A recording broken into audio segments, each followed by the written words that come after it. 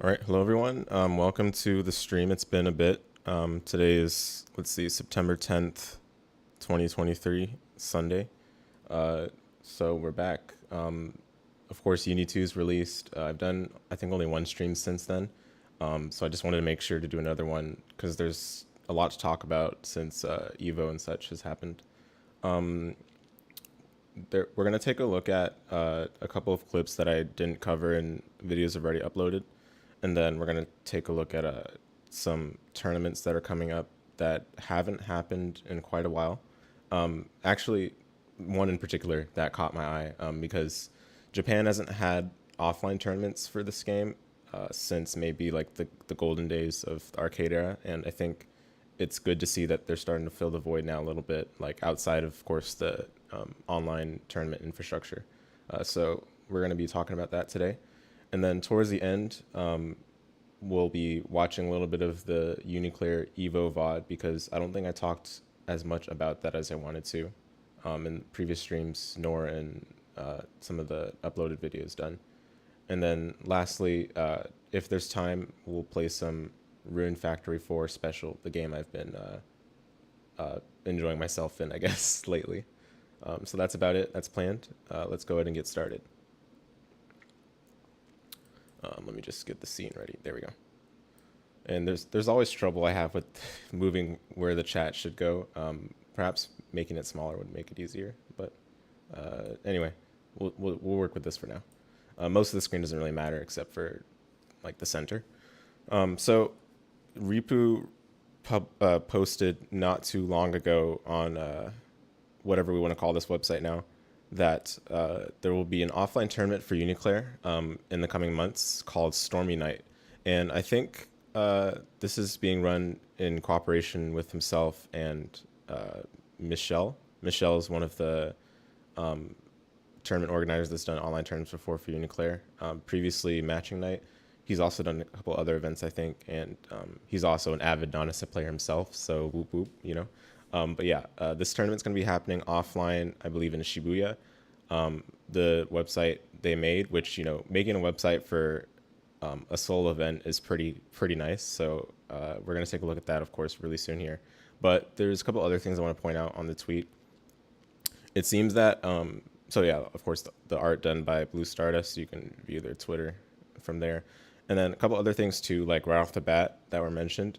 I think the tournament is going to have like 2 days, and the first day is going to be a single elimination, as far as I understood. We'll of course, we'll look at this in detail when we get to the website, but the first day is going to be like a single elimination singles tournament, and then the second day is going to be like a 3-on-3 tournament, which is honestly, like, it's cool to see a nod to the earlier tournaments from a while back that were run for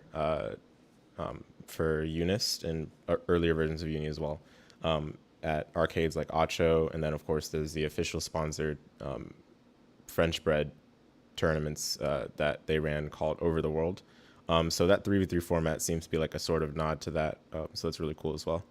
But yeah, I think those are like the main takeaways from the tweet. We won't look at it any longer. Let's go to the website. So a couple of things. You know, there's the homepage, nothing much on it. I think there's the art here in the next slide. Yeah. So yeah, as I mentioned, 2 days, Friday, Saturday. There's, as you can see, the single tournament on the first day, followed by the 3-on-3 the next day. The venue, I don't know much about where it would be held. It just says Shibuya at the moment. And when I tried to look for like information, like where the specific location was, I couldn't get any indication of what it was. But perhaps people more familiar with the actual, like, you know, metro area of Tokyo can provide more insight into that, but you know, I have no clue. But yeah, of course, you can take a look at this on your own time.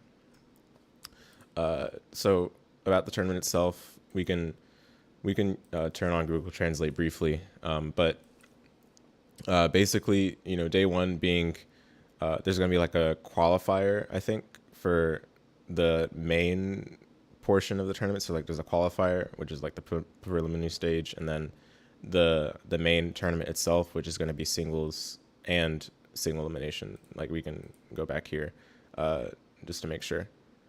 But yeah, I believe this is just one-on-one, so singles and then The single elimination part might be a bit sketch, right? Because most of the time, like single elimination tournaments don't lead to high quality matches, but all the same, it's not to say that like you can't have a good match in the like at all. We've seen like good matches for previous single elimination tournaments in the past with I think like trying to think all the way back. I think it was Toshinsai like 2016 or something, like way back. There were some good single elimination matches, and then there might have been some good matches in other tournaments I'm not thinking of. I know for sure that like at the local events that Club Shiga Shinjuku Battle Arena used to run, there were those are single elimination quite often, but they didn't have that many players either, so they ended up being just like super short and not the most like exciting aside from a few like marquee head-to-heads. But in this case, I think the reason they're doing like probably single elimination for this, perhaps like the amount of time they would have the venue for is not enough. On top of that, there might be a lot of people that show up to this because again, it's been a long time since Japan has had any sort of large-scale offline tournament. Mind you, KSB and events like that haven't been around for some time. COVID has been like a huge time gap for a lot of these sort of events. And the last event that was held in Japan offline on this scale, from my understanding, was EVO Japan. And EVO Japan did have like quite a number of players, like definitely some players that are we're used to seeing at these high profile events. But it also like I think that also was held back by some of the conditions that EVO Japan was under. The fact that it was a side tournament, there's a lot of things that really contributed to the less than ideal situation for that one. So I'm hoping that by this one being like a very uni focused event, the single elimination part won't be like as like drastic of impact on the quality of the event.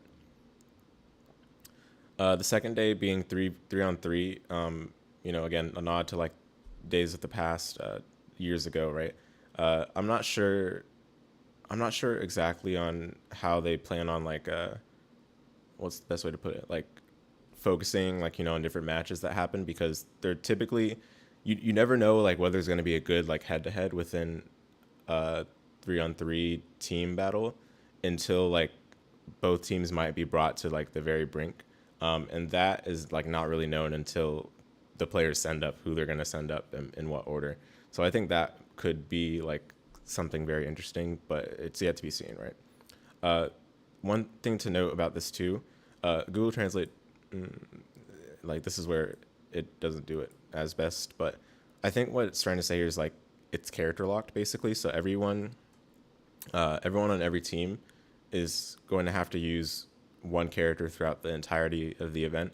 And I believe this is also like Pokemon style, but that one I'm not like 100% sure on. Like someone that understands Japanese better would probably have to confirm that. But yes, this event is going to be character locked, so that's definitely a huge deal. I mean, character switches, it's like kind of really hard to do within a single match anyway, right? But I imagine at least this is going to mean that you cannot switch characters over the duration of the event. I'm not sure if that would matter anyway, because most people would switch when they lose, and I think when a team loses, then they're like entirely eliminated anyway. So that might not be as big of a deal as I'm thinking, but regardless, it's like something to consider. But yeah, we can go back to Google Translate. But yeah, I think that's what's in store for the 3-on-3. There's specific information, I think, on the respective pages for each day, but those are like the high level details. Let's see. I think the rest of this is just like for the players that are going to enter themselves. Not super important for those that are going to be spectating, but there is entry fee for every day, like for each day of the event. I think players sign up using a Google form or something and then have to join a Discord, like things like that. I guess other things that are noteworthy, it's going to be streamed, of course, but it does seem that they're only going to stream the top 8, which, like, again, that's tough because I don't know how long they would have the venue for. That could always put a hamper in the plans. But in this case, at least top 8 does mean that they, you know, they would hopefully have enough time to get the high quality matches in there, but it's still not the most ideal. I'm not okay. Actually, now that I'm thinking about this, this is saying just top 8, like just the live stream in general, not specifying any day in particular. So I'm wondering whether this changes for day 2 versus day 1, but maybe that'll be updated later. Yeah, hard to tell right now. But yeah, everything else is kind of like just for the players themselves.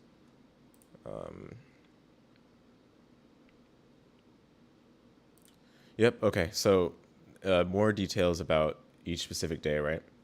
And by the way, for those of you that are watching, I'll put the links for or the link rather, the singular link for the website in the description.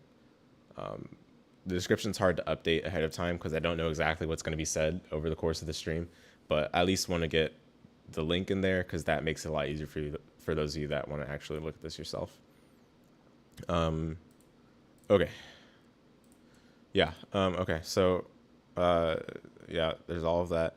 I guess this is indicative of how long they would have the venue, right? Because the venue opens at 11, but there's going to be a lot of casuals, it looks like, in between. And then the qualifiers start at 1. The main tournament starts at 5. And then the top 8 starts at 6. So that's a speed run. That's very fast. I don't know. Like, yeah, I don't know how they're going to balance out or even out the amount of time allocated to every match that's going to take place, but I don't know, like it's hard to gauge how it will run based on just this timetable for day 1. And given that it looks like they have it for at least let's assume the top 8 takes like an hour, that would mean they have it for at least 8 hours, the venue. And they have to have it before then too, because before the venue opens, they've probably got to set up and stuff, right? So I don't know. I feel like they probably would have time for like double elimination, but maybe they're just playing it safe. It's just like been a while since the last Uni tournament, so it's impossible to know. And you have to also take into consideration, right? Like this is offline. UNI2 has also been announced, so all of those are factors, and there might just be a ton of people that flood in. So I guess playing it safe here is probably not the worst. I don't know. What is this?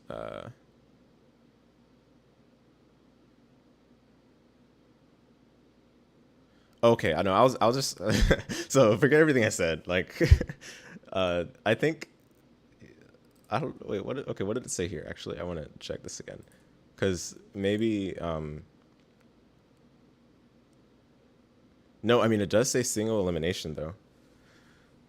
But okay, so yeah, no, I guess it is.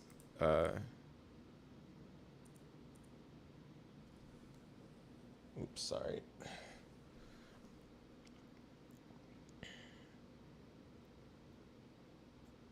Yeah, I don't know. It says I mean, it clearly says here like double elimination, right? Like, yeah, I don't know. Maybe maybe the information on the about page is just like preliminary, and then they haven't updated it since then. But I mean, yeah, if it's double elimination, then basically just forget everything I said, and this is completely fine. This is actually like perfect. I guess we can't trust.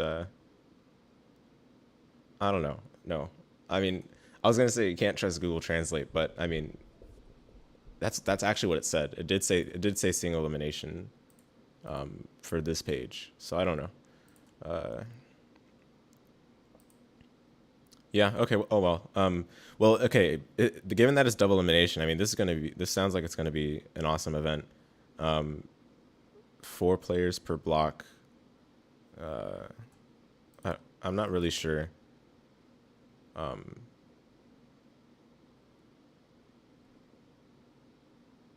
Yeah. Okay. I'm just gonna go with I have no clue how this is gonna work, but it'll probably make sense like once we get to the day.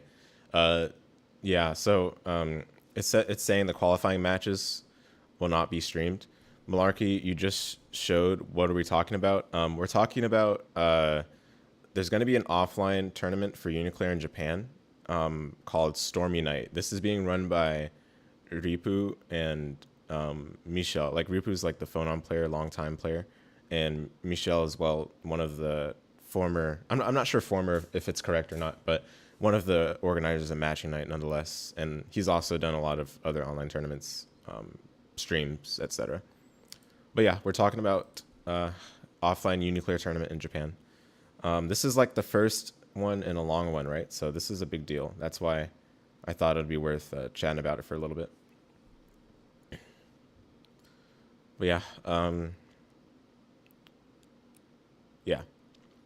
yeah. So okay, it's saying the qualifier matches will not be streamed. Makes sense. I mean, if there's a lot of people, it's just no time to show everything.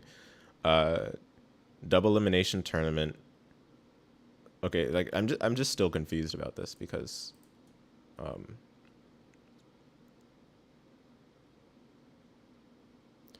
well, yeah, I don't know. I mean, maybe the qualifiers are single elimination. That's quite possible, I guess. But that seems kind of backwards. Like, making the qualifier is a lot more volatile than the main event.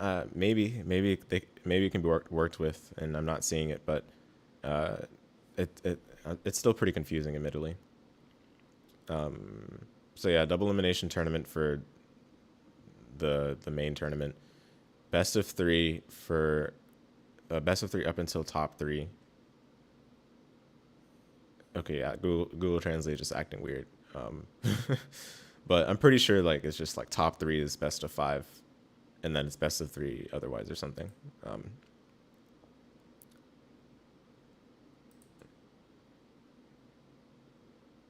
Yeah, let's just go with that. And then the winner gets a trophy. That's cool. Okay, well, I think the rest is pretty standard. I don't think there's much else of note after this. Yeah, obviously day one is not character locked, but day one is also just a singles tournament, so it's like that's relatively expected.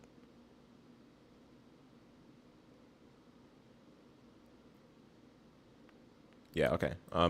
So day two, right? Day two is like, I guess the main event, the main event, right? Because thinking back to like the Acho reincarnation of Parade and reincarnation of Eternity and all of those, right? Like they had the singles tournament for intermediate players day one, and then day two would always be like the 4-on-4 or three on three like sort of thing, right? So I think again this is like supposed to be kind of a reimagination of events like that.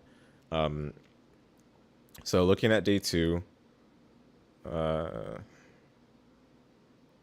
I mean, yeah, they have the venue all day, so I don't think single elimination like makes any sense at all. So I'm just gonna go with like what I saw on the day one page,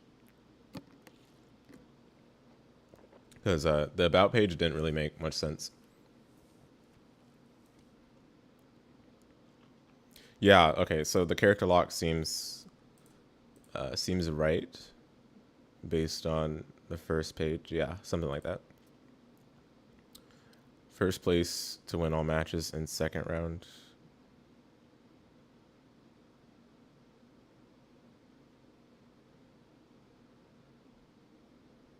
Okay, I don't know.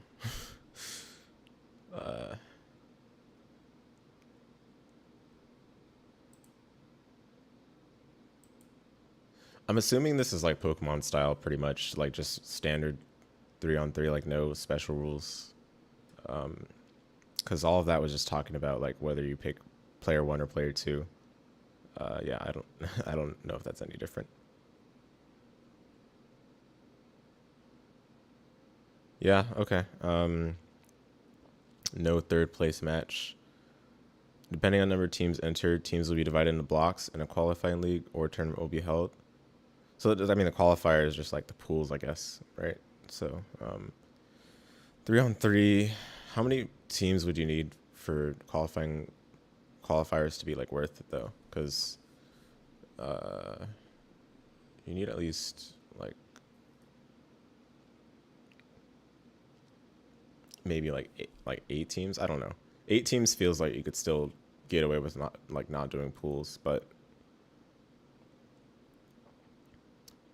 yeah, I mean that's a lot of players because if you have 16, if you have even like 16 teams, that is 48 players, which is possible. I mean that seems reasonable to me, but otherwise, the time they have blocked out might be like too much for that. But I guess they're just taking into account like how many players can show up, which you never know, right? So better safe there. I didn't see a cap either for the for all we've looked at so far. I didn't see like an entrance cap, so maybe they're playing extra safe.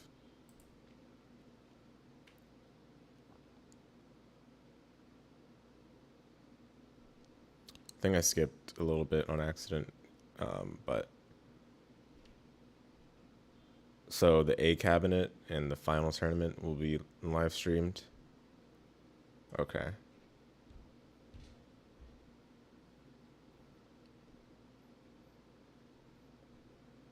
I mean, I think the rest of it, like in terms of the important details to extract, it's like 3-on-3. So 1 is 3-on-3, 2 is character locked, 3 there's might be like pools or qualifiers to break things down to like a top 8. Otherwise, I mean, the rest of it seems pretty like standard. I guess we'll come back to this once like enough people signed up, and then once maybe they like reveal who signed up, like that's when it'd probably be worth returning to this and revisiting some of these things. Maybe by then they'll have like ironed out some of the details a little better. But it's still really convenient that it's all on a website. Like that's something that not a lot of tournaments do these days. So I'm gonna go ahead and edit the description right now, and we'll put the link here. So Stormy Night.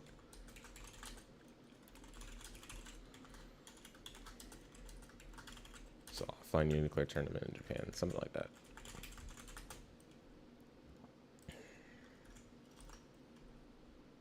But yeah, excellent. I think, I mean, like, you know, I didn't really have much prepared to say about this tournament in particular, other than like we can look at the information, try to extract the important stuff, right?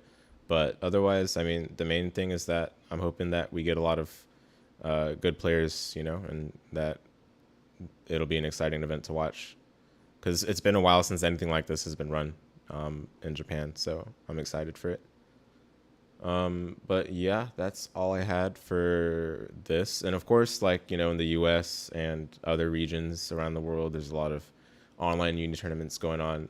Even offline, like locals have been like held like a lot for the game these days. People are all excited for UNI2, which, you know, I don't know if I'm like gonna grind UNI2 personally, but I'm still like super excited for it, and I'm definitely gonna be playing it like once it comes out at locals and, you know, on my own and stuff. So yeah, this is exciting. I'm hoping that this could be like the start to consistent scenes returning, because like I feel like people have kind of lost the drive and motivation to play the game to that degree these days. And, you know, it takes a lot of effort to run these sort of community-oriented events. So if the benefits of it are not like realized and not seen, then it's going to be a very bitter pill to swallow. So yeah, I'm hoping that it works out. If you're in Japan at this time, I think it's November. Yeah, if you're in Japan around this time, definitely try to make it to this. Okay. All right, there was a couple of things I want to talk about next. So UNI2, of course, as just mentioned, is on the way. And I've already talked about Creeping Edge and some other like miscellaneous things, not in too much detail. But there's some like small things that we can talk about that are not as easy to talk about in like one 20-minute video. So I wanted to cover those in this stream, since who knows when they'll be covered at any other time. Like, these things are better to cover, of course, when it's fresh in your mind, but there was a big time gap after EVO where I couldn't do so. And, you know, obviously, like, everyone else is focused on continuing to grind UNICLR, so they might not be thinking too deeply about a lot of the unknowns that we still have for Uni2 at the moment, especially since we don't have a change list or anything like that. Who am I thinking about maining when Uni2 drops? That's actually a very good question. Like, I'm surprised that you asked that. Like, because the answer is actually not quite obvious. Like, I play Nanase right now. I've played it for a long time, but I'm actually not. I'm not really certain if I'll play her in Uni2 as much. I've been thinking about like dusting off the Hilda and picking her up potentially, but that one I'm still not very sure on yet. Like, who knows what the new characters are going to be like? So I'm not going to commit to any character in particular just yet. But if everything goes wrong, then I still have Nanase, all of which the knowledge will carry over, right? All of the stuff I know right now is going to carry over to Uni2. So I'm not too worried about, like, if things don't work out for like a new character that I want to pick up. That's how it's always like for Uni. And it's honestly like a super big relief, because you'll see like a lot of other games where like they'll completely like just rework a character between versions, or like completely change their combo routes. Like, that's what they always did for BlazBlue back in the day. So like for this game, I'm not too worried if I don't jive with like a newer character, or if trying to pick up Hilda doesn't work out. How about you? What character is interesting to you so far? Are you, like, of course, if you already play UNICLR, maybe the character that you play in UNICLR is going to be the same one that you'll play in Uni2. But are there any of the new characters you saw in the trailer that you're interested in? Considering everyone is getting new moves, it's going to be hard to choose, but you've been learning Seth for Uni2. Nice. Yeah. Seth is kind of been controversial ever since Unist, right? Because of the like massive amount of buffs he got. But at least like in Uni2, things are going to be interesting, because for once he doesn't get combos off unblockable setups. So Seth players will have to find like different ways to create offense. Now, of course, unblockable setups were not really the primary method of opening people up, even in UNICLR. So I don't think much will change. But for those of you that were unblockable enthusiasts, you'll have to find another way. Or you can just still use the unblockable, you just won't get a combo. Anyway, yeah, so, okay, what I'm going to talk about right now, right? So Uni2 coming out early next year. I've already talked about Creeping Edge on the channel. We've already talked about a high-level summary of some of the mechanics. There's a bunch of other clips I took that I think I want to go over while we're on the stream. One of these is 5A. I'm just going to say 5A for now, and it'll make sense once we watch the clip. But as it stands right now in UNICLR, the only way to repeat 5A is by holding up after the first 5A and then pressing A like again for each time you want to repeat it, right? And unfortunately, that only works on block. So let's say the 5A actually connected, you're holding up, right? So you'll jump cancel. And that was always like just frustrating, right? And it really didn't carry over too well in any other 2D fighting game that you might play, because most games just allow you to straight up repeat 5A like normal, right? Even in Type Lumina, you can hold back and still repeat your 5A without getting the whatever the auto combo is called, I forgot. But you can also just turn off the auto combo straight up. In this game, you still can't turn off auto combo, but a lot of people still use auto combo for extending their block strings or making confirms easier sometimes. So I'm glad that they saw that and didn't try to outright remove it. But still, changing it to 4A is a big deal. Yeah, your most wanted change. What's up, Fox42? Yeah, that change is huge, because I think the fact that you can at least do 5A pressure safely. A lot of characters 5As are just way better than the 2As. I'm not sure if Gordeau's like the practical example, but technically his 5A is like better just because his 2A is that bad, right? So I'm hoping that by allowing for this, like, Gordeau players will make use of it in pressure strings a bit more. This was actually what I'm forgetting his tag right now. Geo Commander, there we go. This is what Geo Commander was doing a lot during Evo weekend. just doing 5A 4A like just twice. And you can see on hit you can finally combo off of it. So that's a big deal. Like it might sound like something very small and insignificant, but they're leaving smart steer in, and they're not allowing for it to be turned off, at least from what we can guess based on the demo version. So this is a big deal. There's another moment on block. I forgot to open it preemptively, but yeah, same match. You can see that even when it was shielded, you can still like repeat it, and there's not like any issues. But of course, the second one whiffed, and I'm guessing that you can't whiff cancel 5A. Like maybe I'm guessing that hasn't changed, because 2A you can't whiff cancel unless you're Eltnum and Vorpal. Yeah, I mean, like, again, like the impact of this will probably be better for some players and some characters than others, but I think for Gordeau would definitely like it, because his 5A is just like not as bad as his 2A. 2A was slow and a mid in UNICLR and also in UNIST, so it's like, man, how did Gordeau players deal with that, honestly? But like now they can use their 5A, which is a low, and I believe it's 6 frames, so it's pretty decent. If it were 5 frames, which I think it kind of deserves to be, given the range, then it would make even more sense to me. But yeah, I think that was all I had to mention about 5A 4A. Like, again, this is like a small thing, but makes a big difference for a lot of characters. And I know for sure Nanase will appreciate doing it, because her 5A has a bunch of range, and it's a 6-frame button. So, what else? Okay, I think we're done with this. So, okay, guard thrust. Let's get to that later. Let's come back to that, because there's a lot to talk about for that one.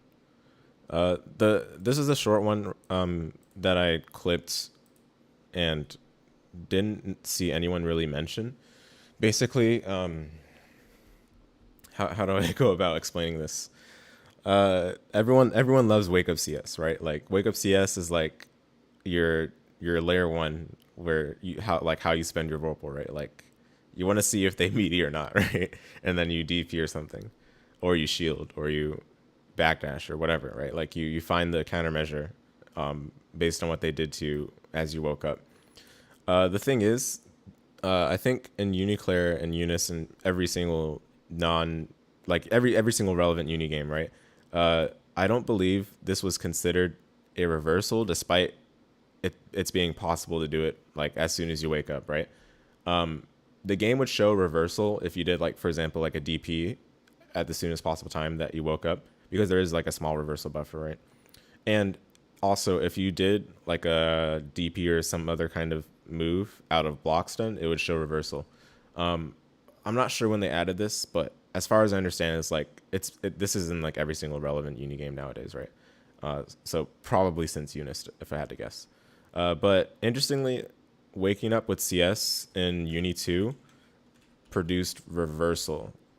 And I'm not sure, like, okay, like, there's not really big deal, right? Because we still have all the usual things that we're used to now from UNICLR, with the red mist and the time you have to see what they did. The reversal showing up had nothing to do with the subsequent creeping edge here. But, okay, so we're good. We're hopefully, like, satisfied with the fact that reversal does show up now for Wake Up CS, right? But for some reason, it did not show up in this moment with Geo Commander and Silent playing. And I did not understand. Like, okay, like, admittedly, it wasn't exactly like waking up from the ground. And I wasn't sure, honestly, if that was the reason. But it still confused me why this did not show reversal, because it looked like the soonest possible frame she could have done anything. Like, she's still recovering from air teching right now. Like, this is like the last air tech frame, right? And then as soon as Phonon hits the ground, this is a CS. And we don't even see reversal here. So I'm wondering, okay, I'm not even gonna try to like explain why, right? Like, the only thing I could think of is like, okay, maybe because it was an air tech rather than waking up from the ground. But this looked like the soonest possible frame to me. You want to say air tech buffer is shorter than recovering from ground? That could very well be it, but why would, like, yeah, like I'm trying to think of why they'd even bother showing reversal at all, like, because it's like the same thing. They could have even like just left out the reversal indicator entirely, right? Because it wasn't even in UNICLR for CSing. It wasn't in Unist. It wasn't in all the relevant uni games. So I mean, once we know more about the actual changes, I think this is something will have to be revisited. Because, like, I'm not sure. And I also tried to look for more clips of this, but I think I forgot to look through it again because I intended to come back to it and look for more clips in the other VODs, and I guess just didn't do it. I don't know if you know, but there's a whole Uni2 Google Doc. Yeah, I do know about it. Actually, let me go to Reddit. There we go. I actually posted it on the Uni subreddit.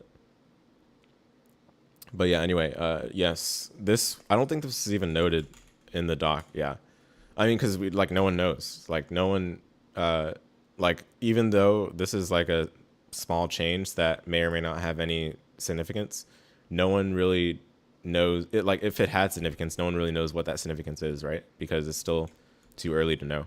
And this kind of thing is not, it's not really easy to test without someone like helping you and cooperating with you in terms of like, okay, let's like let's figure out the differences. Like how would you even know how to figure out the differences? Like I think for this kind of change we probably need like actual patch notes to like understand better.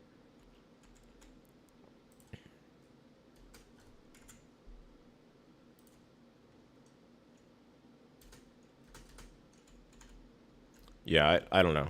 I mean the difference that the possibility that Foxa42 mentioned might be it.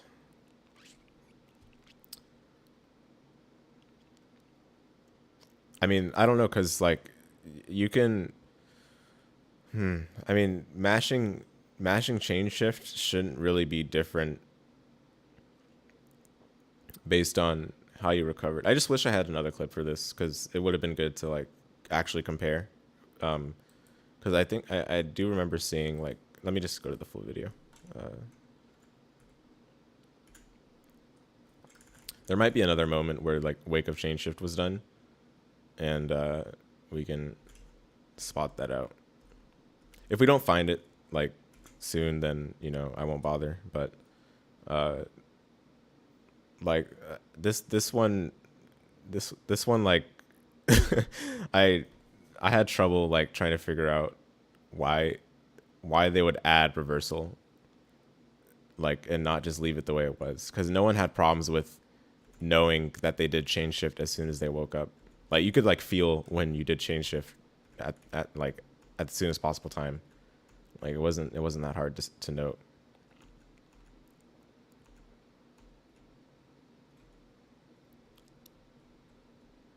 Yeah, I don't know if we'll find one in some of these matches.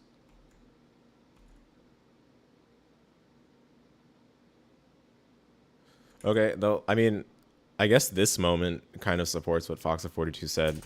This was a soonest possible wake up chain shift. Oops.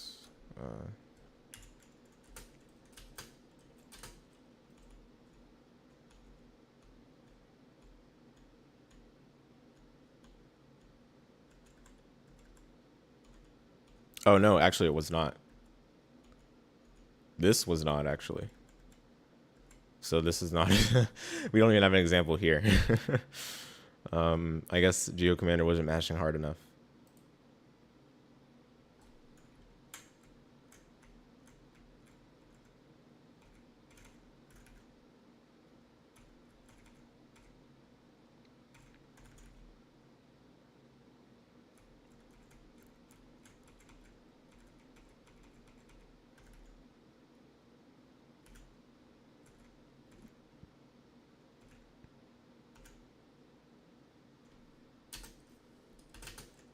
Oh, this is the one we already saw. Yeah.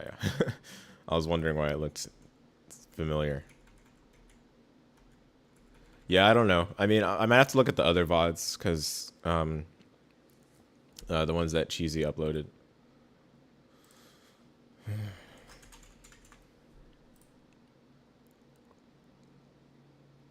think this one. There's for sure got to be some wake up chain shifts here.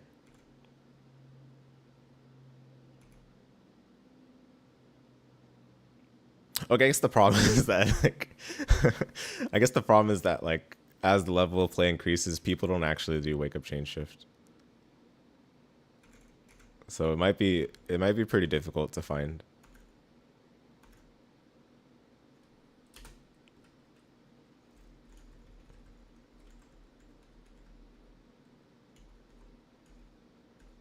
Okay, I think we found an example actually. Wow,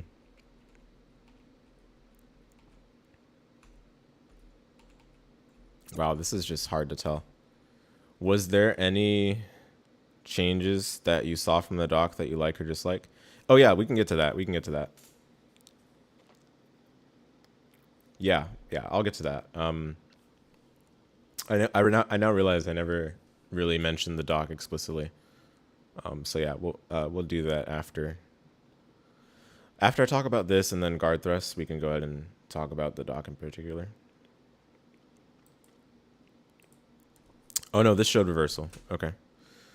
I guess maybe with a few examples, we at least have an idea. Yeah, that showed reversal.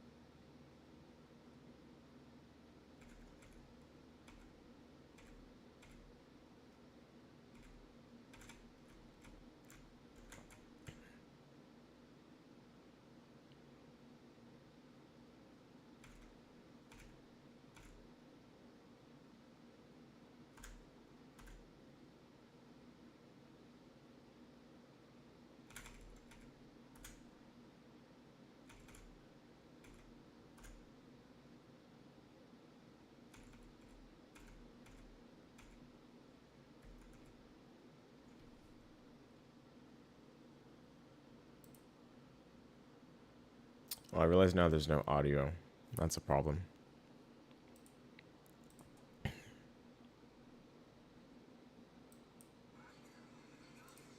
Sorry about that, guys.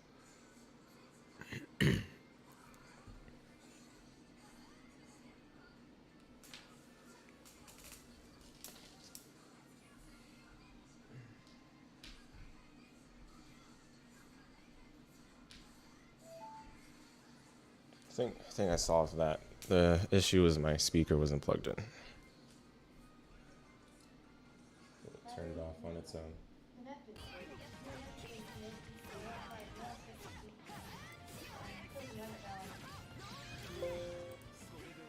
Okay, there we go. Yeah, that should be a lot better.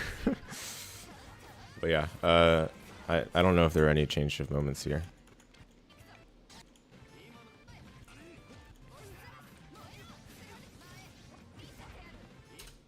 Oh yeah, he did the VO strip. Oh no, we should talk about that too. That's a big deal. But anyway,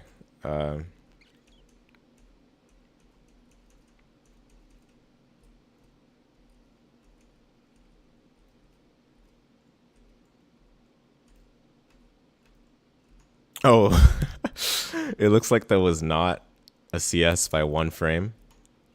Not a reversal CS by one frame. Oh dear. Okay.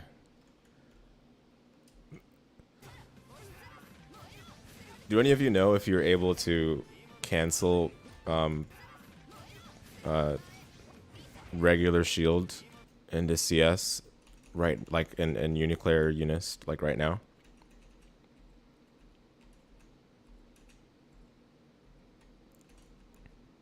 Oh no, not one frame, 2 frames. Oh no.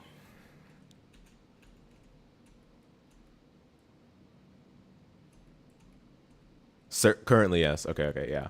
Okay. Well, this is just straight up not a reversal CS then, which is fine. It's not a big deal.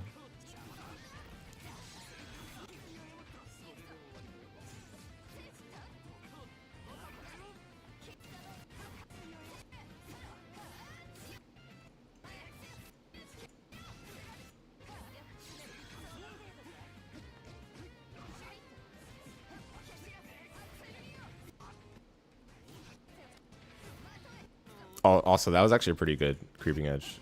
We skipped it a little bit, but like most people would definitely like CS, you know, especially it's Gordeau's 5C, right? But this was not a bad creeping edge either. I mean, by doing the creeping edge instead, he maintained the cycle. But yeah. Infinity would kind of troll with repeated crouch shield and neutral into CS. Yeah, that sounds about right. I mean, the Hyde player mindset.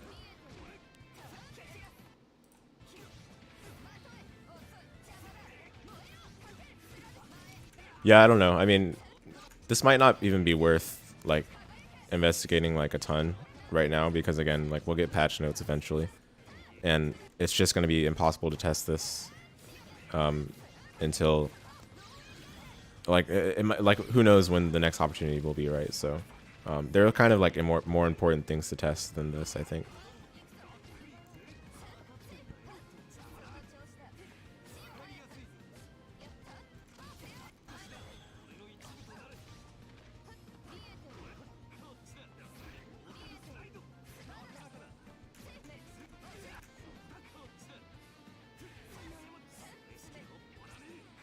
Oh no, yeah, okay. Geo Commander just does not do wake up CS right away, I guess.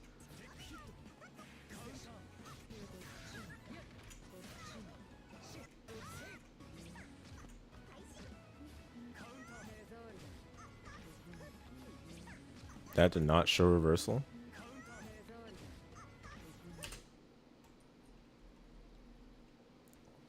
Something you're worried about is actually, or something you're pretty worried about actually is canceling 3D with CS. Oh.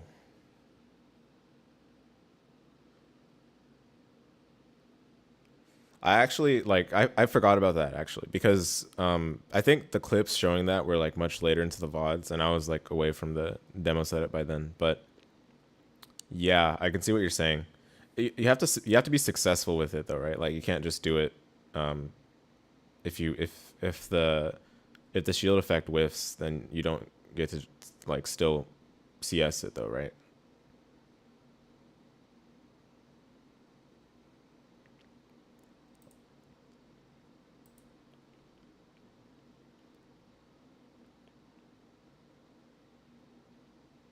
Yeah, I guess it's hard. It's hard to know as well right now. Like, there's just so many situations that we still haven't figured out. So, like, because I mean, day one, everyone's like, "What's going on?"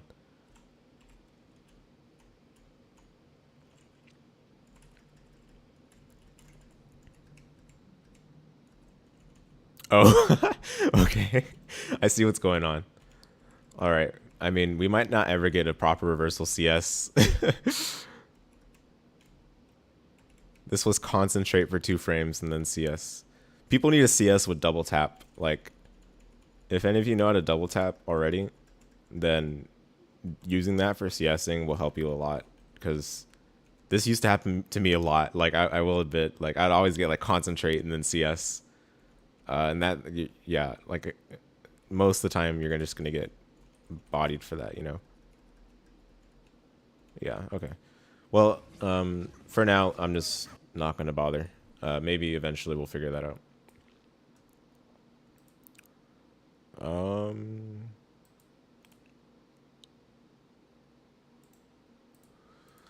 I guess there's one other thing, and this is kind of part of what one of you mentioned about the dock, is VO not removing Vorpal unless you do it raw. The clip you saw was on whiff. Oh, what the? Oh, okay. Well, no, forgive me then. That's actually like much worse than I was thinking. Because, I mean, at that point, then why not just wake up creeping edge no matter like you can just do it, right? Like especially since it's frame 1 invincible from what we know.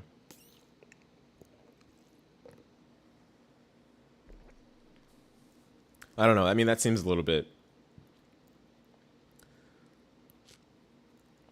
I don't know if that's actually like that good of a thing to have in the game.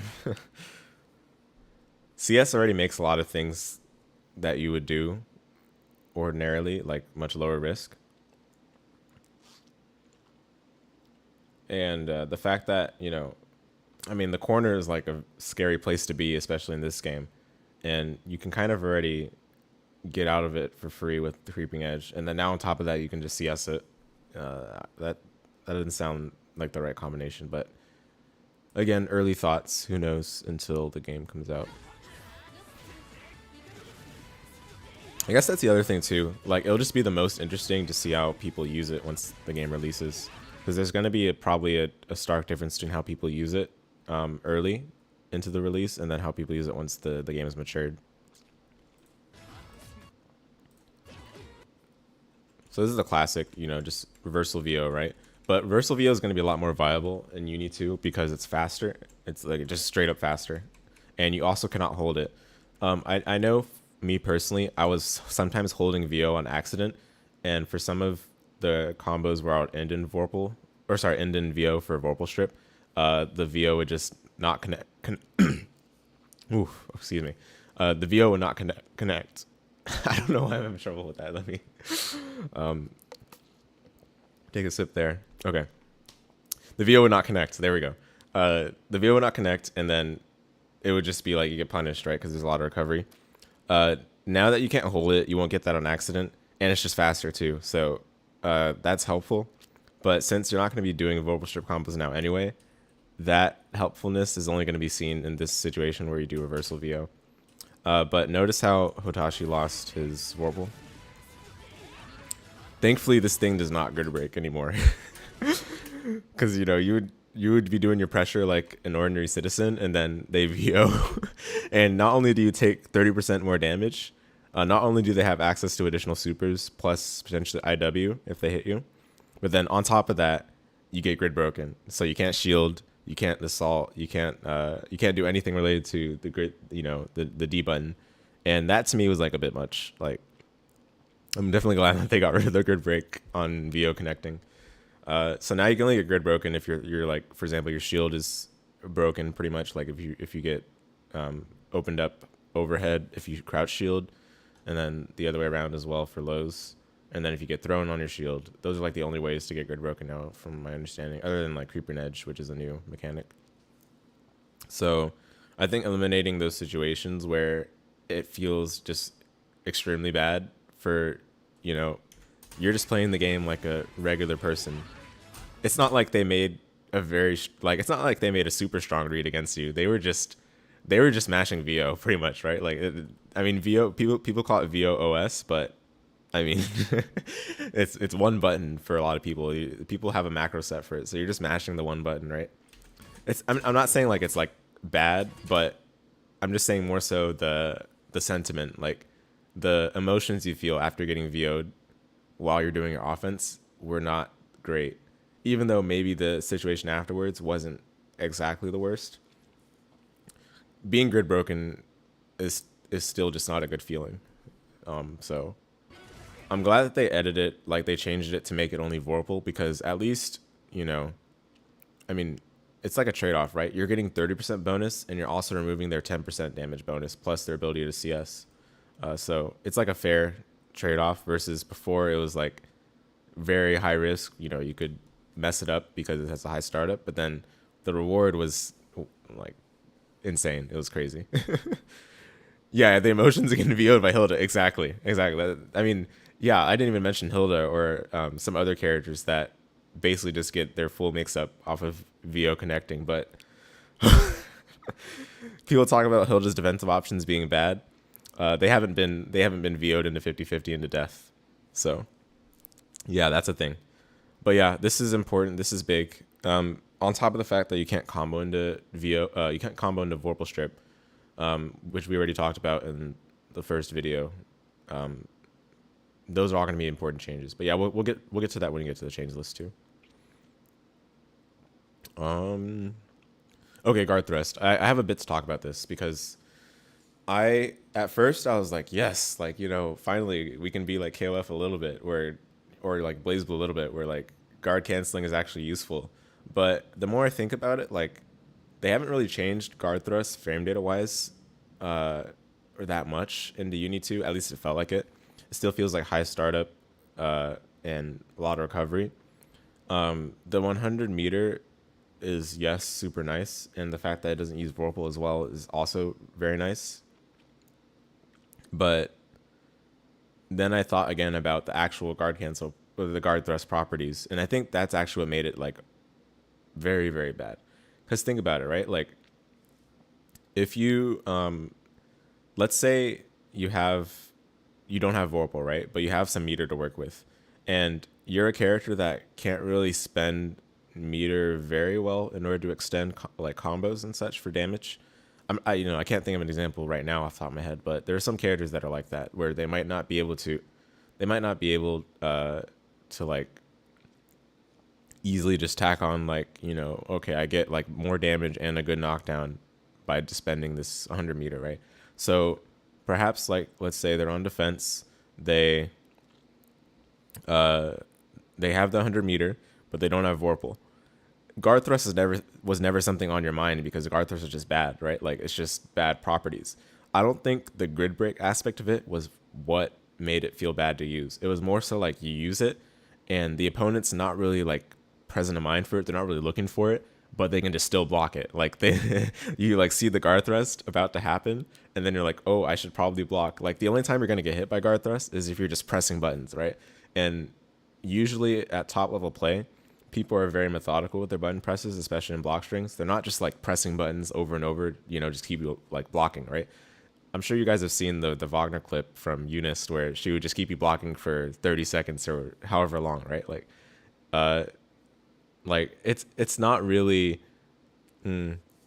something hard to like notice that they're about to guard thrust and then just get ready to block, unless it was like a Carmine player or maybe a Hilda player, like some sophisticated setup that they weren't able to be in a blocking position for. But I still believe guard thrust is blockable in the air too. So like even that is not a factor. Like basically what I'm saying is that if guard thrusts were good, like guard thrust just characteristics wise were actually good, I think it would be worth losing your meter and potentially getting grid broken. But it's not. Just to put it simply, it's not. And they buffed guard thrust in this game. We're gonna watch the clip here. They buffed guard thrust to make it just use 100 meter, right? The concept with like using guard cancels like in any 2D fighter is like, okay, you lost opportunity to pressure them, but their back is still closer to the corner than your back. So like you use the guard cancel to knock them back in the corner and restart your pressure, right? But guard thrust is just not good for that because it's just slow. Like here, I would have gotten grid broken and lost all my meter well, okay, I'm not sure like about all my meter, maybe not, but certainly I would have gotten grid broken like here. I'm not even sure if I would have been able to use it, to be honest, because the meter cost right now escapes me. But it would use your meter, and it would grid break you if you didn't have Vorpal. That's not the case here, right? It's just 100 meter, but this was still very slow. And the only reason it really worked is because Geo Commander was pressing like 5C, I think. Wait, no, 2C. Was still the same case in point. Like Gordeau's buttons, like C buttons especially, are very long in duration. So it's like obviously going to be hard to block on reaction if you press that button, and they did the guard thrust at that timing. So right there you can see Gordeau's 2C coming out as soon as I pressed guard thrust, which, by the way, guys, the input for this is 6 ABC now in Uni2. Right now it's quarter circle back D, which changing the input is obviously a big thing. That's going to make it easier to use, and certainly that makes it more on people's mind since it's easier to use now. But still, it's harder to put it in implementation because it's just slow. And we can count the frames. I think it starts when I flash white. So 1, 2, 3, 4, 5, 6, 7. I can't tell if he's being hit though. I guess that's the problem too. I'm pretty sure this is 2C though, right? Yeah, this is still 2C, so we can count. Oh my goodness. I'm even like worried while counting this. So 1, 2, 3, 4, 5, 6, 7, 8, 9, 10, 11, 12, 13, 14, 15, 16, 17, 18, 19, 20, 21, 22. Is that 23?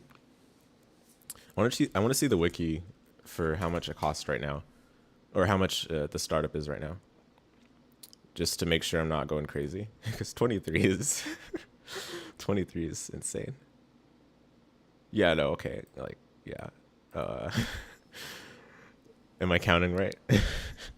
I don't know. This doesn't seem right. Let's try again, because I'm not sure when they start counting guard thrust also. That's the thing too. But if they really did like make the startup longer, yikes. But I don't want to believe that it's 20 frame startup. Because otherwise, why wouldn't it have hit Gordeau as soon as the hitbox appeared, right?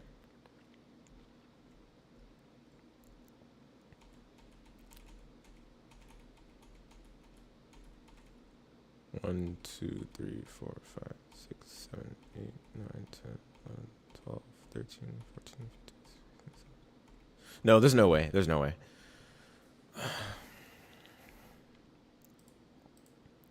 Yeah, oh, okay, there are a couple messages I didn't see. Let me see.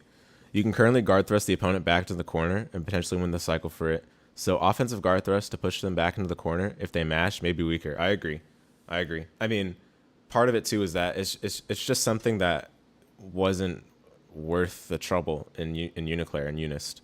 And in this game is like less bad, but it's still probably not worth the trouble. Especially if you are not in the corner, you're probably chilling. Like I'm gonna be honest. Like, I don't think anyone's really that eager to get the opponent back into the corner to make them block or something, unless the cycle is coming up, or maybe if they're close to killing. Like maybe if the life totals were like right here, I don't know, like, or maybe Nanase's total is the same, but like Gordeau's like right here. So it's like maybe you're close to killing, close to closing out the round. It would make sense, right? But then the opponent's also like probably thinking that. So I don't know. I mean, to me, guard thrust is still probably going to be bad in Uni2 because of how slow it is. I know they wanted to give it like a lot of iframes to compensate, which is nice, but that also can make it just too easy to block too. Because I mean, DPs, you've probably seen, if you guys have played BlazBlue before, Jin's DP in that game, specifically the CDP, is considered not good because it's slow. And it's also just easy to safe jump. Even though it's like a big hitbox and it has a lot of invincibility, it also just is really slow. And I think guard thrust being similar could be problematic. Maybe, I mean, it feels like they're not going to change this because the game is about to come out, and I doubt much is going to change between this version and the release version, given that this beta had basically every UNICLR character, right? So, not beta, but like demo version that they're having at the booths. If you have Vorpal, does it still take 100 meter? You know, that one, okay, I wish I could answer that, but I'm not sure, actually. Because, I mean, I'm going to admit, people don't really use guard thrusts, so I don't even remember myself. Like, maybe if the wiki has that. Let's see. Okay, the wiki says 100 meter and guard break, or grid break. So maybe when I say all your meter, I'm probably thinking of UniL. I'm going to be honest, because UniL, I do remember it, or one of the earlier Uni games, I remember it taking like all of your meter or close to it. So my apologies for that. But yeah, given that that hasn't changed, I guess the only thing that's changed here is the grid break. But if it's in fact slower, I mean, we're still in the same position. Like, people aren't going to use this. Okay, not in the current version.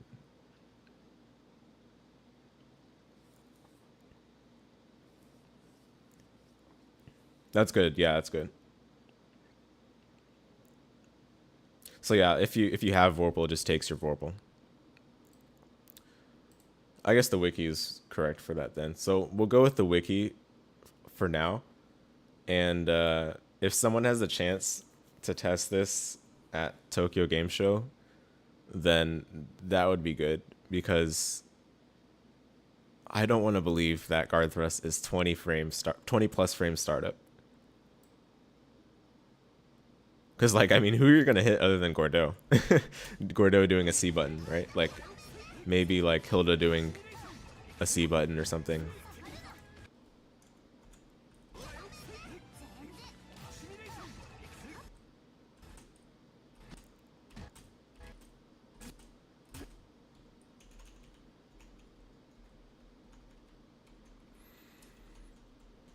I mean, like, okay, like, I'm just trying to think, like, hypothetically, right? If Geo Commander stopped here with the 4B, it would have been extremely easy for him to block the guard thrust, right? Like,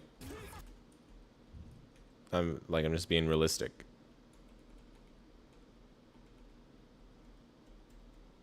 No CS needed, right? Because, I mean, that kind of thing, if you didn't already press the button, you can just react.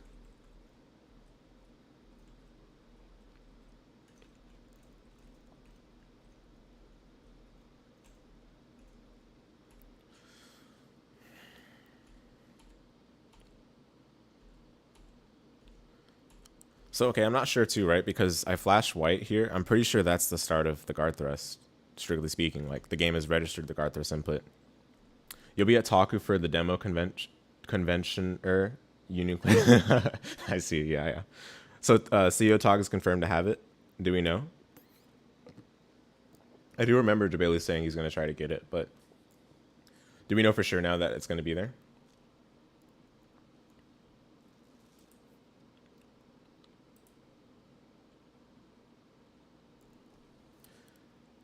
Okay, it's the new copium. Okay, yeah. I mean, he did say he'll try to get it, but I don't think he said anything since then. And that when he said it was like shortly after Evo. Didn't seem like it would be something that would be his complete decision. Yeah, there's been no confirmation, right? So,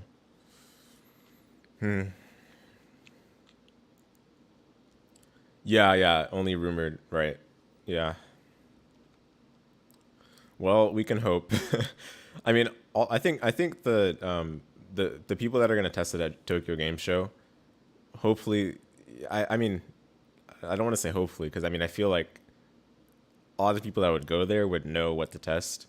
Hope, like, I mean, okay, like, whatever. I'm just gonna, at this point, like, we will get the Ode demo, and TGS will get a new character showcase. Okay. Yeah, I mean, I guess just wait until a change list. Your headcanon is that they show it at the Tokyo Game Show, and then Jabali could announce stuff. I see, yeah. Tokyo Game Show is when? Let me just see. That is next weekend, right? No, just next week straight up. Okay. CO Talk is also next weekend though, right? Yeah, and it's the same dates. So maybe that's why he couldn't get it. Or maybe that's why nothing's been said, because they're the same weekend. And I think Arc System Works is like in total control of that kind of thing. So yeah.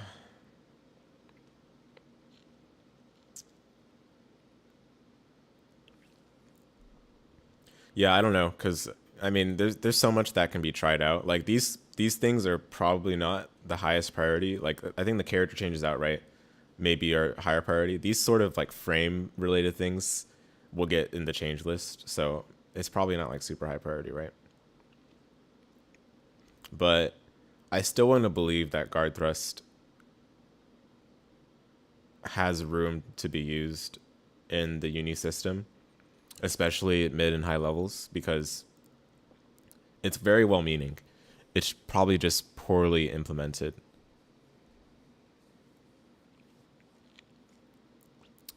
What I like about guard cancel, blowback, and KOF is that it's just one bar. And KOF's already a very back and forth game. Like there's a lot of like high pace neutral and block strings are short and all of that. And yet they still have a very good guard cancel in that game. It's not like Blaze Blue where, you know, counter assault's 50 meter, but some characters honestly do love like using that 50 meter for counter assault because no one wants to block. No one wants to block the stupid mix ups in that game. It's for you when you miss green shield. Yeah. Yeah, I don't know. I mean, again, like I think this mechanic is definitely, how to put it? It's the weak link of the system. Like I'm not gonna straight up say like it's worse that it exists, but it definitely feels bad that it's there for you to want to use, and then when you try to use it, you just get extremely disappointed.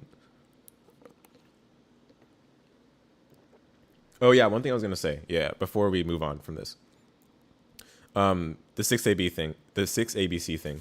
Another reason why it's significant, right, is that VO is still ABC, and VO is a little faster, but you won't get VO is what you get if you're not in block stun. So like if you press 6ABC, but you've like just exited block stun or you just left the window where you can input guard thrust during block stun, then your attempt at getting guard thrust will lead to a VO. And to be honest, if we're just comparing the reward for guard thrust hitting versus VO hitting, I mean VO's better anyway.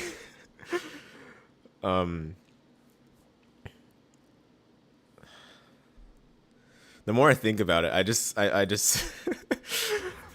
mean what's the point of this? VO also still gives you grid, I believe, on it when it hits, or like when it activates or something like that. And see, I lost all my grid. I lost all my grid for guard thrusting, even though it succeeded. I mean, you know, I got some of it back because there was a back tech there, and then I dashed forward. Yeah, no, I mean, okay. Guard thrust. Yeah. Yeah, there might be difficulties with that one still. I mean, VO is just still better. Okay, here's what you like. If you hold on to 100 meter when you corner Hilda, you can at least trade resources to guard thrust her off since she puts you into EX Gloom. Right, okay, I guess so. Yeah, I mean, I guess the commitment, right, is like if you have more than 100 meter, then you at least keep that little remaining portion of your meter that that was over 100 when you guard thrust. But okay, I guess we can just look at the change list now. VO is 14 frames now, and what was it before? 20 frames before. VO is like honestly, VO's kind of like a DP now, like an actual DP.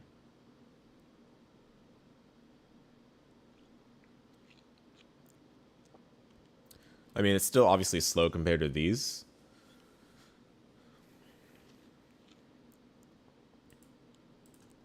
Let me see the active frames.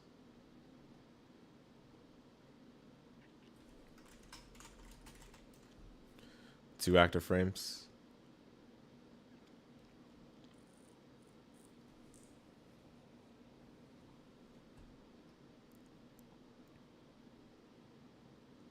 Ten active frames.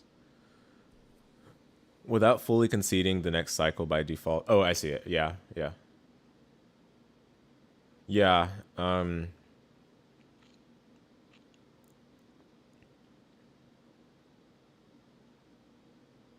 you can't 180 OS VO anymore. Oh, you can't 1A80. Yeah. I know what you mean. I mean, I wasn't even thinking OS for that because like I feel like a lot of moments people just straight up do like, for example, 5A. Like I don't really have a good example, but if I found like a clip or something, it would make more sense.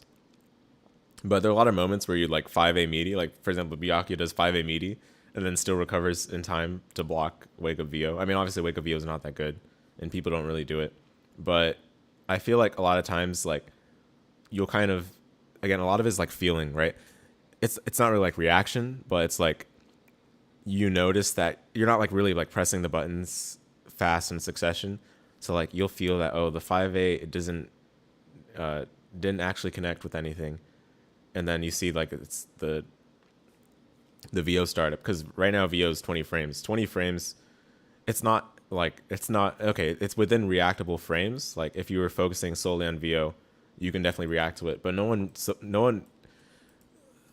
what I'm basically trying to say is that VO is slow enough right now where you don't need to focus. You don't need to like to spot it out or look for it. Like you don't really have to put in extra effort to beta VO. That's basically what I'm trying to say. Like there are a lot of strings that people will do that are just inherently VO safe. Like I've seen in Enkidu 5B.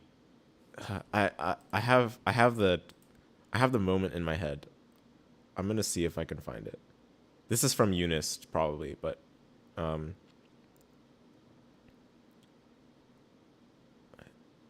yeah, it's somewhere. It's somewhere there. I don't know if I can find it soon though. I have too many playlists.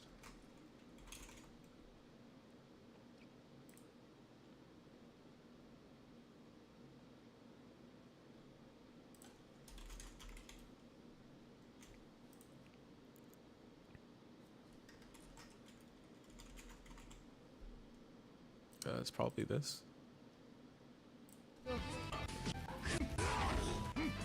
Yeah, okay, it is here. Okay, I wasn't going crazy. So, I mean, like, this is near the end of whatever it's called, passing link. Well, we can just see the normals over again.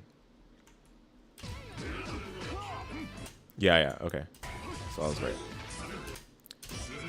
So like the force function CS is to bait VO, but of course like that's kind of like layer 1 or like bait something, like, you know, you can see what they do if the force function whiffs.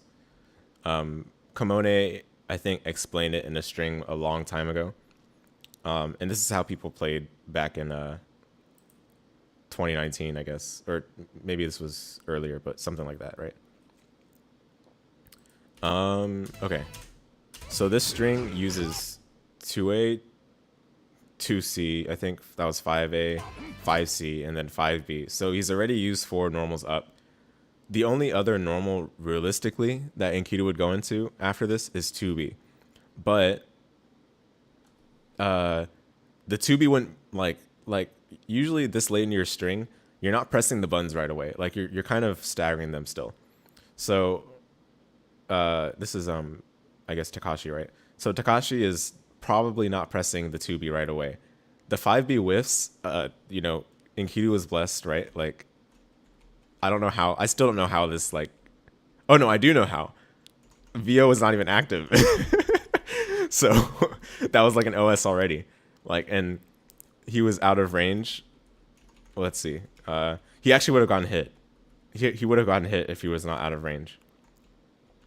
But regardless, what I'm saying is, like, if you press the 2B right away, it still wouldn't have come out.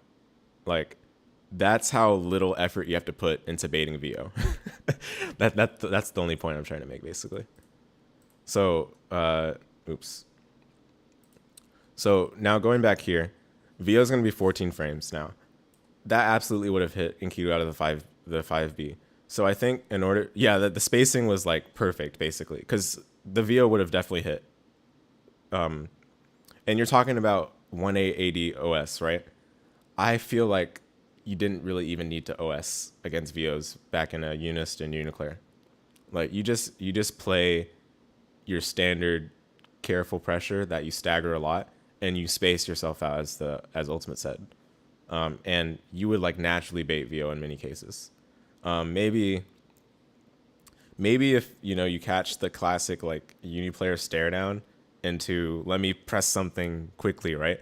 Like that's probably when you need to go for an OS like that, like because you want to avoid taking like a lot of risk while also winning the scramble favorably, right? So that's what that would make sense to me. But if you're just playing like regular conditions, like regular uni, maybe like someone's blocking in the corner, for example, and someone's already won the cycle, I feel like, I mean, you just play normally and you've already baited VO. But then now in UNI2, like you're gonna have to actually like think about VO because it's a lot faster. And we saw in the clip here that, I mean, I'm pretty sure that like Eltnum still would have gotten hit by VO if this were UNICLR, but oh, okay, I guess we can see. Oh, okay, wait a minute. Hold on. Actually, I think Eltnum could have blocked this in UNICLR. Let's count the frames.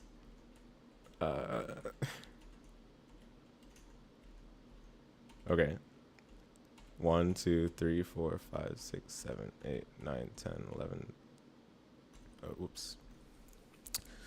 I advanced too far forward. Okay. 1, 2, 3, 4, 5, 6, 7, 8, 9, 10, 11, 12, 13, 14, 15.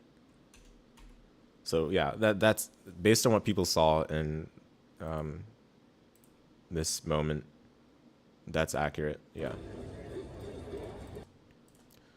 Okay. Well, I mean, I feel like Eltnum would have actually blocked this in UNICLR, which I think proves my point even further. Like this was what, 2A into 6B? No, 2B into 6B. Oh no, it was 5A. Whatever. Regardless, like 5A 6B is not like an unusual string to catch crouch shield, right? Like people do this. People do this a lot to catch crouch shield or like any sort of green shield while they're crouching. And you could like just be completely sleeping maybe. Like just not really paying attention. Like basically you're not looking for VO. That's all I'm trying to say. You're not really looking for VO. And then the VO comes out, you've already recovered from 6B and you can block this. But this was clearly a punish, which, reasonable. I feel like this might have been able to be blocked in UNICLR. So this change definitely makes a difference. And I mentioned earlier, like VO might feel like a DP a little more. Maybe not, but it's certainly something that you have to think about. But the good thing is, I think the mental damage from getting hit by VO won't be as much because it doesn't grid break you. Like this would have grid broken in UNICLR and UNIST and basically every version of Uni before now, right? Before Uni2, this would have grid broken, and that is definitely like mental damage. Imagine like if it were 14 frames, like it's gonna be in Uni2 and it's still grid broke, like that would be a little too much. So I think VO is being very carefully balanced, and it seems like these seem like good changes from what we know so far, especially with the not being able to Vorpal strip. Like VO has a lot of good changes, and there's not even like explicitly the quantity of the changes for Veil Off are not really that many, but the impact of these changes I think are still big and they're very good still. Like a lot of people, from what I've seen, also think that like these changes are good for the game.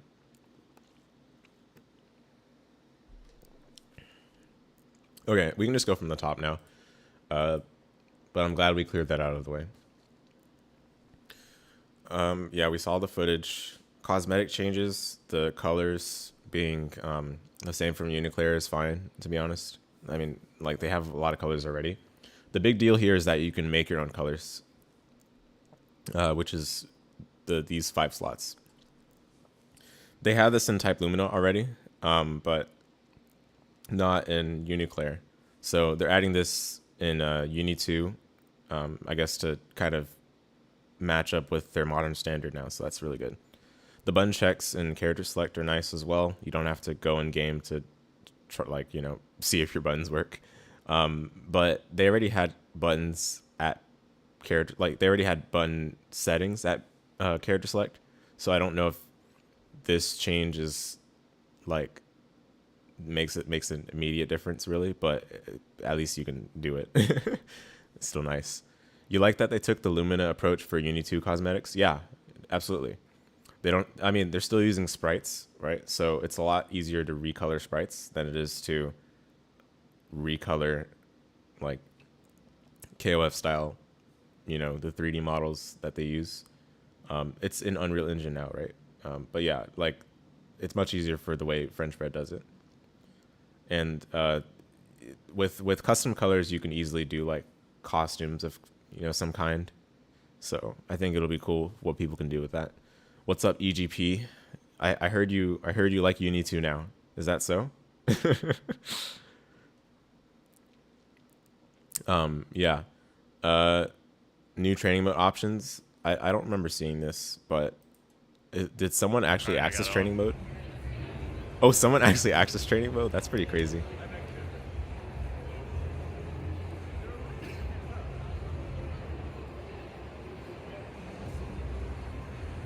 Yeah, grid shit, that all makes sense. Wait, TS gauge. Oh, you can change the time shift gauge now, where it starts. I didn't see anything change. I'm not sure. Maybe we've got a new gauge to work with? Shit. What is TS gauge? Maybe they didn't hit enter, or maybe you have to reset for that to come into effect. It didn't look like it made a difference there. Time shift gauge is basically just like where the little clock for the grid cycle is, I believe. So something like that. They added a lot more slots. That's a shit ton more slots, yeah. Oh my, yeah. Yeah, it just seems like enhancements to the existing training mode, so nothing too dramatic. Alright, cool. But I'm surprised someone was able to get into training mode while there. Seems like an opportunity missed in that case. Songs and stages can be removed from the random select pool, which is funny. I'm sure people would have been tired of non-assist theme had they not changed it, but maybe that change comes in a little too late now, because non-assist theme people can actually tolerate now. So it might not be necessary. Character portrait shakes when taking damage. Okay, those are like just aesthetic changes, right? So nothing too major. Now we get into the gameplay changes, which is what you all are here for, probably. 1AD now forces stand tech. I don't think I've talked about this, but this has been mentioned on several places throughout the Discord, on Twitter, etc. What is this? I forgot what, but there was a way to speed up the timer while in Vorpal. Oh, you're talking about in UNI2 or like right now, like in UNICLR?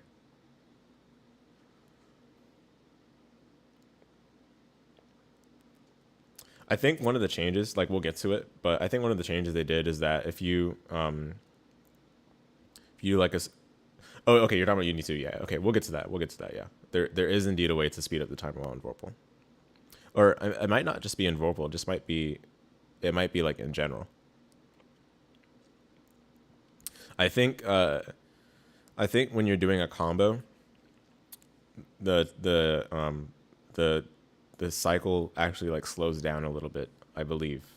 But that one's hard to notice. I'm not even sure if it's that much of a slowdown, but I believe it slows down. I'm not sure. There's when you're comboing someone, the cycle behaves differently than when you're in like neutral or when you're blocking.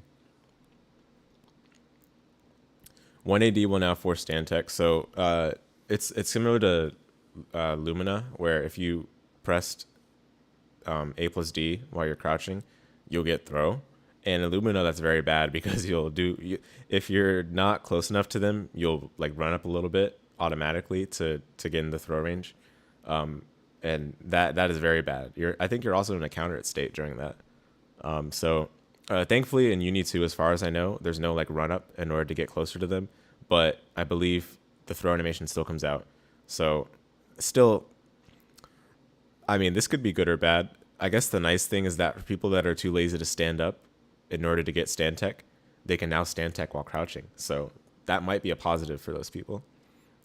A lot of people view stand tech with a bit of a glaring gaze, but I mean, I think it has its uses in situations, but it's obviously very like the situations where it would work are not very many compared to some of the other options you have. So I guess there's that to it, right?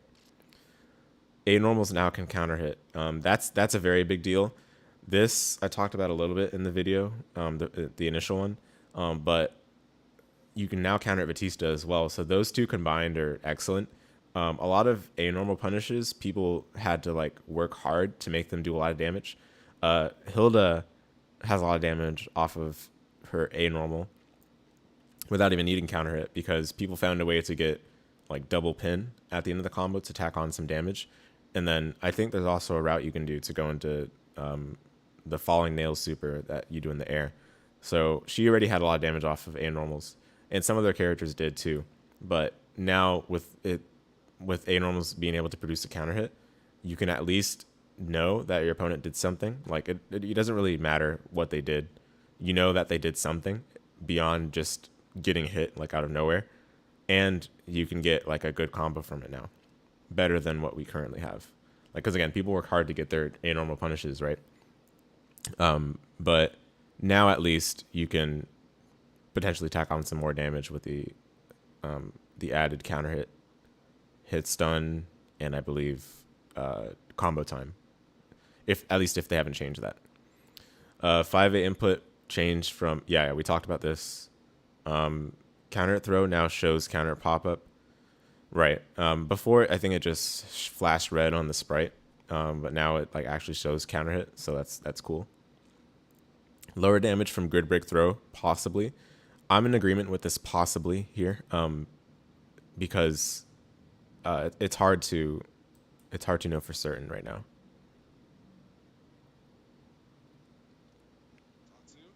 Still late? Wait, did it already happen? Oh, okay, no.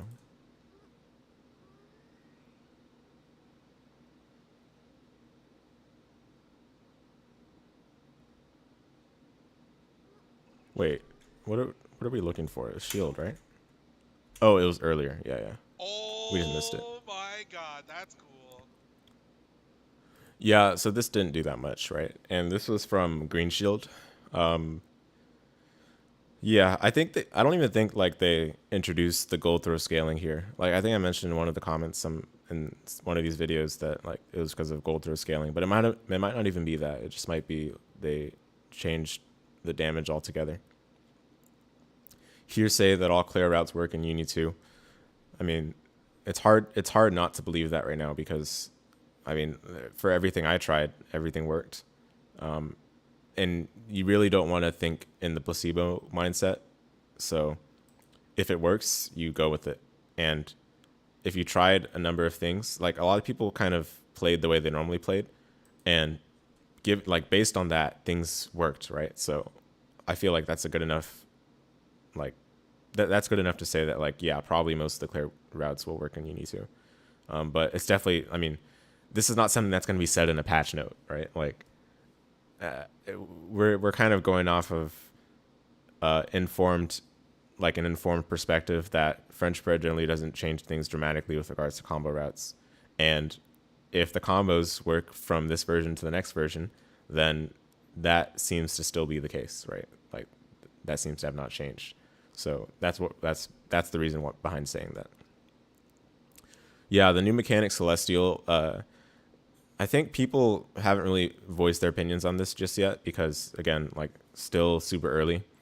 The way people play for cycle right now is definitely focused around chain shift as opposed to anything else.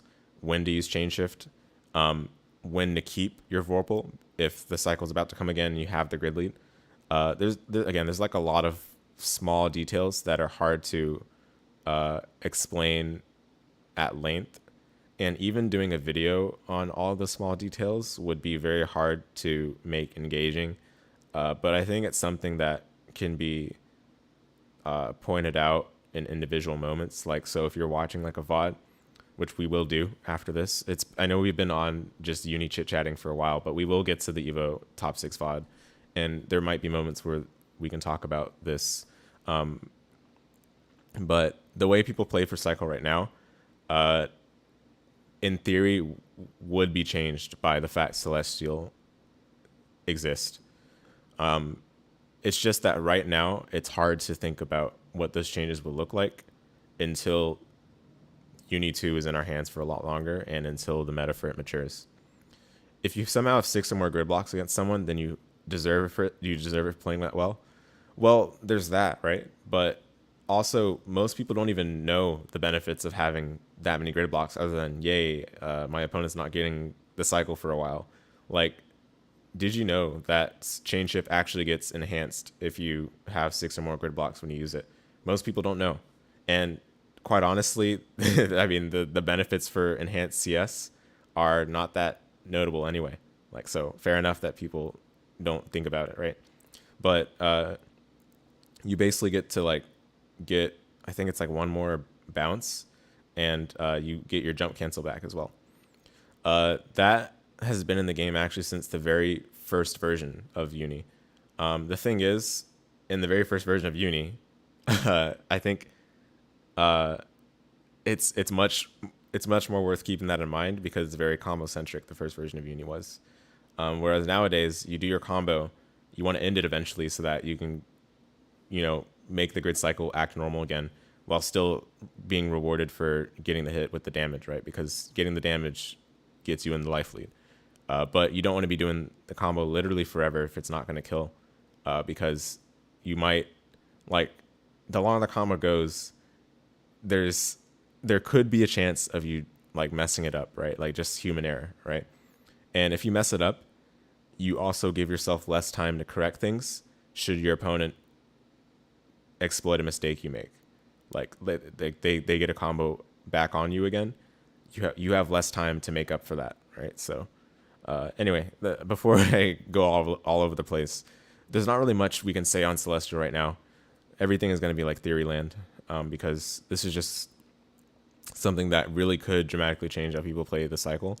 But there's no way of knowing until the game's in our hands for a lot longer. Yeah, Creeping Edge, I mean, there's a reason I did a video on that. That's going to change the game for sure. But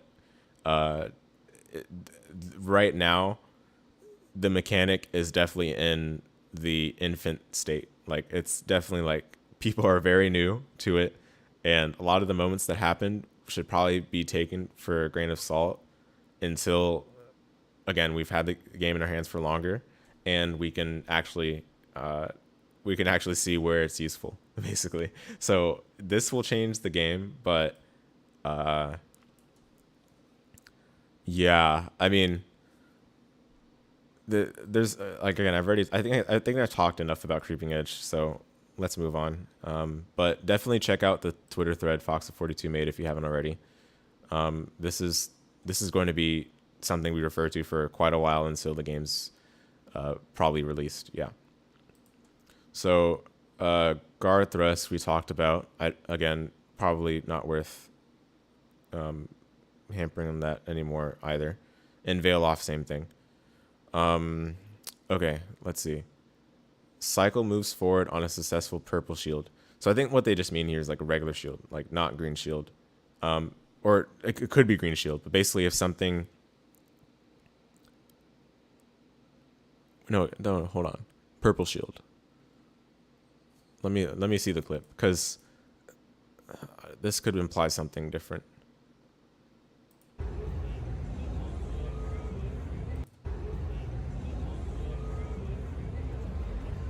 No, no, okay. They just mean like when something connects into your shield. So that could be green shield too. Yeah. Maybe that needs to be clarified. I doubt that it's just purple shield, right? Because it only happened when an attack connected into the shield, and by that point it turns into blue. So maybe this needs to be clarified what situation that can happen, or if it hasn't been tested, then fair enough. Concentrate moves the cycle forward. That's a big deal, right? Because some characters actually concentrate during their combo. You're ending in VO not to Vorpal Strip, but to concentrate for Celestial. Let's go. Yeah, actually, I didn't think about that, but the grid gain bonus from VO might be a big deal too. Like, I was actually thinking about it a little bit for VO, but what if people actually VO mid combo just for the grid gain? Like, just to get that short boost of grid to make it enough to take them over their opponent's amount of grid to win the cycle, right? That could actually be like a thing. But I feel like you have to really know what you're doing with your meter management in order to make that worthwhile. But certain characters will definitely certain characters won't mind at all to do that. So that could be a thing I could see. So yeah, concentrating does not consume meter. Right. I don't know about this personally. I was okay with concentrate using just a tiny bit of meter because people didn't really notice it anyway. And you could actually still concentrate without meter. It's just that if you have meter, it consumes it. But now it won't use meter at all. When I was trying to understand the game like years ago, it made sense to me that, you know, you would use your meter to build the grid, and then you use the grid you've built to build the meter back. Like, that made sense to me. But now we have to tell people, when you hold the D button, it actually doesn't use any meter. I mean, it probably doesn't really make it. It's not going to make a big difference because the meter it used in UNICLR was very small anyway. I'm not sure if you guys have ever seen clips of the original Uni, but if you concentrated in the original Uni, it actually used a lot of meter in comparison. Again, I don't know how quickly I'll be able to find an example. Hopefully quickly enough, but what would be the best place?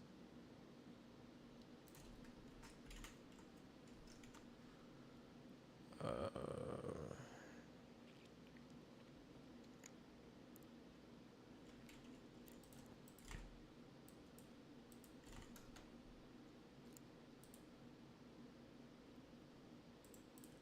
think here. If there's any Carmine player, it's likely.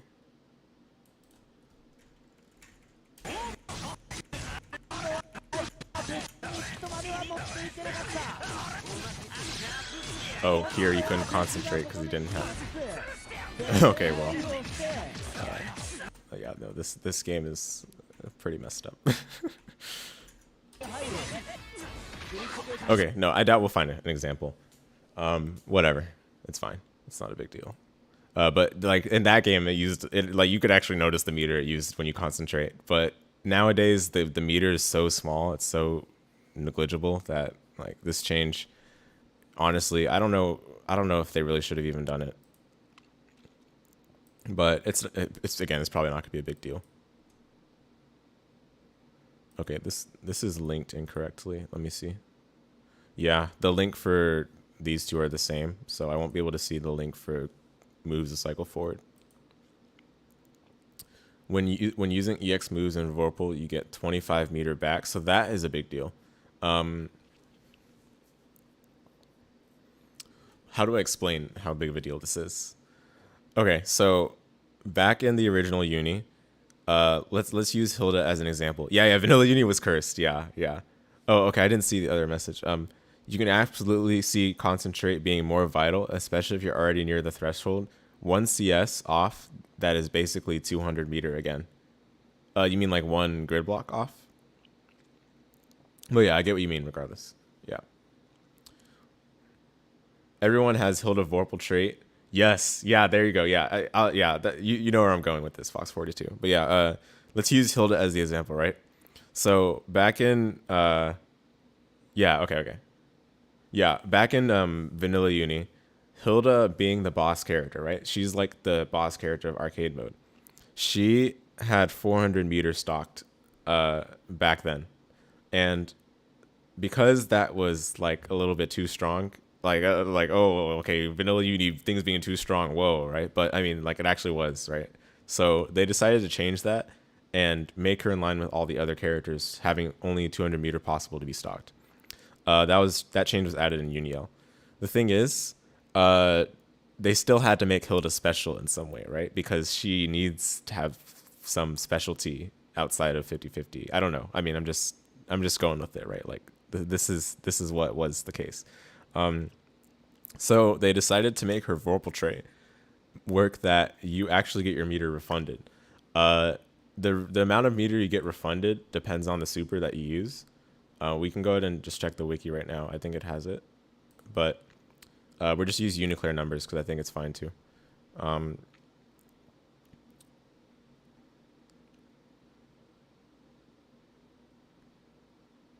Yeah, there we go. Yeah. So during Vorpal, 30 meters refunded. So like, why is this significant, right? Because I'm not sure if you guys have seen, but Hilda's combos do a lot of damage, especially when she spends 100 meter. So you'll see players like Moaru spend 100 meter almost every opportunity they have it because of the amount of damage you can just tack on. And then when you're in Vorpal, you get the meter back anyway. Like, we'll see if, whatever that move is called, Nail Torrent, yes. 50 meter refunded.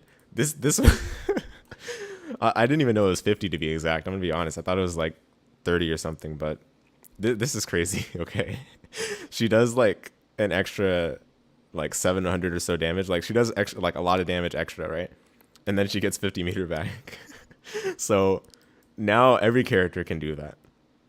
Of course, it's only 25 meter, but still, this is a nice change, I think.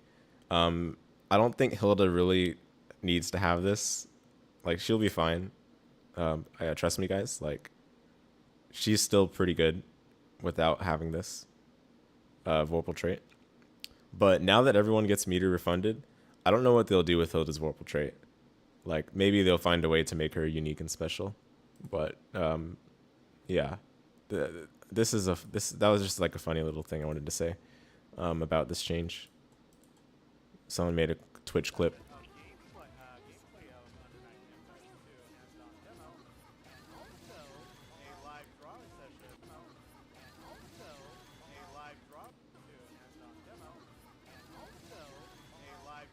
Oh, okay, yeah. I guess for those of you that are math enthusiasts, this would not make any sense unless meter were refunded.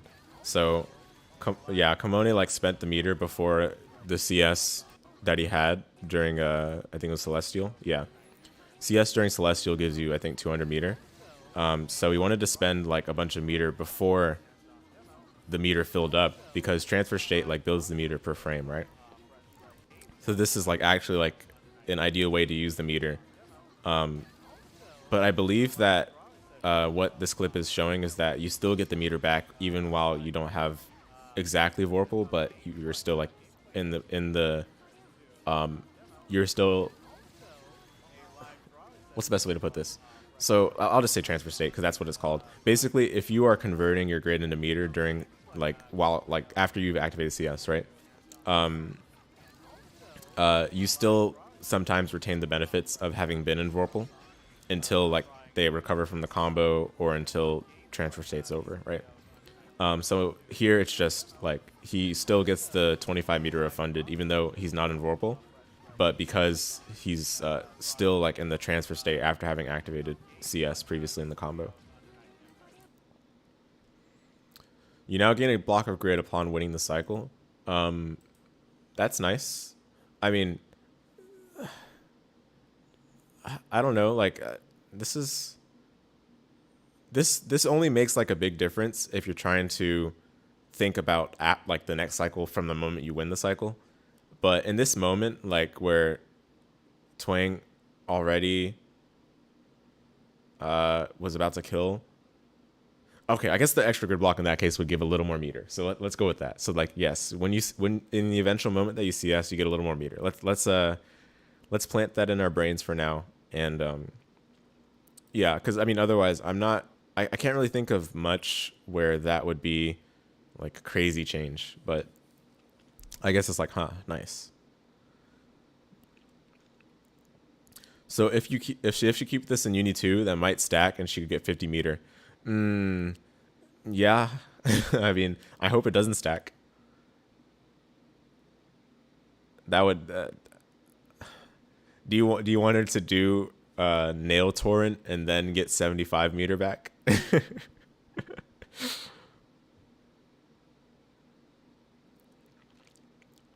Yeah. I mean, maybe they nerfed the damage on that though. Who knows? Is that a change that they've noted? Nope. We don't know yet. So. Yeah. Whatever. Okay. So the character changes, right? I think Twang was a big part of like finding the character specific changes. So that's why like characters like Akatsuki have a lot listed right now. Yeah. I mean, yeah. I mean, we don't want her to get 75 meter back, you know. So I don't think she needs that. But yeah. Yeah, so like these changes we'll know more about once we get the actual patch notes. Because I mean, if you just look at this in a vacuum, it definitely would appear that some characters got the shorter end of the stick, which is not necessarily true until we see the patch notes. But we can still go through the biggest changes that we've already found.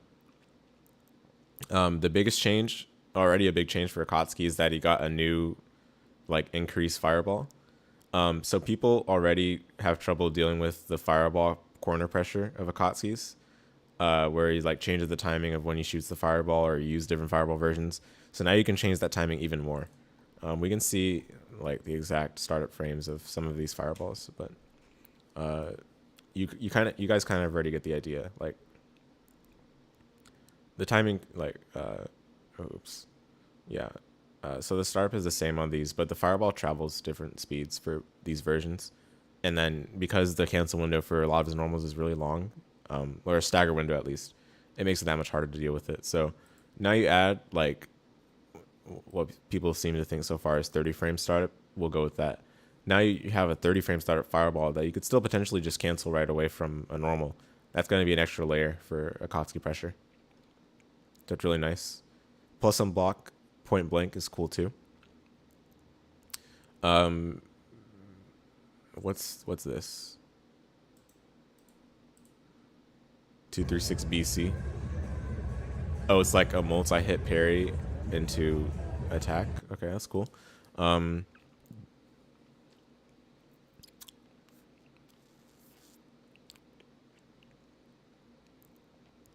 Yeah, I mean, I'm not sure like how this would look for Akatsuki, but I mean, more is better. As far as that character is concerned, especially, I think more is better. So, whoop whoop. Yeah, I mean, the rest of these we don't need to go over. I think we can just go over the most important changes, and then once the patch notes come, we can talk about some of the smaller things that they added. Byakuya. So Byakuya is always a character that is a hot topic whenever people bring up tournaments, especially those that happen on the west side of the world. I mean, even sometimes in Japan, right? Because Byakuya has had his fair share of dominance over there too. But looking at where Byakuya stands in UNICLR, I still feel like a lot of his moves are unexplored. I've played against Byakuya a lot, okay? So I'm very well aware of why people would complain, but I'm gonna be honest, like he has a lot of weaknesses too, and I think the pilot of Byakuya has to do a lot in order to make up for the character's weaknesses. The character has quite mundane neutral. That's the best way for me to put it, neutrally. Sometimes getting whiff punished feels the worst. And letting those emotions like dictate your feelings about the character is not always good, but I get it, right? Because getting hit by Byakuya in neutral means that you might have to deal with his corner set play, because he like usually gets corner carry off of any hit on the screen, and he doesn't have a hard time going into any one of his samey kind of combo routes, right? Yeah, so that's that. Byakuya is like an emotional damage character. Again, I don't think his neutral is great, but should you get opened up in neutral, it's gonna feel bad, no matter where you are on the screen. Like, that's just the reality. So, in terms of the changes, like, that being said, right? In terms of what I think the character can use as some changes, maybe adding a few more moves to his moveset would make him less one-dimensional. But they also have to look at his moveset right now and see where he commits some of his more egregious offenses. And to me, that definitely has to do with his kind of stupidly easy management of the grid cycle. There's no other character in the game that wins the cycle as easily as Byakuya does off of a singular hit. Part of this is, of course, because Byakuya's throw game is above average, right? Like, the webs definitely help drive forward the throw game, but it's not just that. It's also the webs. The webs, if you guys don't know, basically you can use them during combos, right? Like, obviously, if you get hit by it, you're trapped, and there's a long period of hits done that you can follow up after. But every subsequent web after that won't trap if it already trapped in the combo. It'll just hit them. But as it stands right now, I think Byakuya can gain grid from webs up to 2 times in a combo. As far as I understand, like, this is something I've stopped taking notice of because I just played against Byakuya so many times, and I don't look at the grid cycle anymore. I kind of already know if I got hit, I'm probably gonna lose the grid cycle, right? But I think the way Byakuya wins cycles like very easily off of getting a hit it definitely stands out compared to the rest of the characters. And I don't know if that needs to be like a highlight trait of the character, basically. Like, he can do fine without that. But that being said, some of the weaknesses, right? Because I want to make sure I mention the weaknesses and kind of get those out of the way before we talk about some of the changes that we've actually noticed so far. One, as I mentioned, the neutral is quite one note and honestly not really that good. He doesn't have, like, he has dash C, which is great for sniping stuff from afar, but it has a big dead zone that a lot of players already inherently, like, kind of beat because everyone loves dash blocking. Like, dash blocking is a very safe thing to do at any point during Uni neutral, and something you'll see a lot in mid-level, even high-level play, is just dash blocking, no matter the character. So already dash C kind of loses out, right, to a simple dash block. That's one thing, right? And another thing is that some of the more direct and, like, deal with this kind of neutral options are high commitment. People doing Reka web or just web outright in neutral and then using the follow-ups, various web follow-ups. There's not a lot of safety to it. It's more so like, do you know your character's measure against it? But then once you do, Byakuya can't really do that much to stop you unless he has Vorpal to make it safe, or there's some trickster, teleport stuff that just gets, like, that you start to, like, second guess maybe. But that's about it. Like, it's not really like a guaranteed safety that you can put it's not a guaranteed safety thing that you can put yourself in after you do any of those high committal, like, deal with this options. So those are, like, I think those are definitely, like, apparent weaknesses of his that are that should be, like, quite noted for where the character stands right now. There are those weaknesses, and then finally, like, his damage, right? His damage is very low, even with Vorpal. Like, Vorpal honestly takes him to, like, average damage, and then without Vorpal, it's, like, below average. People end with, like, 63C combo ender whenever they can to, like, establish momentum, right? And that's also, like, a big source of damage in the middle of the round. But even with that, like, you're still barely hitting, like, 3.4 in many cases. I think best starter and, like, one of the few ways to get 4K for him is 2360 CS, which, I mean, yeah, that can happen, like, often enough to make it, like, noteworthy damage, but it's still, like, a lot of other characters don't really need that. like Yuzu doesn't need that at all to get 3.5, 3.6. You know, the upper echelons of damage, and Byakuya is barely scraping with 3.4 off of like ordinary hits, and then 5A starter maybe 3.2 if you're lucky, if you spend the meter after. You know, and people have been trying to optimize the routes these days for damage, but I feel like Byakuya is more worth optimizing for corner carry, and that just makes damage even lesser of a priority when his damage is kind of already low. Okay, anyway, enough with discussing Byakuya right now. So that's just to give context for what these changes might look like, right? They gave him a new move, 2-2X, long range low, can be canceled into web follow-ups. This, you know, I don't know how to feel about it right now. This reminds me a little bit of like new, what's it called? Spike chaser or whatever it's called, like the move that comes out of the ground.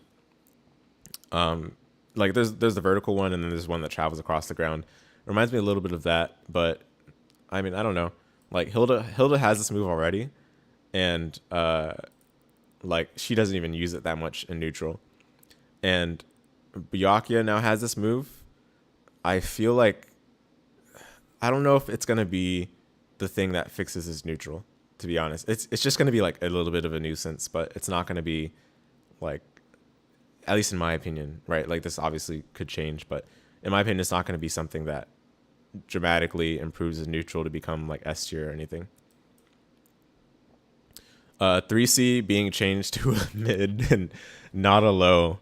Let's go. We finally won. We finally you have to congratulate Kamone when you see him, you guys. Like, we finally fixed the bug that's been in the game forever. I don't know. I mean, this move is funny, I guess. It's still really slow. And I guess the charge version is still an overhead, which is also funny. But why was this ever a low? I mean, whatever. Web's no longer steel grid on block. That's a big change. A lot of people don't like dealing with corner pressure of Byakuya, and that's one of the reasons. Because you would block the web, and you would just lose grid, and you would take 1 billion chip damage. But now you don't take as much chip damage either. They chip and Vorpal still, it seems like, but even then, the chip damage doesn't seem to be as much when we looked at it there. Wait, actually, let me look at this again, because they might still chip. No chip at all. That was just the B follow-up. So, well, that's really good. I mean, yeah, again, this is like a lot of that is like emotional damage, but it is very true that Byakuya would just easily win the cycle due to things like this. And, you know, I mean, is it really necessary, you know?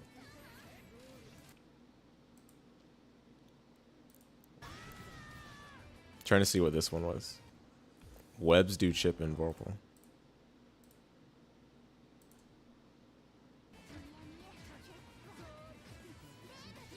Yeah, I missed it. The timestamp needs to be a little earlier. Okay, yeah, in Vorpal seems like the amount of chip is comparable to what it is right now, so it's quite a bit. And then finally, webs don't steal grid when destroyed. This is one of the biggest changes. And mind you guys, like he had all of that and still could get grid from webs in combos, like one block of grid. So I think these changes go to show that they kind of understand where the character might have been annoying to deal with. Yeah, the nerf is actually pretty big because he already gets plenty of grid, and this game seems to make it easier to get right. Yeah, I mean, it also just makes it like just better distributed across the characters, right? So I think these changes are, I mean, they show like basically that they understand. It's not just like changes based on people's complaints. It's more so changes based on the reality, you know, because people definitely like complain a lot about Byakuya, but I don't know if all of it is warranted.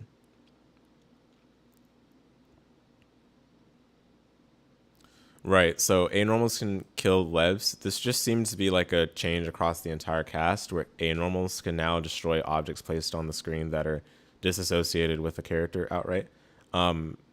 It's good because it makes it a lot easier to explain to people when you do like something like, let's say Ozzy's dog, right? A lot of people would be like, yeah, like you tell them like you can kill Ozzy, right? And then they use an anormal, and then you have to tell them no, you can only use B normals or up. And that one always felt bad, like because they had to remember a specific rule, you know. And we can see down here a bit ahead, but A button normals kill Ozzy too. This just seems to be a universal change, and I'm for this because it just makes it easier to understand things without it being like super obscure information.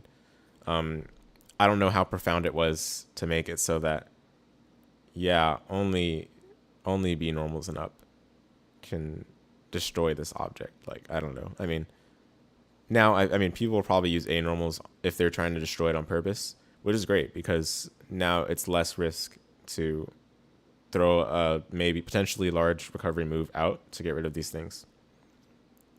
So I'm for it. Okay, Carmine. Yeah, Carmine, there wasn't really any players for Carmine at the demo. Some of the Carmine players requested that I do a couple of clips, and as you can see, none of them are linked here because I didn't use Twitter. But yeah, we'll go back to Carmine once we have patch notes probably. Chaos has a couple moves.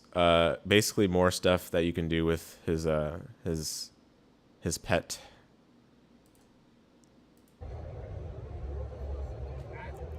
You can breathe fire. And you can cling to the wall.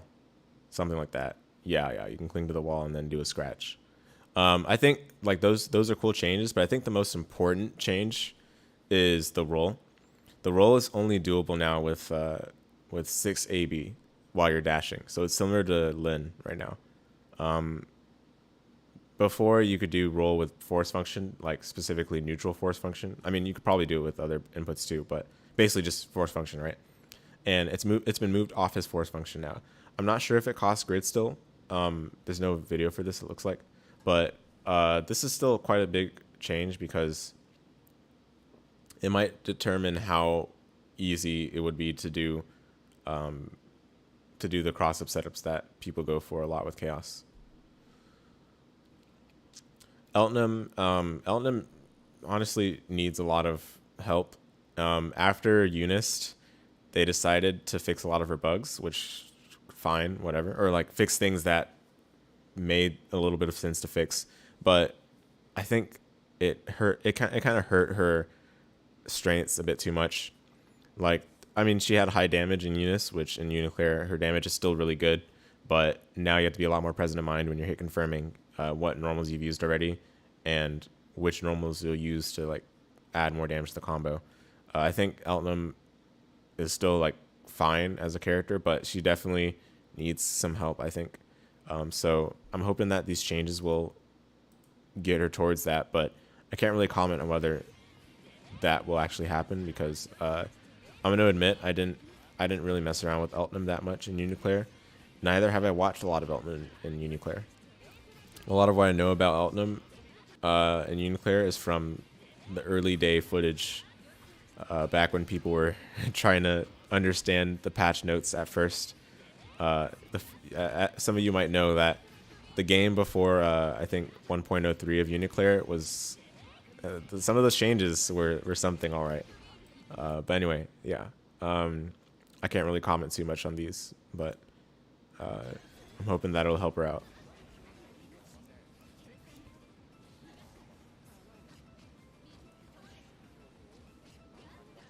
That reminds me of DFCI's what's it called? Impact something. I don't remember. It's like I think impact skill. I don't know, whatever the overhead is called. But yeah. Anyway, Enkidu. Enkidu is pretty good in UNICLR. Like, he's not bad. Gradually, they needed to get him to the point where he could compete with some of the other, stronger characters. His neutral still is a bit tricky to manage, but improving his dash startup certainly helped a lot. These changes seem to be like just expanding his moveset. So expanding movesets is always cool, but it's hard to really say how much impact these things will have at the moment because, you know, these are just super fresh and super new right now. Not to mention, giving him a command grab is cool, but I think it'll be interesting to see how fast it is. I think that's like the bigger question. It's hard to do frame by frame with Twitch, so I'm not going to bother. But if this ends up being a case where it's like, okay, now Enkidu has a fast move a la Waldstein via his command grab, then, you know, now you have something extra to think about when Enkidu has 100 meter or more. But hard to say right now. Gordeau, we saw a lot of clips of Gordeau earlier. Dash 6 BC, low crushes, hits overhead, can hit behind, right? I mean, yeah, I don't really know if Gordeau was in like a bad position in UNICLR. He still has a bit rough frame data. Like his frame data doesn't really make sense still. I don't know why they just don't make his 2A and 5A both 6 frames. But I mean, you could even argue that his 5A could be 5 frames, maybe. But I think it's either they increase the 5A's range, which could just potentially make 2A useless, or they make 5A 5 frames with its current range. And either one of those could go a long way, I think. But like for sure, I think 2A needs to be made 6 frames. It does not make any sense that it's 7 frames mid. We can go to Gordeau here.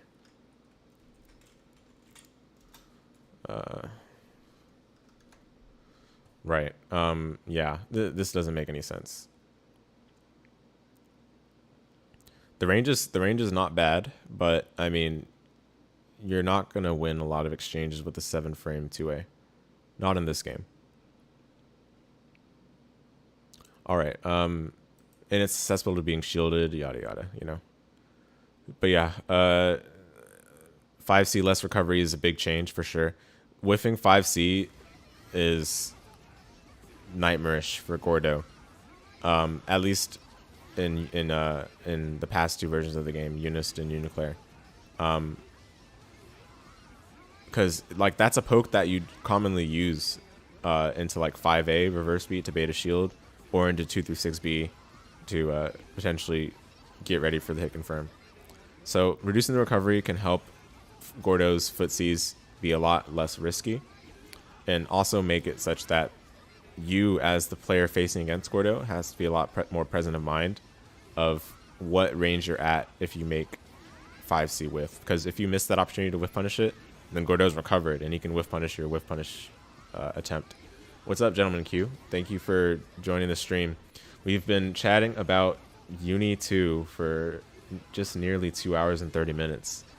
But trust me, we'll get to everything that I planned for this stream. I have pretty much all day today to get through that. So, but we have to budget at least probably 2 hours for the VOD analysis of EVO.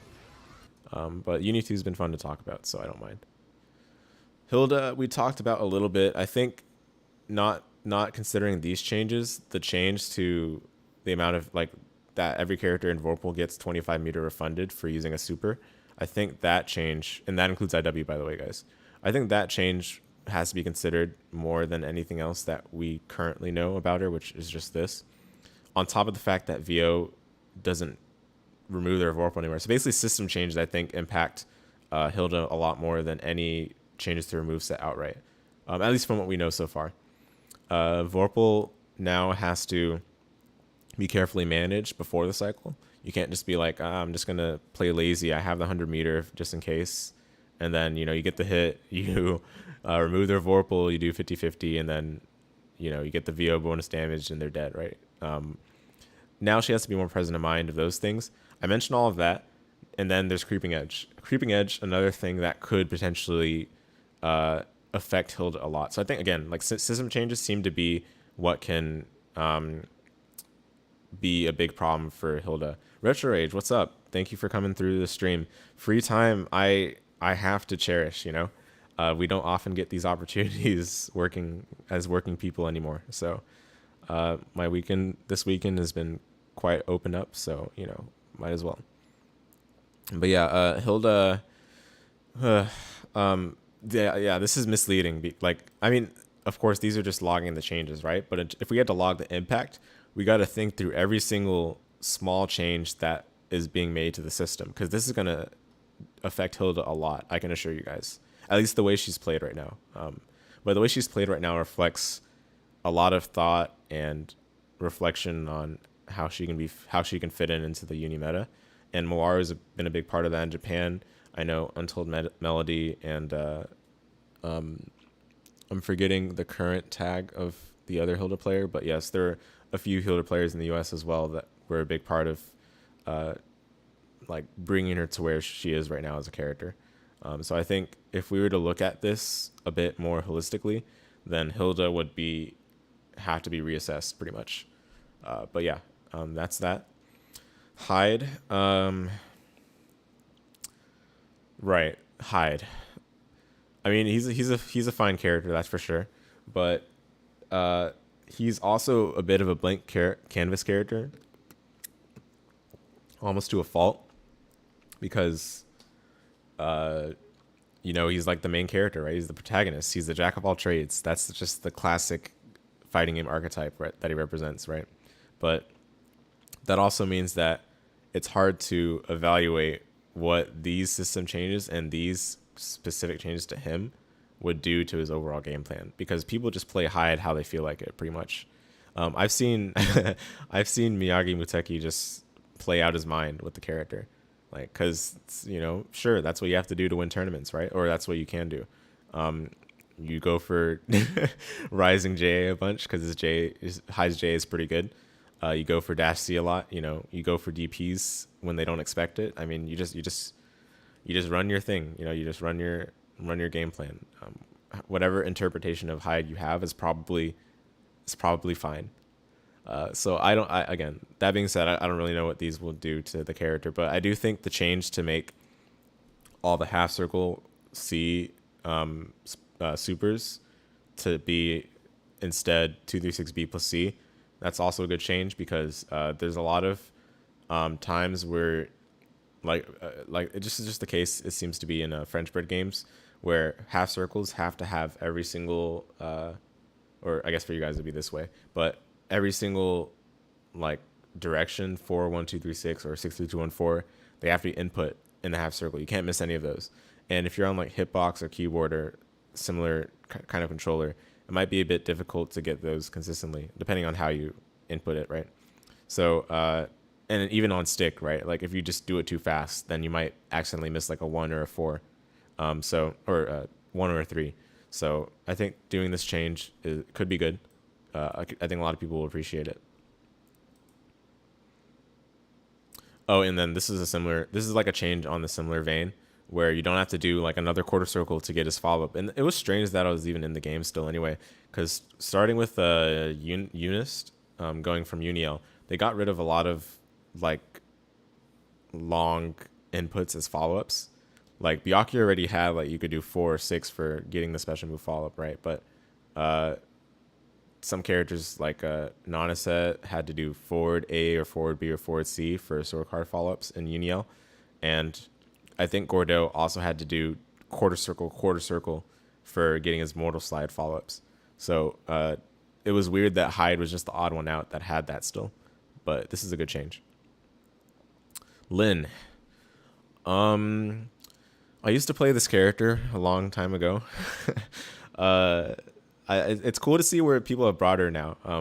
I think a lot of people have different interpretations, but the overall consensus is just be annoying, be a rat, right? Like be extremely hard to catch, and make use of her long normals to frustrate opponents from quite an annoying range, right? So I think that'll still be possible in this game, but again, she's similar to Hyde, where there's a lot of it is left to player interpretation.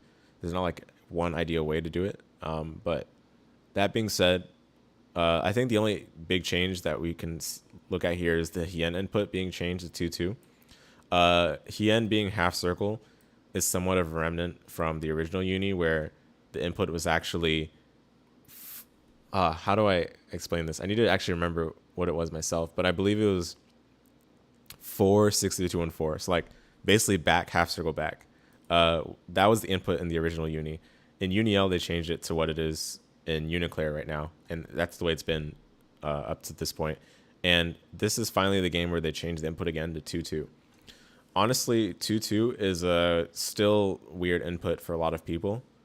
Even for stick players, even for pad players, can be a weird input.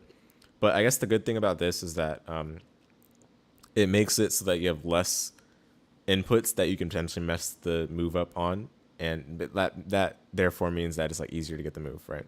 Because you just have less direct, like you have less things to input in order to get it out. So who knows? That could be important. But otherwise, there's not really much to say about Linne. Londrekia, so Fox of 42 himself has really brought this character forward quite a bit on this side of the world. And Mawaru has also been quite a pioneer of Londrekia ever since, you know, people slowed down on playing the game. I think the character still has a lot left to be explored. And it's just a shame that UNICLR's timing was the way it was, because I think this character is really cool. And, you know, had the game been thriving, flourishing in a way like other games were before COVID, then, you know, I think this character would be in an even cooler position. But yeah, anyway, they increased his throw damage. That's a big deal, right? Because his throw previously is kind of one note. You couldn't really do much with it based on his moveset. And it was unfortunate that he had low damage on it, given that you couldn't really do much with it. So increasing the damage is good for sure. I see already at one of the chatters, Ultimate, said that they gave him Nanase's 2-2B, or they gave Nanase's 2-2B to Linne. Is that what you're saying?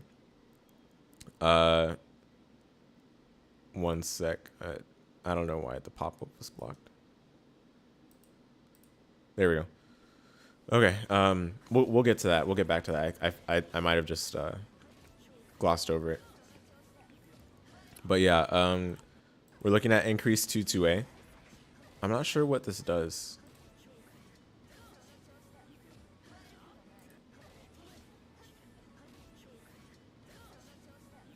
Is it just like a fake?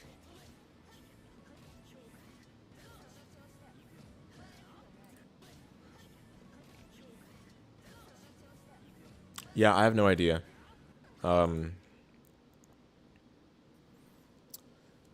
It might be a fake, or it might just go the opposite direction. Hard to tell from that clip. 236 BC in the air. A little similar to Hilda's nail torrent, but not as long. Increased damage on force function. So yeah, not too many changes like that we've found so far. Again, once we get patch notes, there's surely going to be more, I think, for this character. But overall, Londrekia definitely still requires some more exploration, I think. And going into Uni2, I think we'll get to see that, given that, you know, the game's player base is going to get a huge bolster to it. So, yeah. So, okay, Linne, you're saying they gave Nanaya's 2-2B. Did I say Nanase? Right. Yeah, Nanaya 2-2B.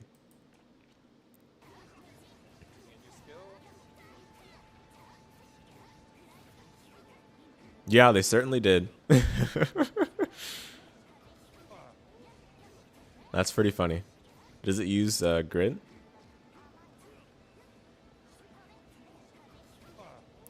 Hard to tell. Maybe here we can see. Yeah, it seems like it uses grid. I'm not sure though. Maybe when people test that, we'll be able to know. 0 on block if spaced properly. That's pretty cool. So you can definitely make use of that because of her 5-frame normals. Okay, thanks for pointing that out. I definitely glossed over it. Okay, Merkava. Definitely a very blessed character as well.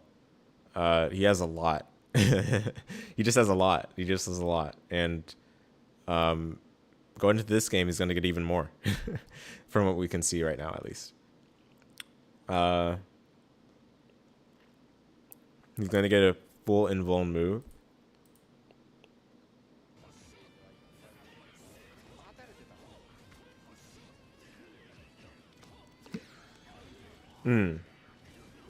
So yeah, that's good. Another thing for Merkava to enjoy.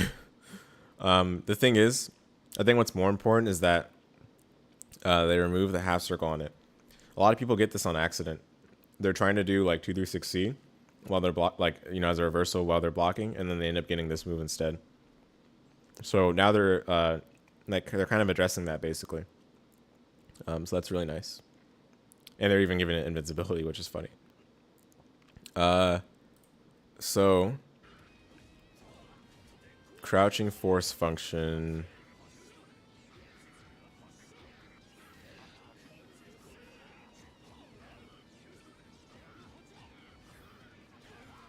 Ah, right. Okay, so we can enter flight right away. I think this could be useful, but I mean it's hard to say right now, obviously. Right. Blocks and differences are unknown. I mean, yeah, it's hard to say right now how this will be useful. But I guess part of the thing about Merkava presently is that entering flight instantly is pretty difficult. Like that's something you just have to kind of practice with because it's a little bit uncomfortable, right? But otherwise, I mean, I don't know. I guess on like leverless, pardon me, it's a bit easier to get instant flight than on like stick or maybe on pad. I'm not sure about pad, but yeah. Mika has quite a laundry list of changes that people documented. Quite nice. Mika is a character that I think a lot of people didn't think highly of towards the end of Unist, although she did take 2 top 8 spots at EVO 2019. So it was quite interesting to see that. I mean, obviously Neji and Libakuchi are really good players. It's just interesting to see that one of the characters that people rated very poorly, probably myself included at that point, right? But one of the characters that people rated very poorly ended up taking 2 top spots at that tournament that year. Now going into UNICLR, she got a lot of buffs, and honestly, I think the character is extremely legit. She's the character. I've told people like before, she's one of the characters I would almost never want to face if I'm on like a good bracket run. She has a lot of scramble-oriented moves that just put you in uncomfortable situations. And then not to mention the missile 50-50. There's a lot of trickiness that she still has with her pressure as well. Back in the day, people used to use charge 5C 2A and like, oh, this is like super strong. But I mean, just doing 2A pressure by itself is insane for the character. Like her 2A pressure is just like already by itself very, very difficult to block or be on the blocking side of. And she has a lot she can do on pressure strings in general. So she gets a new move, 22X and 22XX. Spinning lariat. Okay. Minus but safe. Punishable. Okay. I haven't looked at any of these, I will admit, for Mika. These clips. Was that the move? Interesting. Okay. So that's probably 22B.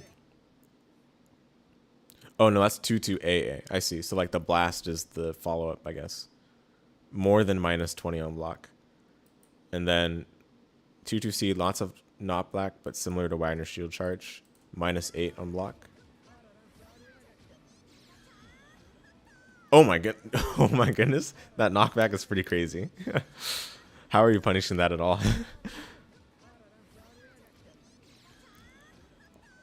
Maybe there's a gap that you can like actually do something during. Again, Twitch player makes it hard, but oh well. Okay.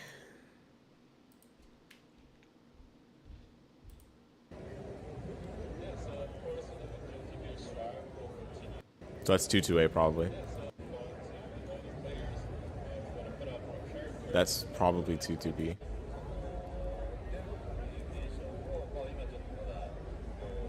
Oh, wall bounces, okay.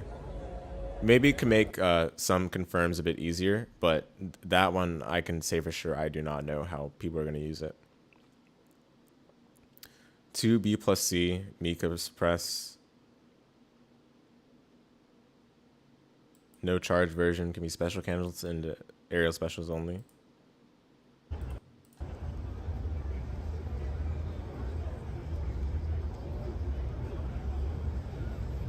Is an overhead? Whoa. Whoa, this is going for so long. Whoa.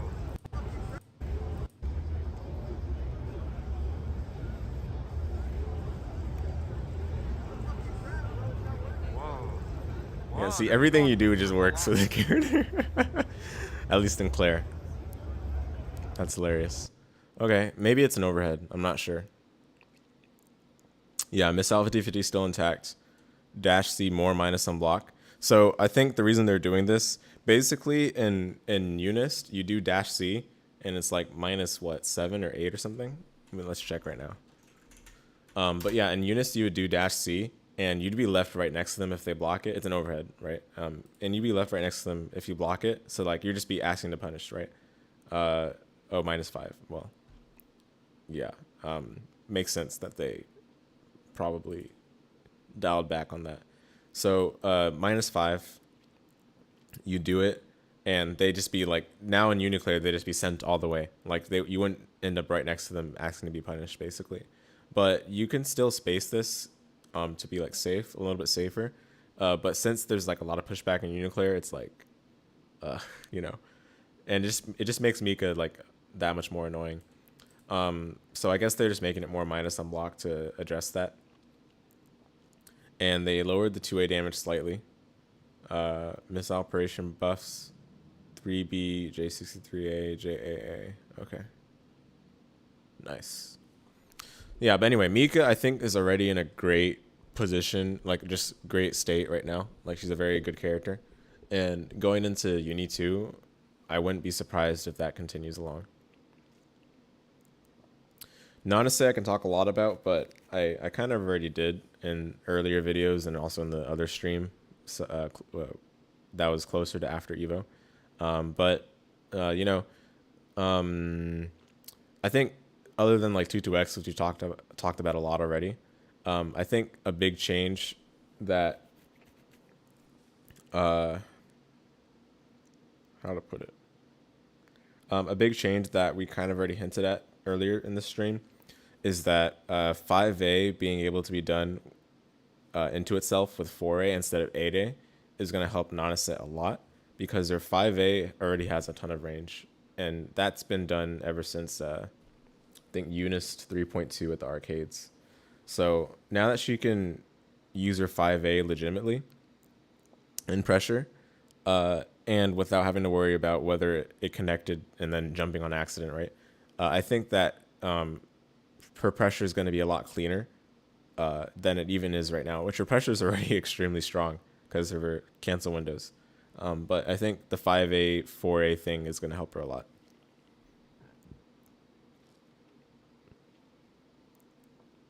But yeah, you know, we talked about Nanase a lot already, so I'm going to just move on. Orie, new follow-up from Divine Thrust is cool. I think a lot of people would like to do more with this move than they currently do. Divine Thrust is kind of one note, but it is very much one of Orie's like strong options. Like, so now you have something else you can do, like, and it's a lot more interesting than just like Divine Thrust and then backdash, you know. So that'll be nice. And then there's there's 214B plus C. I don't know if we got to take note of that.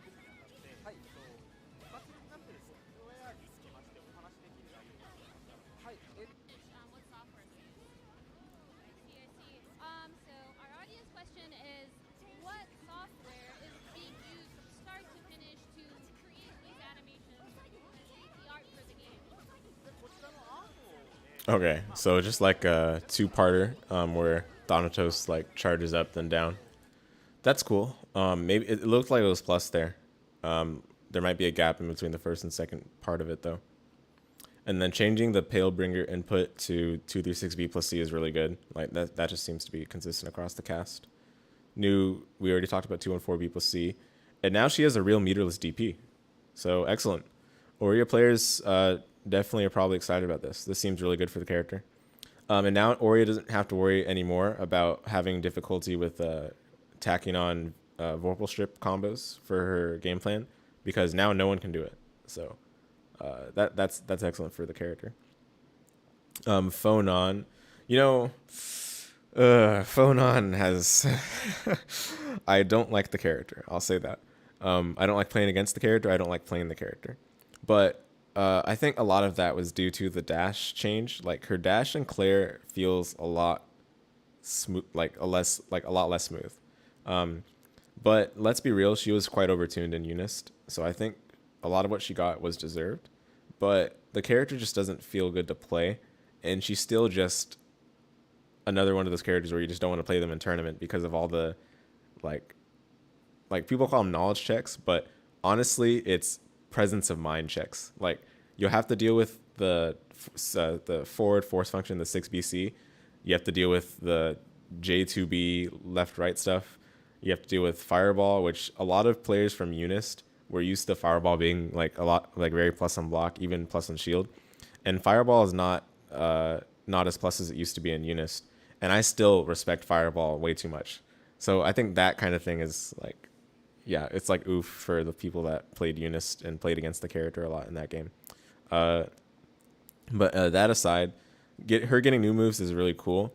But I'm not sure what they're trying to do with her anymore. Because I feel like she has so much in her moveset, but it's not, for some reason, it's not as fun to use as I feel like some other characters that have even less than her. Like Londrekia doesn't have outright a lot of moves, but I think he's a lot more fun or more interesting than Phonon. But Phonon still has a player base, I guess.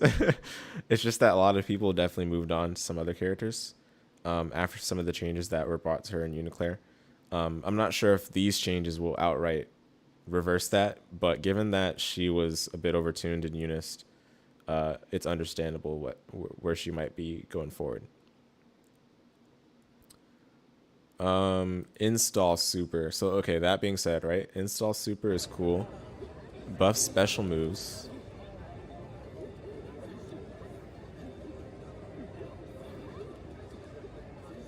Okay. Install ends if you get hit.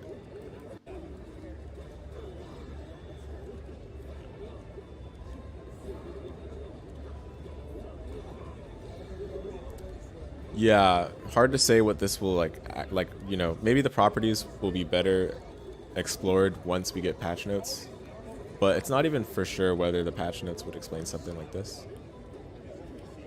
But maybe it just enhances her, whenever there's that wave thing, maybe it enhances whenever that happens. Right, okay. Well, that's pretty cool. Additional hits to special moves. Right. Doesn't persist between rounds. I mean, okay.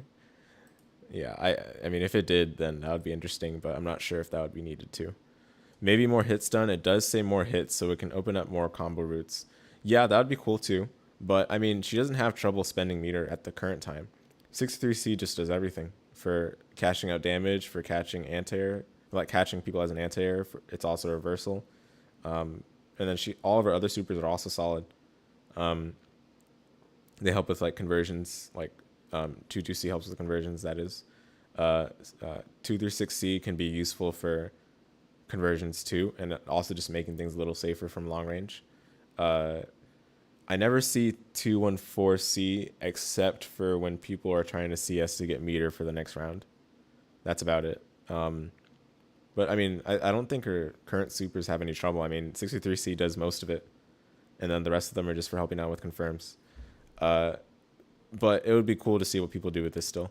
I'm hoping that the character becomes a bit more interesting than she is right now, because I think she is kind of one note.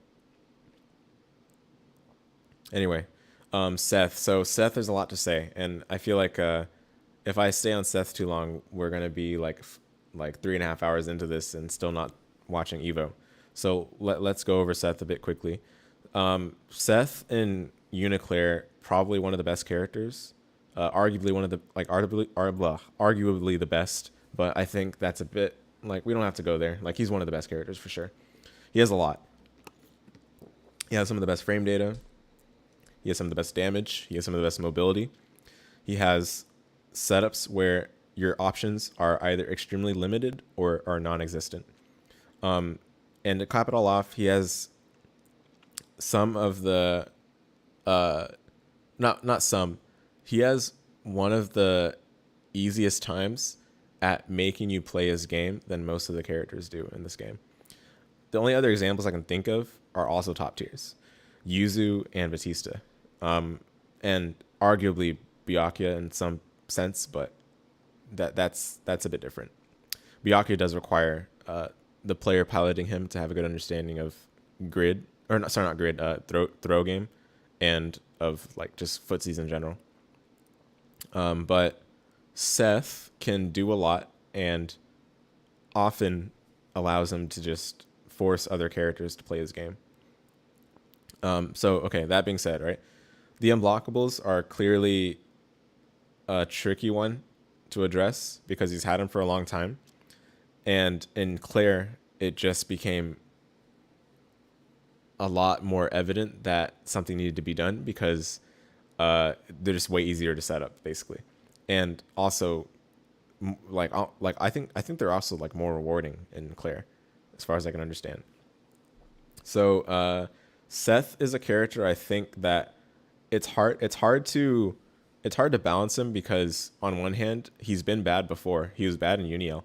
He had low health. He had very discontiguous combos, and a lot of his a lot of the bridge between his neutral and his offense was hard to bring together. That a lot of that was fixed with just like the mere addition of fastball kick, as well as just increasing his health, and then among other things, right? But it allowed for his moveset to like make more sense, and it helped people realize that this character almost has it all. So that being said, like balancing him is definitely difficult, but you don't want to make him like just so weak because I don't want to say he's like hard to play, but he's his what's the best way to put this? His deeper theory and like also his execution in some senses is a bit trickier. Like at least when you're just like starting out. They nerfed Seth so badly in you're talking about UNI2, right? Yeah, I'm kind of like prefacing everything, right? Because like I think it's helpful to bring things into perspective. I think Seth was a very strong character in a unique way, right? Like again, like we don't often see characters like this in any fighting game. But I still don't think he's on the levels of craziness as Vatista was in Claire. But that's a separate matter. So okay, all of that, right? With all that in mind, they added some new things to his force function. And I think his force function is actually extremely cool. One of the parts I like the most about Seth in general, you can do a lot with one of the primary aspects of his game, which is like the orb, right?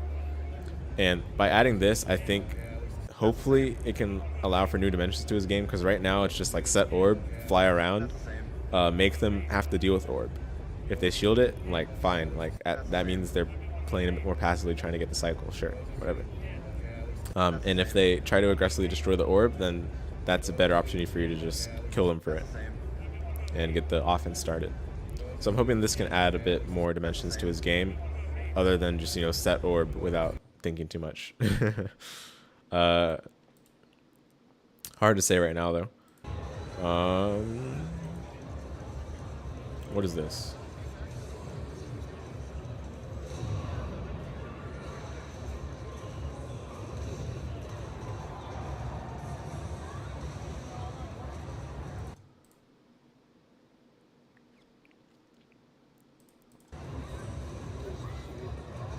Is that dash FF or something?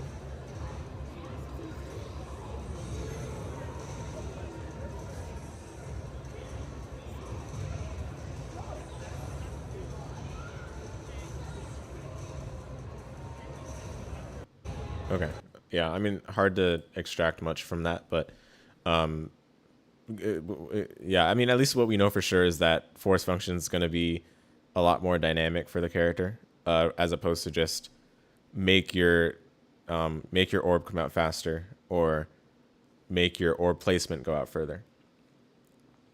They need to give him Waldstein health and super armor to his 2As to make him more viable balance. Oh man, I mean, I felt the pain in that sarcasm. Like, I know what you're feeling there. You love characters who force you to spend tons of time in the lab. Do you mean like Seth requires you to spend tons of time in the lab, or do you mean you have to spend a lot of time learning how to play against him? All right, so 236C going away on hit finally? Question mark. I mean, I personally just found it funny that it stays out even when Seth got hit, and it's like one of the only moves that even does that. You know, I don't think this will be like, again, I think this was more so funny than necessary or anything else. So this change, I doubt, will make him that much weaker. It's a nerf, obviously, but I don't think it'll have that much impact. I mean, 2D60 is still really good. So, but that was definitely one of the things that set it over the line. Combos after unblockable. This is one of the bigger changes, but for players like, well, okay, hold on. Let me make sure I understand. Okay, I don't know if I think this only is the case for if orb hits after the unblockable. It's hard to say from this clip that, okay, unblockable combos are gone outright. But if that's the case, like if you just can't combo off unblockable at all without CS, without anything else whatsoever, that's a big change. Unblockable was a lot of the fear factor for this character. It is what forced you to play a more active defense. Even though the damage is low, the need for responding to it was incredibly high. So if this is tested further, and we can understand that actually you cannot combo off unblockable at all, then I think this will be definitely a change that will have like a large scale of impact. It's hard to say right now though. But at minimum, it'll be felt, because people still incorporate unblockable as part of their game plan, whether or not they actually go for the the training mode unblockable stuff. Okay, but yeah, Seth, I mean, these changes, I think he'll still be very strong, even with some of the nerfs we already know. Yeah, well, I mean, maybe once we know like things like maybe health pool or frame data, then that's where we can reevaluate Seth. But based on these that we know already, and like just based on this alone, I still feel like he'd be very strong. Because these things are not what made him as strong as he is right now. Like, again, the 236C staying out even when he got hit, I think that's just like funny. And it's like, sure Seth has that. And then the unblockable setups, I can agree that like this is big, but I think the character's still good without them. And that goes to show that it makes sense they're changing this, right? It makes sense they're addressing it. But okay, yeah, as I said, I can talk about Seth for a long time, but let's move on.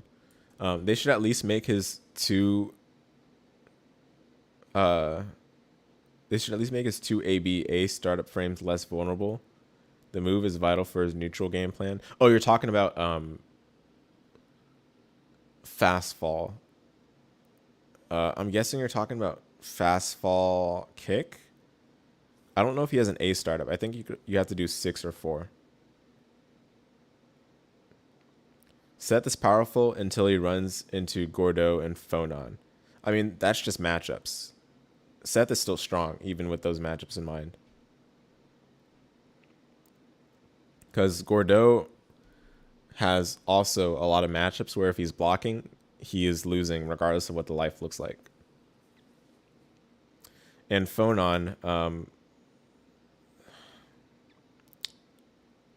hard to say, honestly. I mean, she still has like a lot of tools. I mean, we already talked about Phonon, so, you know, let me not get sidetracked. Vatista, I could spend a long time on Vatista, but I'm not. I don't think it's worth it. Let's just talk about her new stuff, because there's just too much about this character.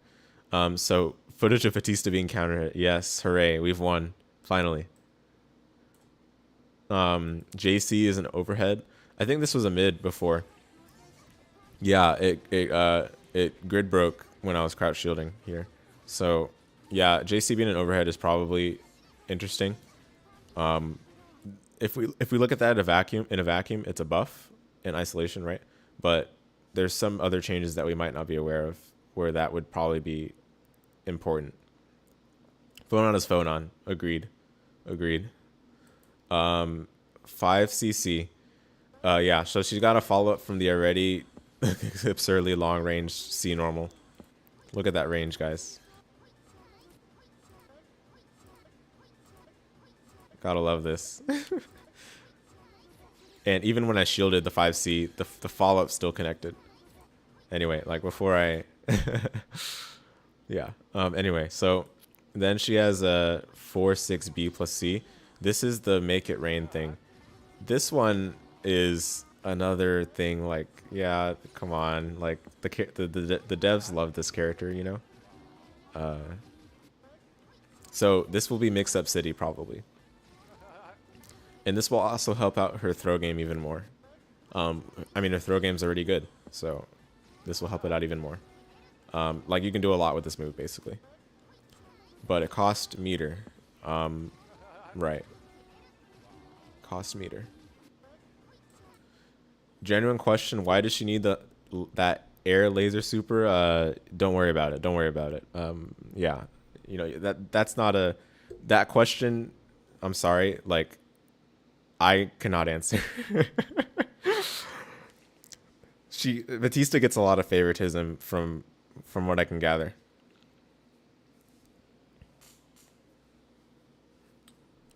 They made her OP again. But I think it's fair if it's a charge character. Yeah, no comment. All right, so gems. Right, so gems can be destroyed. That alone is a big change. And then the fact that it's in line with every other object placed on the screen rule where it can be destroyed by A normals, also big change. Also big change. Right. Yeah, I mean, okay, so overall, all of these, if we just look at everything Vatista has, if we look at all these system changes, if we look at the changes that she's going to receive here, I think she'll still be good. That's pretty much all I'm going to say. Like, yeah, I mean, I think she'll still be good. Wagner. Wagner is quite a character, actually. I think a lot of people definitely complained about her quite a bit in Unist. And UNICLR, her theory has changed a little bit. It's kind of morphed over time with some new interesting ideas that people have been playing with. Danger Time has been one of the bigger ones that has been purported in the West. I think also... a lot of people are starting to understand her combo routing a bit more to make Danger Time happen more frequently, and then also just in general making any opportunity you get to combo them that much more like painful, hurt. Like, it's gonna hurt quite a bit if you get hit by her. That being said, I think she's similar to Byakuya, where it requires a lot of subtle understanding from the pilot in order to make use of all of her strengths, because she like, contrary to what a lot of people think, or like maybe might think of her, I think her neutral is also one note, similar to Byakuya. You're kind of looking for whiff punishes, really, and if you're playing at like full screen range, what's the best you can do, right? Like, maybe just set up buff. And setting up buff carries its risk as well, depending on the matchup. Like, potentially you could give them, you risk also like allowing them to concentrate if you set up buff from full screen. But setting up buff comes with the sort of telegraph that you plan on eventually barging your way in with like 214X or 236X, right? And the opponent will definitely be present in mind of those. I mean, it's not like they can't be responded to. It's not like you have to hold it. Yes, there is armor on the shield moves, but those are not impossible to respond to as they make their way towards you. So okay, that being said, her pressure is still very good. She has some of the best normals. Her frame rate is very strong. It honestly rivals Seth, and not to mention like she has very good range on them. Like she has very good frame data and very good range and very good stagger windows and all of that. So like she's good at offense basically, and then her defense is also good because of that. Because of her frame data being good, her defense is good. She has a great set of DPs. Literally all of her DPs are great. I think, and then of course she has a 3C as well. I think again the issues with her are more so just in neutral, and how much it requires of the pilot to be able to make good use of like just her tools, because she doesn't have anything that really opens up people for free. And if they do, then it requires spending quite a bit of your resources, or in order to make good use of them, it requires some conditioning at first. And people still to this day, like I was guilty of this too for a time, but people still to this day are not too comfortable with dealing with the new 236X follow-ups, because they do have measures against them. It's not like Eunice where you just basically had to hold it. But yeah, they do have measures against them that you can play as active defense, and that can discourage her from employing some of her scarier offense. All right, anyway, that's like a very high level summary of the state of Wagner. Some of her new moves might like make her a bit more interesting, but to be honest, when I first saw these, I wasn't really that impressed. I'm hoping that there's going to be some minor changes that we'll be able to see once the game is in our hands and we have patch notes, but I doubt these changes will make that big of a difference, to be honest. Maybe Dash BC will add more to her neutral, but I mean, doesn't delete projectiles. Like, yeah, I mean, it's going to be hard to incorporate this. And Dash C is already a great move if you just want to cheese people that are walking and not blocking their legs. Just don't sit in the corner against a rushdown Wagner master. That's agreeable. But yeah, I don't know. Looking at this, I think the cycle or like the system changes are going to be what affect Wagner the most. Again, similar to Byakuya, where you have to be very present in mind of things that change about the grid and about veil off in those. Not to mention, guard thrust being the way it is right now, people might be more incentivized to guard thrust specifically against Wagner if they just mentally don't want to deal with having to block. So anyway, like I think Wagner might not change that much, favorably at least. Like, could be a potential net negative based on power creep, but that is yet to be seen. Waldstein, I'm biased because I guess this is like the scrub side of me talking, but I'm not very good at playing against Waldstein. I think it's more so just I don't have good measures against him. The best thing I have is what I just use in general, which is Nanase's J8C. I think a very underrated move, and we talked a lot about it on the previous stream. But anyway, Waldstein specifically does have some things that I think probably should be addressed in UNI2. The Okizeme you get off of 360 anywhere but the corner is still pretty poor, and I feel like it doesn't make much sense given how bad his dash is and how bad his non-air movement options are. Like his assault is fine, his air assault is great too. If you use dash C to like slightly move you forward, that's pretty decent too. But I still feel like his movement options don't complement well his current Okizeme off of his strongest options. That being said, he's still a very reasonable character to play. He can absolutely win, and we've seen a number of Waldstein players see great success. Smiles has really probably changed the perception of the character, at least in tournament environments. There's some other Waldstein players that are in like the Midwest, the South, like all the regions of the United States that have really been shown what the character can do. Even in Japan, back when Shinonome was more active, like he really did a lot of great work with the character, and not to mention Kyo himself, the one and only Gordeau master, also a master of Waldstein. I think it goes to show that the character is still like good enough that he can wreak havoc in tournament environments. But I think that being said, I think he still needs a little more to make him more coherent of a character overall. They should give him at least a decent dash if his walk speed is bad. Yeah, I think his dash is just not good. Right? Like I think I mean, personally, I think it's okay that he has like a non-run dash, but even his non-run dash right now is just it's like it's painful, you know. And dash blocking is very like it's the typical way of getting in. And for Waldstein, you have to be pretty creative because his dash is just it's just hard to make use of, you know. Okay, so yeah, we have the context. Let's go ahead and look at the changes that we know of right now. We have a new ground slam projectile move 22X.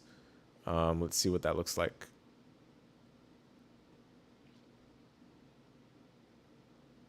Right. Seems cool. Couldn't tell if that was plus on block or not.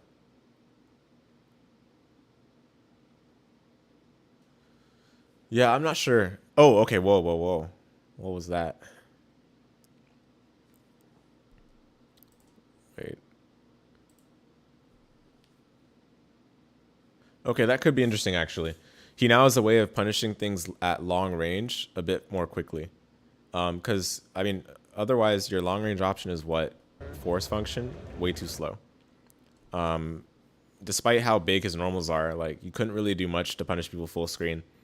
But at least this kind of move, which wall bounces them and brings them back to him, I think that can help with his neutral. So that's certainly something I'm happy for the Waldstein players. New increased 80 input for throw.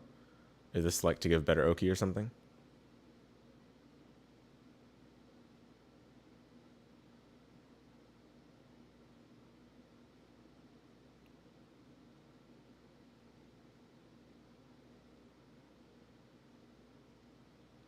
Oh, yeah. So I guess this tacks on more damage and gives him a side switch. That's actually really good. That's really nice. If Waldstein's back to the corner and manages to land the throw, he can now put the opponent in the corner, which is not something he had access to without getting a regular hit. So now basically if you just land a throw with back to the corner, then he can still put them in the corner as he would with most of his other openings. So those are both nice changes. I hope that we can see more of what those changes will look like for him, because definitely think the character just needs a little more to make him like that gold standard of coherent, in my opinion. I hope that move has a good pushback effect on block. Yeah, I hope so too. Although, right, like, does Waldstein really want to push them far? Depends. Like, I'm not sure. Hard to say. The side switch is crazy because if you're not in the corner, he probably is. Exactly. Yeah. Yep. Basically, if you get hit by Waldstein outside of command grab, and even command grab, they can CS and get the combo to side switch you or take you to the corner. But now, if you get hit by anything from Waldstein other than command grab, then you will be in the corner, most likely. The way people play Waldstein right now is that like they'll take you to the corner off of every hit because of the press. Yes. Okay. So last character, Yuzuriha. A lot of people consider her up there, like one of the best characters, and that's agreeable. The problem is that to make her feel like the best character requires a lot of work. She's not an easy character at all. In fact, she's probably one of the hardest characters to master in the game, outside of like Vatista, because she just requires so much to manage and to look out for, on top of playing the usual Uni game, like the Uni system. But that being said, I mean, she has tremendous reward. She still has insane damage. She still can play the usual game outside of just, you know, playing playing neutral with her long range slashes like Saki and the short range one as well. The name escapes me, but you guys get it. Like, she has a lot of dimensions to her game plan, and she absolutely can win a round without landing Saki in neutral a single time. She's that kind of character. I think she did not change that much going from Unis to UNICLR, from my understanding. Now, I know Yuzu players, correct me if I'm wrong on that, but as far as I understand, there's not too much that changed to her overall, like, looking at it holistically, sort of game plan or anything like that. It was more so just adding more to her already extremely good toolkit. The 4B change is probably one of the bigger changes, going from Unis to UNICLR, because that move was pretty absurd, let's be real. Now it just nullifies projectiles instead of completely scooping them from the other side of the screen. But yeah, anyway, some of her new changes. So she's going to get a new anti-air move mapped to her crouching force function. It'll put Yuzu in stance, but it's not fully invincible. But this is still good because her anti-airs at the moment require require a lot of preemption, it seems like, to be used effectively. Like even using like 6A as an anti-air is pretty difficult, to be honest. And 5C, which was what was made, like that's what was adapted into an anti-air going into Unis, or specifically Unis 3.2. But that move, even like, it's pretty hard to use as an anti-air. You can't really use it as an OS as easily because it's just like, it's hard, you know. But the nice thing is that if you see the opponent like doing a slow jump towards you in the air, or like any sort of air approach, you can catch them with 5C, like Merkava. That's a really good thing to do against Merkava. But yeah, crouching force function should help a lot for making her anti-airing a bit more, a bit easier. And it now gives her a crouching OS, hopefully. I imagine this is what this would do. Gives her a crouching OS to use, in the same vein as people would use 3C AD OS. But it is punishable on block if you don't go into stance, so let's be mindful of that. I already read that. Arguably the hardest character aside from Vatista and Seth. I think she is, what's the best way to put this? I think she's the hardest character to have a full grasp on. Like, I think for Vatista, you can learn her, and she's hard to learn, yes, and she's hard to play. But you can get to, like, maybe mid-level Vatista and still be fine, like, because of how strong her tools are. I think for Yuzuriha, it's not really the case. Like, you really have to have a good grasp on stance, because it's not too difficult to punish you if you make a mistake with your stance moves. But the nice crutch that Yuzuriha has is that you can sort of play a typical Uni game with her moves, because her moves are not too non-standard. I still can't believe she has a 5-frame 2A. Like, that to me is insane. And for how long range it is, that's very fortunate, you know? Like, she has a 5-frame 2A. A lot of characters would kill for that. And she even has a 5-frame 5A. That's a low. Like, Gordeau is really suffering out here. But yes, in fact, all of her, or yeah, 2A is not a low, thankfully, but you know, you guys get it still. She's not a character that doesn't have tools. She has a lot of tools, but she's still absolutely difficult. That's probably the only thing that is preventing her from seeing as many results as would be implied from her being a good character, because she's just hard to make use of what makes her good without being like punished quite often in a tournament environment, you know. But a good Yuzu is you do not want to fight a good Yuzu. That's for sure.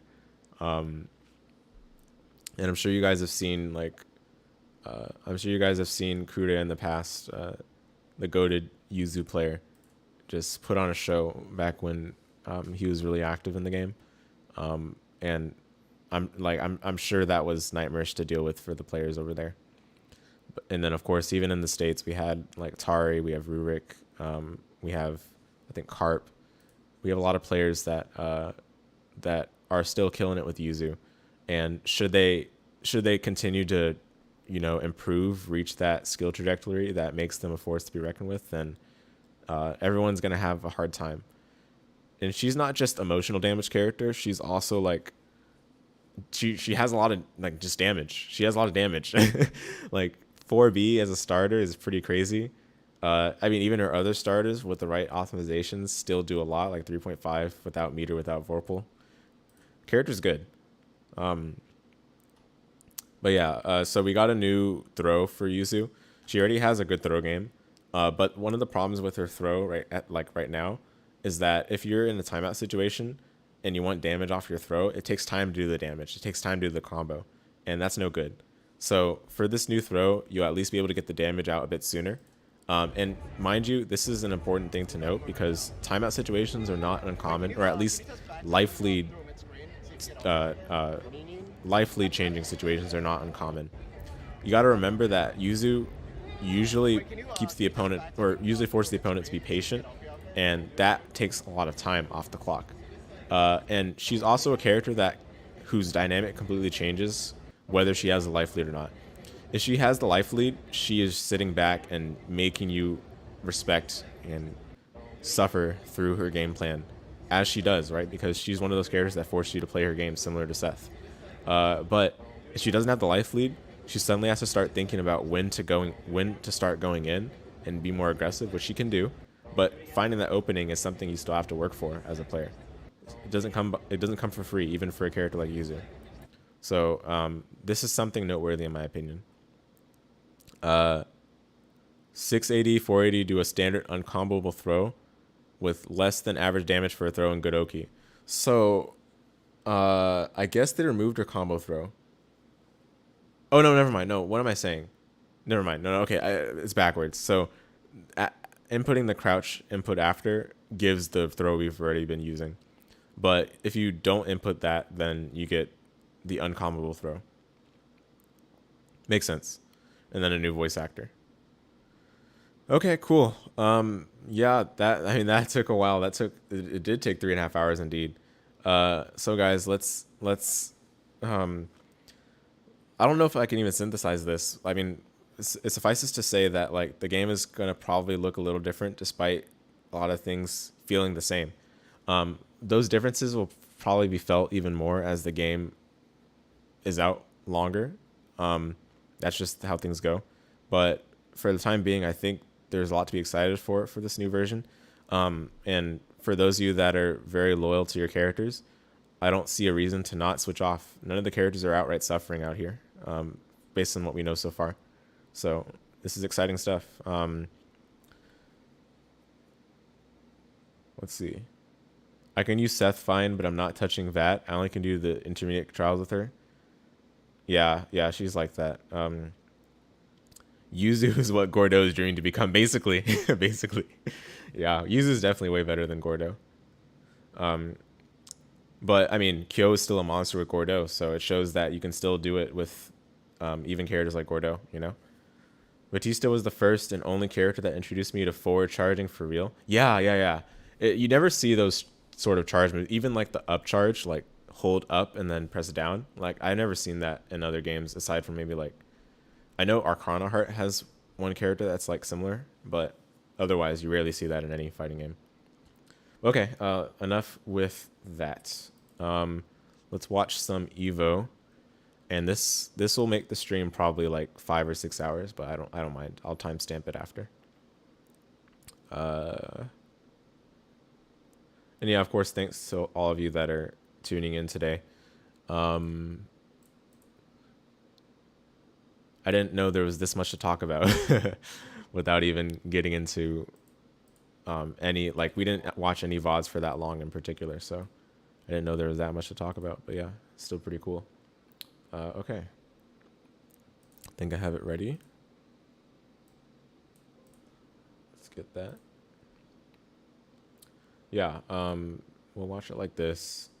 I'll get rid of my camera so that doesn't cover anything. There we go. All right. So yeah, Evo guys. I won't talk too much about, you know, the things that happen behind the scenes, because a lot of that not only can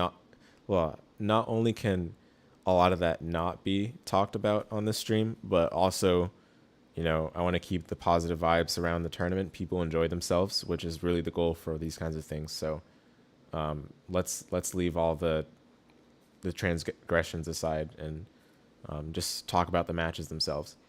So this tournament was featured a lot of players across different regions. A lot of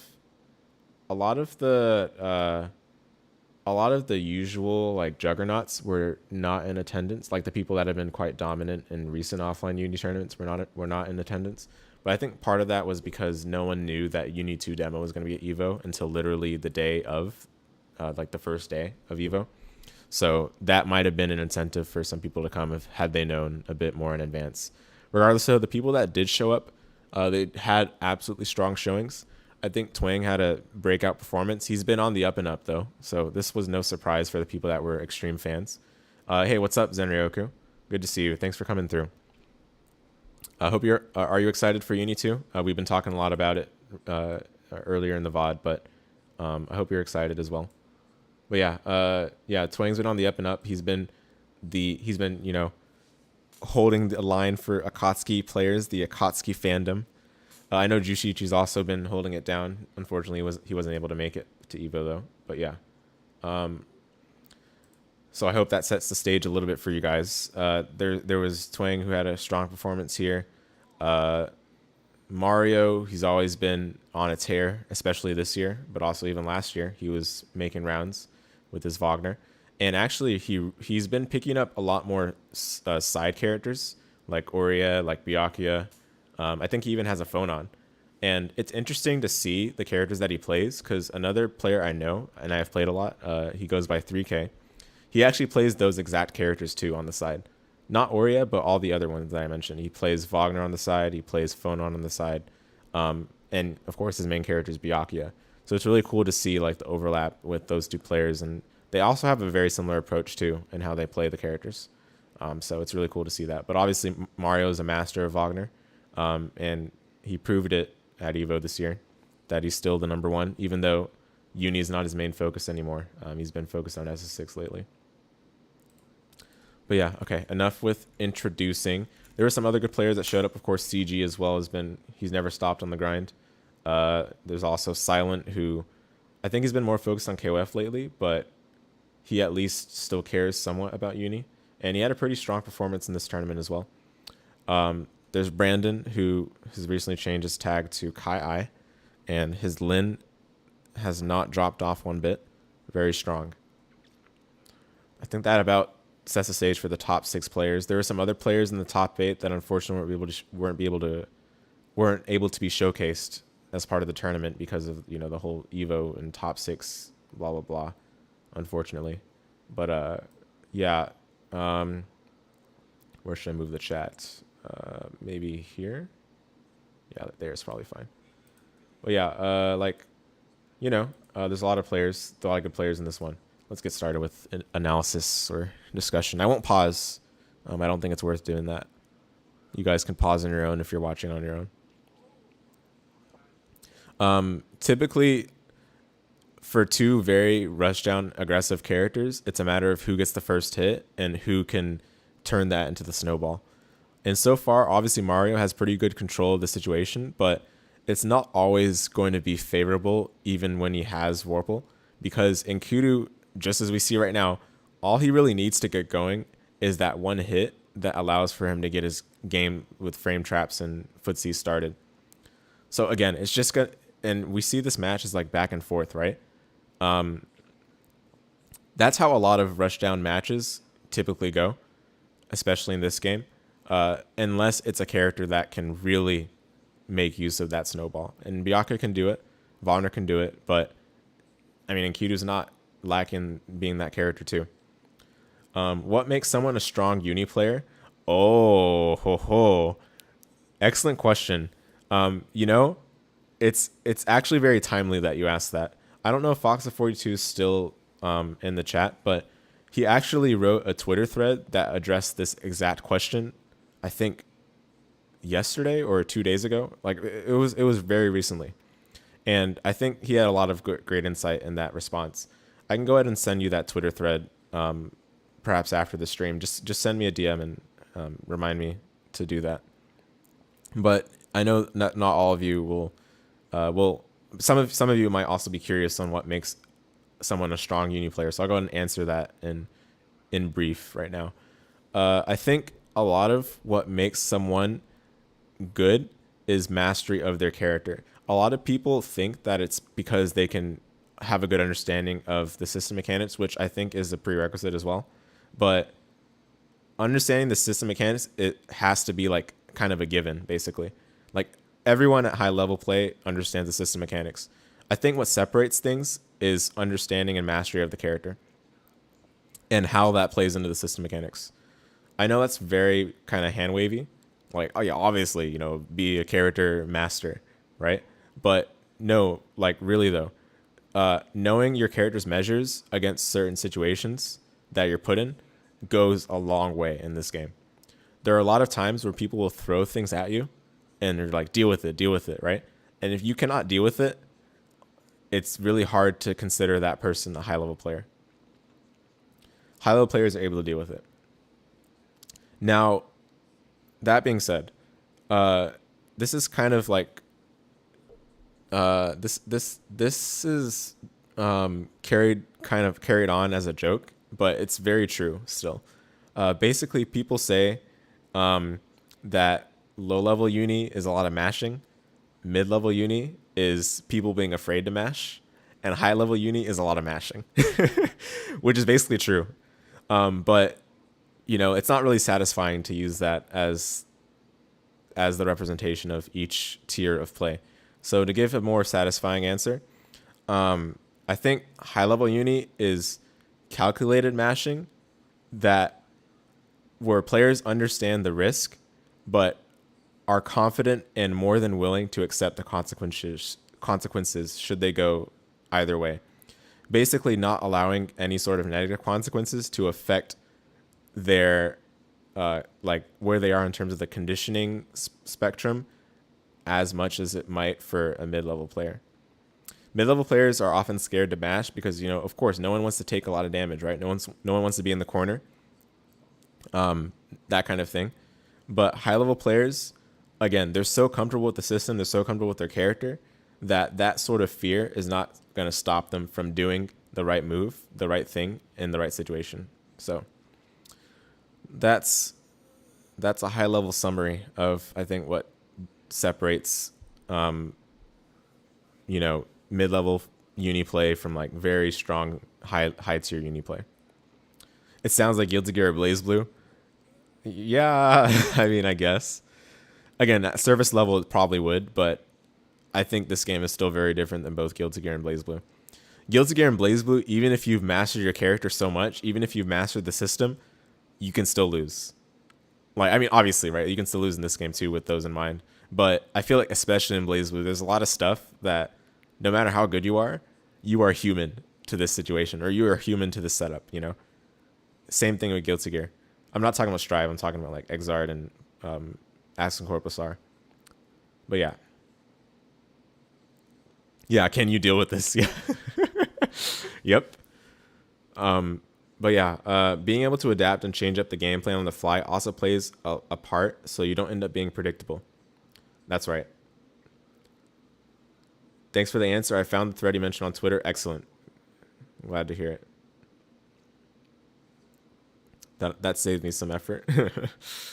Oh yeah, that's the classic. So right there, CG got counter hit by Assault JC after doing 2A. Some characters 2As can actually recover in time to not be counter hit, but not the case for Enkidu. And again, this is kind of a snowball, right? You can see Mario has quite a life lead. He goes for the strong 2-2C that applies the burn effect. And this is, again, this is something that's mostly mental, emotional. but can play a role should the clock tick down more, because that's where life leads start to become bigger of a factor. And when you consider things like Wagner's throw game, it can put you into range where throw would kill, which means that it's that much scarier to be in the position like that. And you can see that Mario is often going for stagger 5A, like 5A ending at the strings. People call it Rebi, right? But the 5A is not whiffing. He's actually letting the 5A connect on purpose. He's letting that 5A connect on block so that he can still cancel into a delayed like 6B as you saw there, or like some 5C, basically like for more frame traps afterwards. Unfortunate drop by CG, right? But you know, that's how it is. Vorpal strip, thankfully that's gone in Uni2. Oh my goodness. So this pressure, Mario's more than okay, I was gonna say, right. It's not really that scary because Enkidu's pretty far out of the corner and this is probably dead. Oh, never mind. That goes on Will It Kill. But yeah, Mario's more than content with just sitting back here, mostly because Enkidu mid-screen, like being under Enkidu's pressure mid-screen is not that scary. A lot of his stuff pushes you back and he doesn't have a ton of ways of moving forward without outright exposing himself in those instances. And even though CG had CS available, I mean, given that he had CS available, maybe he could have spent it in like a better way. But you know, we don't want to play the smart after the fact persona thing.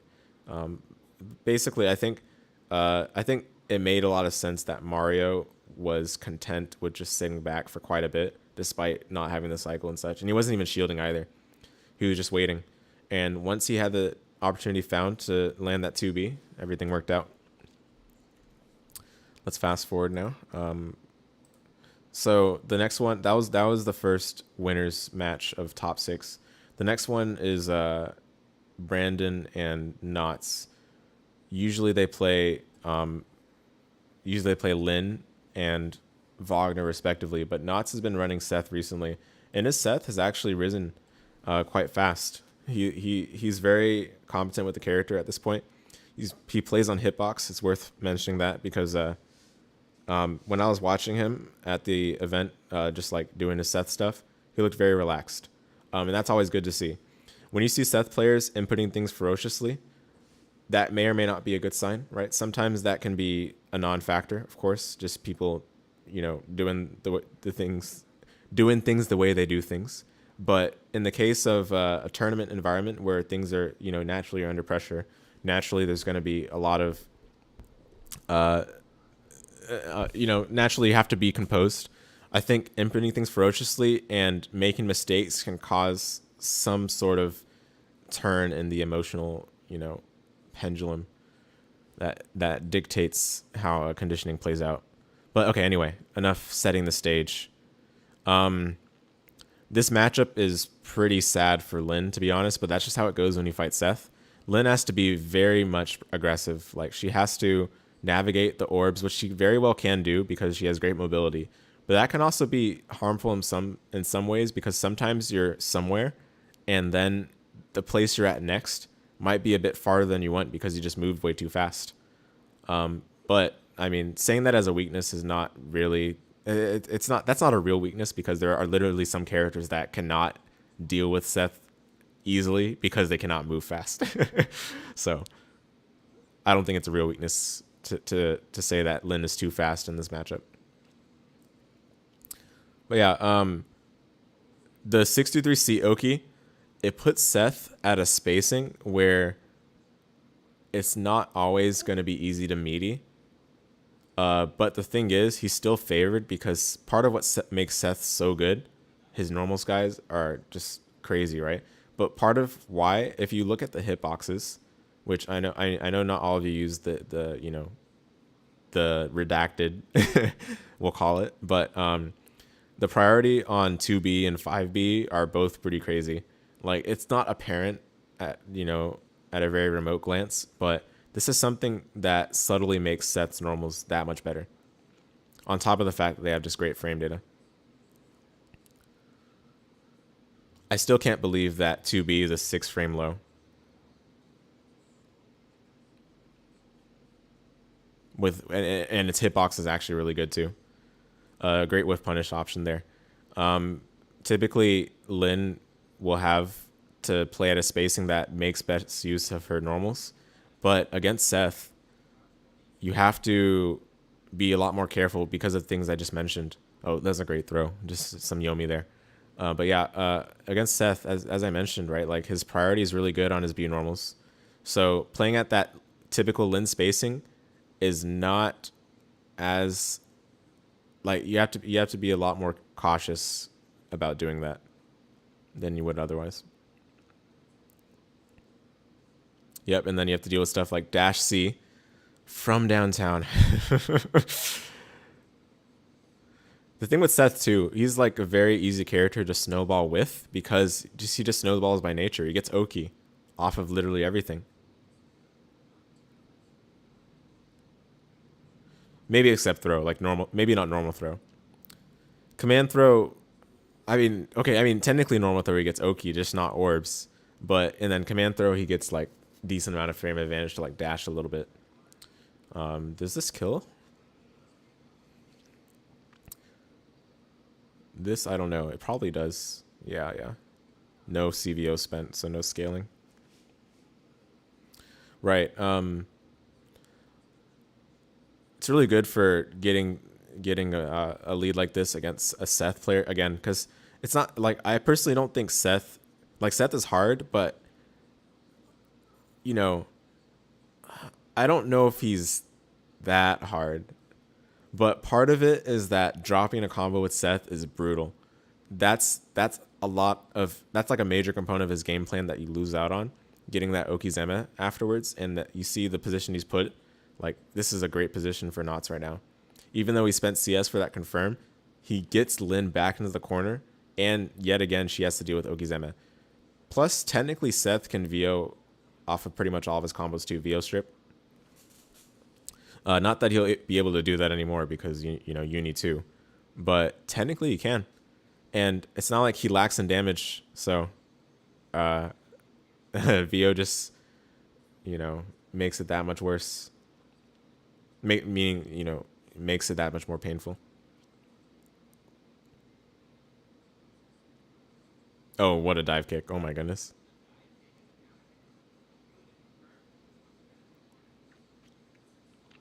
It's a great combo too.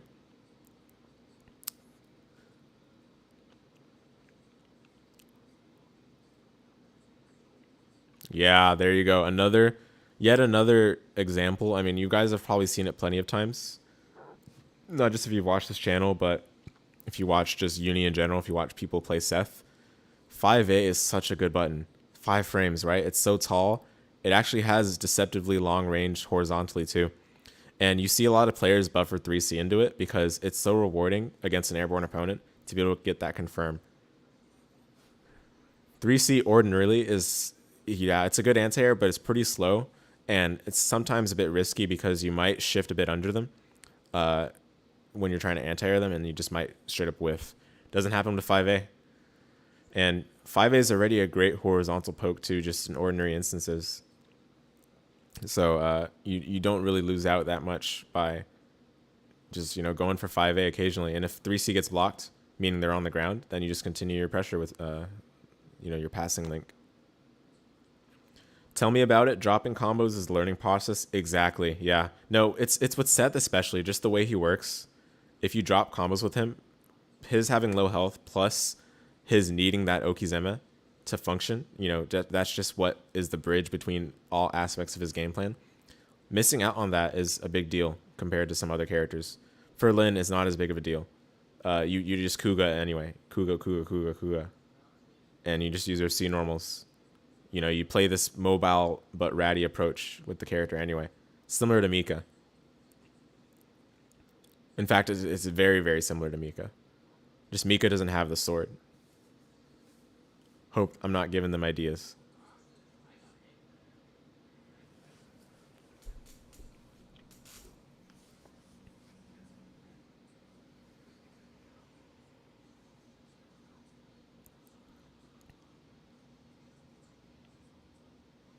Yeah, great 5A. No need to respect a whiffed button like that. There you go. Yeah, okay. I didn't talk about this for Seth 63C. Okay, I think I kind of interrupted myself. But you know how it's like hard to meaty with that, right? Especially if they don't press a button. Well, you could just not meaty. You could just let them press the button and then whiff punish it. Very reasonable to do. And you can also just sit there. You don't even, like if they don't press anything, you just sit there. Let them come close to you. Perhaps invite them to press that button, but keep in mind you've still got the orb behind you. It's Seth after all. Ooh, unfortunate. Wow, I think Knots was in total control there, especially going from game 2. But all the same, like despite the looks of Linne's game plan and combos and such all feeling disconnected, unlike Seth, does not mean that you can't get too comfortable against her, because it's not like the character really needs to. It's not like the character needs to snowball to beat you. She can just find the disconnected openings and use that to gradually grind you down, make it like kind of a war of attrition, and that's what allows for her to be a solid character in these instances. So we'll fast forward to the next match again, but I believe it's CG and Silent in losers. GG's that Linne was on a roll. Both players played very well. I agree. Yeah, that was a great match. I mean, all the matches this Evo were really good. If you ignore like the internal, the behind the scenes issues that happened that we were all a part of, if you ignore the fact that it was top 6, then I think the matches themselves for this event were great. So it was cool to see. And if you guys haven't already checked out pools, please do check out pools as well. It's also on my channel. I know that pools are not always gonna have the exciting matches sometimes, but you get to see some matchups, some players, some characters that you might not otherwise see. Uni's generally a balanced game, of course, so it's not like Marvel 3 where you'll literally never see some characters once you go deeper into the tournament. But you know, regardless, anyway. So yeah, both these players playing the characters they usually play. Silent is an interesting case because he had a lot of how do I say it? He had a lot of stick issues basically, right? And he's also not really playing this game super actively anymore. He's been more focused on KOF lately, but he still put on a tear in this tournament. And actually, he was put into losers rather early by I can't remember who. It escapes me right now, but it would be pretty important to know. Man, I wish I remembered right now. But ever since being put into losers from that match, like he had a very strong run. I felt like it empowered him. And you guys will see if you haven't watched this already, of course. But you'll see that he made it all the way to the top 2. So, Well, yeah, as you can see, like, you know, that was pretty unfortunate for CG, right? But Phonon still hits hard right now, and 63C still does everything you need: damage, invincibility, coverage. You know, Silent even CS'd and then 63C'd and still got plenty of meter, all the meter needed. So, yep.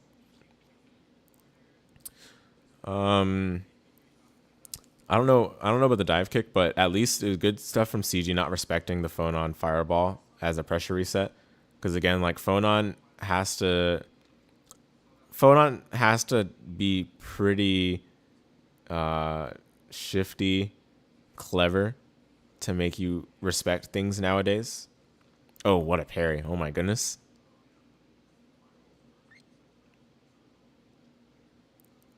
Yeah, so if you're very active on your defense, I think you're really rewarded against a character like Phonon nowadays. Ooh, missed the shield. Yeah, brutal. And then gets opened up by the throw reject miss. Her throw game is still very good, mind you guys. Again, like this character does not lack in tools. Speaking of tools, I don't know if Silent has had yet to use 6 force function. That is certainly something that you can really cheese Enkidu with. But maybe just hasn't had the opportunity to get comfortable with it yet. Because you do have to kind of get settled. You have to be in a pretty... Oh my goodness, that trade. Yeah. Yep. But yeah, maybe it just requires some time to get comfortable, settle into the match, settle into understanding the flow that both players are traveling along before getting the force function stuff started.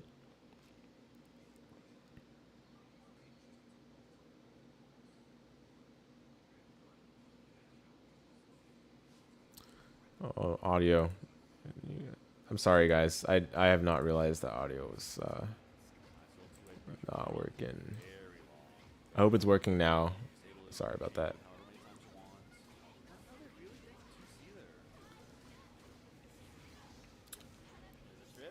It would help out. Yeah, like you guys do let me know if audio at any time is weird, because that would help me out a lot. I don't stream super routinely, and sometimes the stream or recording setup changes based on things that happen in between streams. So yeah, this sort of thing can happen. Anyway, right. Yeah, Phonon's defensive options, like with her buttons, like I think 5A, 2A are really the only like realistic ones. All the rest of her buttons, you're not really going to be using as much on defense, which doesn't really work too well in her favor unless the opponent's far away. When the opponent's far away and you're trying to press her buttons on defense, then the range on them is definitely going to be, that's something that you'll be happy about as a Phonon player. Oh, nice. Yeah.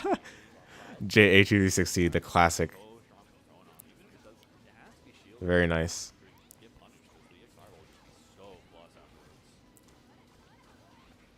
Oh, you didn't even realize? Oh, no, you're good. You're good. Game volume is still a bit low.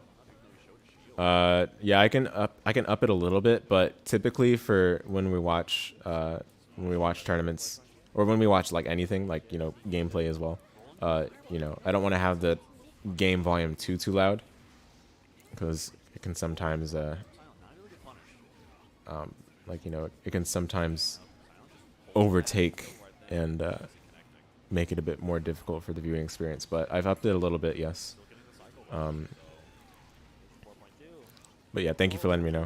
Oh, I think you could have picked that one up. Just a little too far. CG just remaining plus, showing the Rekkas. Really big 5C there, takes the game. Yeah, that was pretty convincing for CG. I think that thinking he was doing before the next game started is starting to pay off. Doing a little more frame traps, seems to be working out. And there's go right back into his house, running up and throwing. Oh, what a force function. Such a good anti-air. It's rough that he missed the combo. Enkidu's force function is something that is, it has risk, right? But it's useful. It's useful. Showing the run-up parry. You can make it a little safe with dive kick, but I think if they shield dive kick, then you're in a bit more trouble. With 5B there, really dangerous. CS keeps the Rekka plus. Enkidu pressure is honestly something that is like so blank canvas as well. Enkidu is definitely not a blank canvas kind of character. He's absolutely rush down, but his pressure you can do so much with, and I feel like that allows for him to just be that much more scary. There we go. There we see the 6 force function. I think he just wanted to get in a comfortable enough space to have CG in the corner for that. Unfortunate. You hate getting shown. Just like the shield comes out, it's tagging you the wrong way. CG starting off Rekka. Right, yeah. Yeah, there you see like 4C as a measure against Phonon's Fireball. Very strong when you're at the range that he did it at, because that allows you to force them to have to hold a bit more frame traps afterwards, or potentially even punish them, depending on the situation, right? A safe drop, we'll say. Reset. Something like that. Combo sometimes it's better to drop. Oh, no. Yeah, I'm surprised CG didn't present the disrespect there. He's definitely oh my goodness, that's okay, that's actually the classic. You drop your combo, CS, DP, because, you know, they're trying to punish you for your drop combo. Actual classic. Oh, he had the hit, yeah. But good stuff from CG, like not doing an OS there. Stayed calm. He can still make this comeback. Although, will he win the cycle? Yeah, that was a tough one. Oh, yeah, that could have really gone either way that round.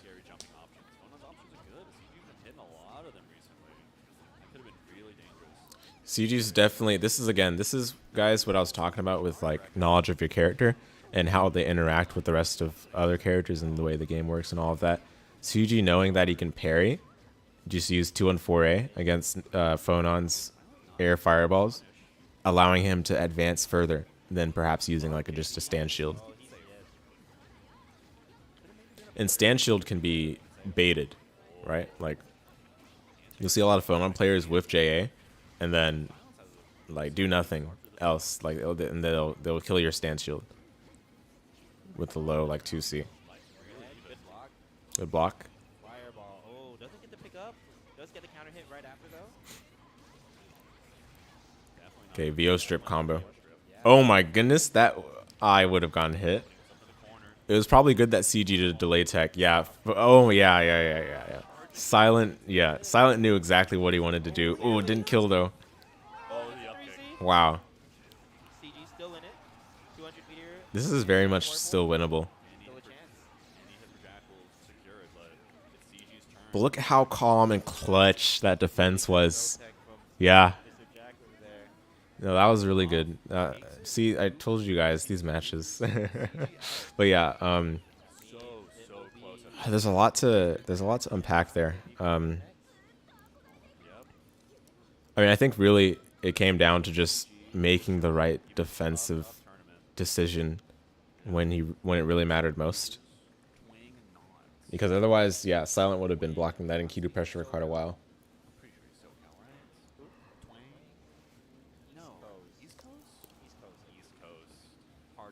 All right, we'll go to the next one. So yeah, I was losers quarters number 1. So unfortunately, that was the elimination of CG right there. Twang and Knots. So I talked about Twang already towards the, the initial introduction of this Evo VOD, but Knots with Seth against Akatsuki, not typically a good matchup for Akatsuki whatsoever. And it's like even if Akatsuki gets Seth in this position that we see exactly here, like has Seth in the corner, like Seth still has a decent time defensively because his buttons are so fast and have such good hitboxes and speed. Like Seth kind of owns this matchup. But Akatsuki still has a lot of damage, right? So if Akatsuki gets the hits, then, it can still work out. But it's just like what's happening here? Like this could be the kill, and it is. So that's really good. And obviously these sort of things help a lot. Every round matters. Every opening matters. Seth still has low health, despite, regardless of how you might feel about the matchup, regardless of how I feel about the matchup, Seth still has low health, and if he can never get the hit, if he can never get started, then it's still gonna end badly for him. But I mean, after some time, it's just inevitable that Seth gets that opening. It's like the law of Uni. And it's even harder for Akatsuki to do anything about 63C Oki because Akatsuki's buttons are just not long enough to disrespect the Okizeme. Yeah, this matchup is just rough. I mean, and that's Akatsuki for you. I mean, he's got a lot of these kinds of matchups. And normally we could say like, oh yeah, if Akatsuki gets that character in the corner, then that character is gonna have a rough time. But I don't even know if I can say that against Seth. And you'll see sometimes Seth players do 63 as a reversal against Akatsuki fireball pressure. And then they can CS after, and 63C CS is actually a good starter. So it's just like, man, what does Akatsuki do? Akatsuki just has to play cleanly for all the openings necessary to kill before any of that becomes a factor. That's really what it comes down to. Yeah, the command throw. Yeah, I mean, what can you do? You can't even... Yeah, I mean, what can you do? You can 2-2-A. I think 2-2-A is frame 1 throw invincible or something, so you can do that. Honestly, it was hyped to see Enkidu make it to top 6, which shows that this game is pretty balanced, and any player can use any character they like and make it far. Absolutely right. I think that's the case for every single character in this game. Every character can absolutely win a tournament. It's just going to be harder for some characters to do that. Akatsuki is one of them. But it's absolutely doable. There's no... Like, people with tier lists these days, I feel like it's so hand-waved. And the top players can kind of get away with it, right? Because they're the ones that win tournaments after all. But a lot of character strength is not really that easy to evaluate because, like, there's just way too many factors. We could just say, like, you know, okay, at a surface level, this character seems better, which is kind of what we've done with what the uni meta is right now, right? But I think what really matters is the matchups and interactions, and then there's some other factors that go beyond what you'd be able to explore in a tier list, which go into like tournament volatility, you know, potentially like fatigue.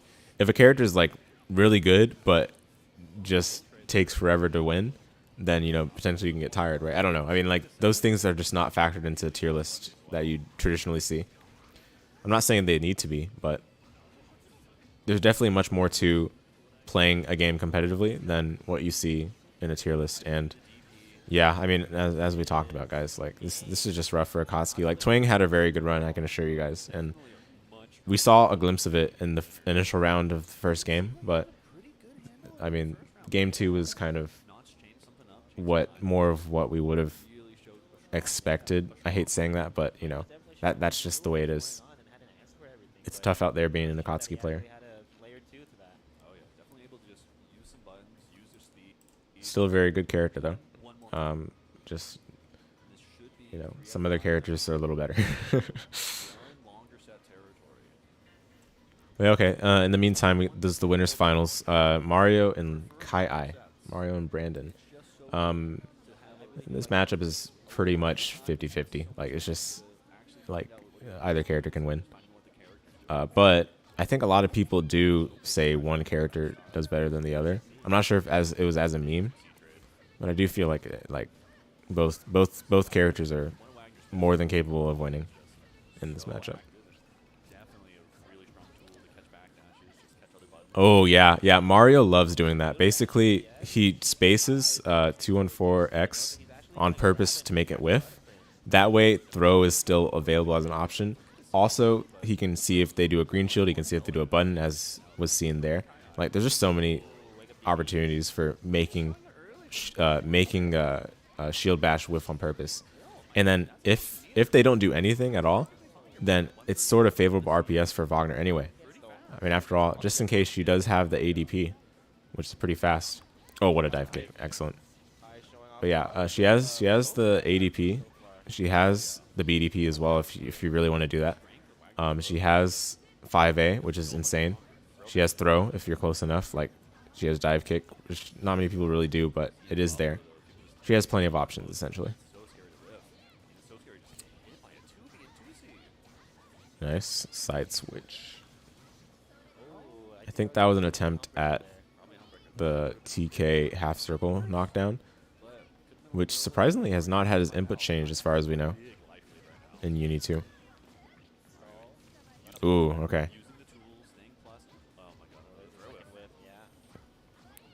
Vanguard, what's up? It's 2 a.m. in your time zone. Will there be a VOD of this? Oh, of course. It's YouTube.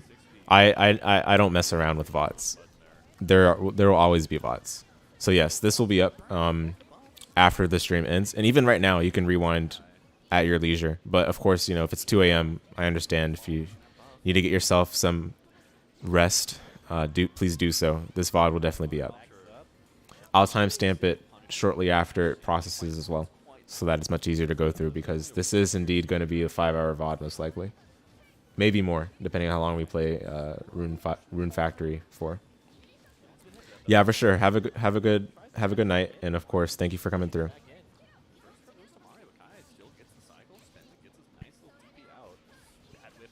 Yeah. I mean, okay, so like part of what can be interesting to note about this matchup. Oh yeah, thank you so much. Yeah, I want to get back in the rhythm of these videos and, you know, of streaming too, but it's always hard, you know. It's always hard, especially harder now that I'm doing the working life, but, you know, I'll try my best. Right. So Mario took the first game. Again, like, I think a lot of this comes down to who has more experience, who's just stronger as a player. I don't think any of this comes down to, oh, like, this is a bad matchup. I do not think this is a bad matchup for either character. In fact, you can argue that Linne has much better neutral than Wagner. And I think that's where people meme that this is a bad matchup for Wagner, but I don't think it's an actual bad matchup.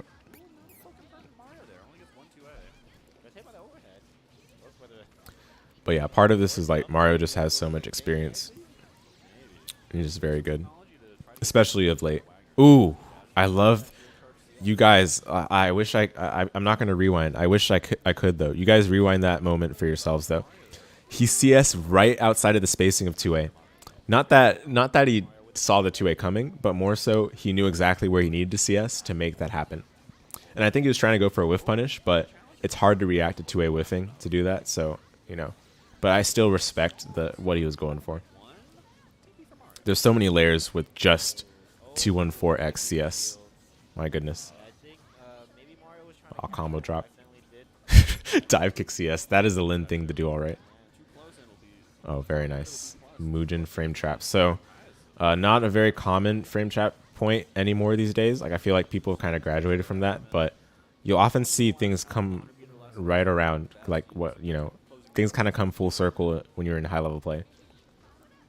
Things that you might not get opened up by when you're mid level, people can get opened up by in high level play. Yeah, Mario also likes a lot 2C no cancel. I mean, that button still just has a long cancel window anyway, so there's not really much risk, especially the spacing he did it at. What a throw. Mario wasn't ready for it. Also, one thing, Brandon kind of exited this spacing a bit after I wanted to indicate it, but there's a spacing that Wagner can use, but Mario typically doesn't do it. And then there's a spacing that Linne can use, and Wagner has a terrible time against it. In many cases, your best option is just make the read. And yeah, we saw great openings found by Brandon there. This is where, again, I feel like the matchup is just still, it could go either way. Like, I think it's still 5-5 because both characters can still put the fear of their respective selves into the other when you have them in that situation. That's just the way the game goes, though. If you have a character in the corner, it's going to be a scary time. And it's up to you as the player to make that scary.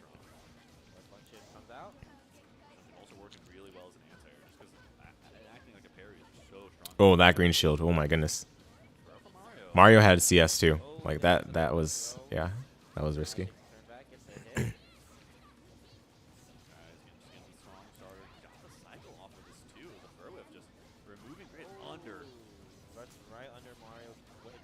Doing a little vanilla uni mix up there with a cross under. 4, 5?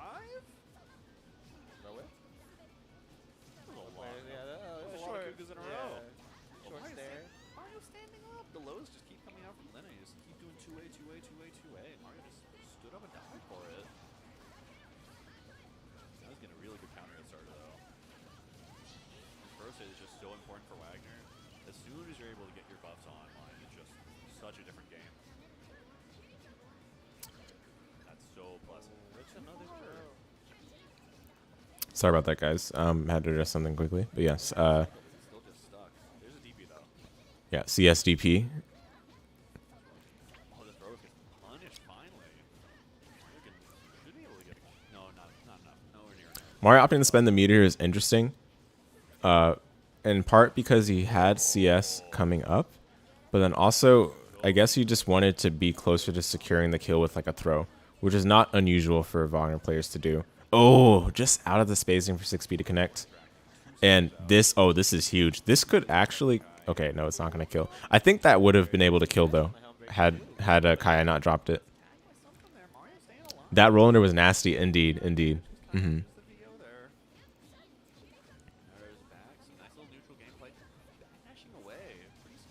Force function. Possibly. Yeah, now after that throw tech, Mario's way in the lead. And the throw is going to absolutely secure the cycle now. Another one. Throw loops. Okay, throw loops. Throw loops to give us in the third game. But yeah, sometimes it's also hard to respond to. Oh my god, he did it again. Yeah. I mean, hey, it's a tournament. It's winners finals. You can't deal with it, then if they can't deal with it, then you know you just keep doing it. That I mean, hey, that's what we were talking about earlier, guys. Like, deal with it. Deal with it. Like some people would say that, like, oh, that's like dishonorable way to play. Yeah, like the cross under. Yeah, like, oh, that's a dishonorable way to play. Like, you should never do that. But trust me, like, people were saying that for Byakuya's teleports. 3K has always told me that, like, you know, people really slept on Byakuya's teleports, and now seeing like players like Tommy from Japan use it, and then eventually seeing some of the other players in the West use it as well. These are effective because players are not doing their homework as they should to find the countermeasures. But sometimes you just also have to admit that a move can be good, even against good players. Right. Or I should specify a gimmick can be good even against good players. Yeah, so here, this is quite notable of a moment. I told you guys in the introduction that Mario does have some side characters, and trust me, even though these are side characters, he's extremely competent with them. There's a lot of overlap in how these characters do play. So I think he uses that to his advantage to allow for him to take these characters out in the moments that he feels like his opponent won't be able to deal with the sudden switch. There you go. 5A throw. Yeah. I mean, you can see that Brandon's kind of very respectful so far. He's not really trying to... Oh. Wow. He missed his force function OS and got punished for it. But yeah, Brandon's not really been proactive so far. I mean, again, this switch is quite sudden. And if you haven't had a lot of Byakuya experience, Byakuya, oh dear, no, stop, no. Okay. I think Mario is definitely going for maximum mental damage because he just wants to rub it in that, like, hey, I made this switch, man. You know? Oh yeah, that was a great assault. You do have to assault against Byakuya in neutral because otherwise those low pokes that extend so far are just gonna bully you. And maybe perhaps Kai was just looking for some information to work with in the first round by like playing a bit more passively, because that's what you sometimes want to do when your opponent makes the sudden switch like this. You know, you just want to give yourself something to go forward with for the rest of the match, especially should it go for the long haul. Ooh, yeah, that was bound to happen. You know what Mario could do? He could dash under and then get the punish. But maybe it's possible it wouldn't have worked there. Who knows? And it's easy to say after the fact, right? But yeah.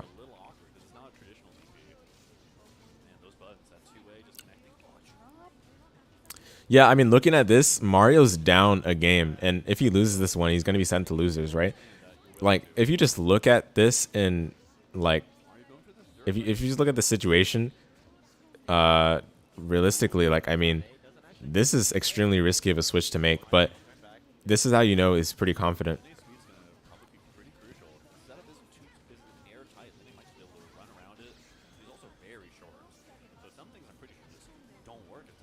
Yeah, the classic. A lot of Byakuya players do that for the 63C Oki. And you see he's got these combos on load too. You can't kill from this, yeah. He might have been able to kill with 226C, but, you know, again, it's hard to know. And if it didn't kill, then that would be much worse than just having the Oki go again. All right, final game. Both players put on the brink. Mario became the victor of that. Brandon does at least know about dashing after Rekka Web, which is great. That definitely gives him a solid control over the switch to this matchup. But that being said, is he able to make use of it to turn into real damage? Because, right, he's kind of disincentivized Mario in the sense that, like, he knows the measure and he's shown it.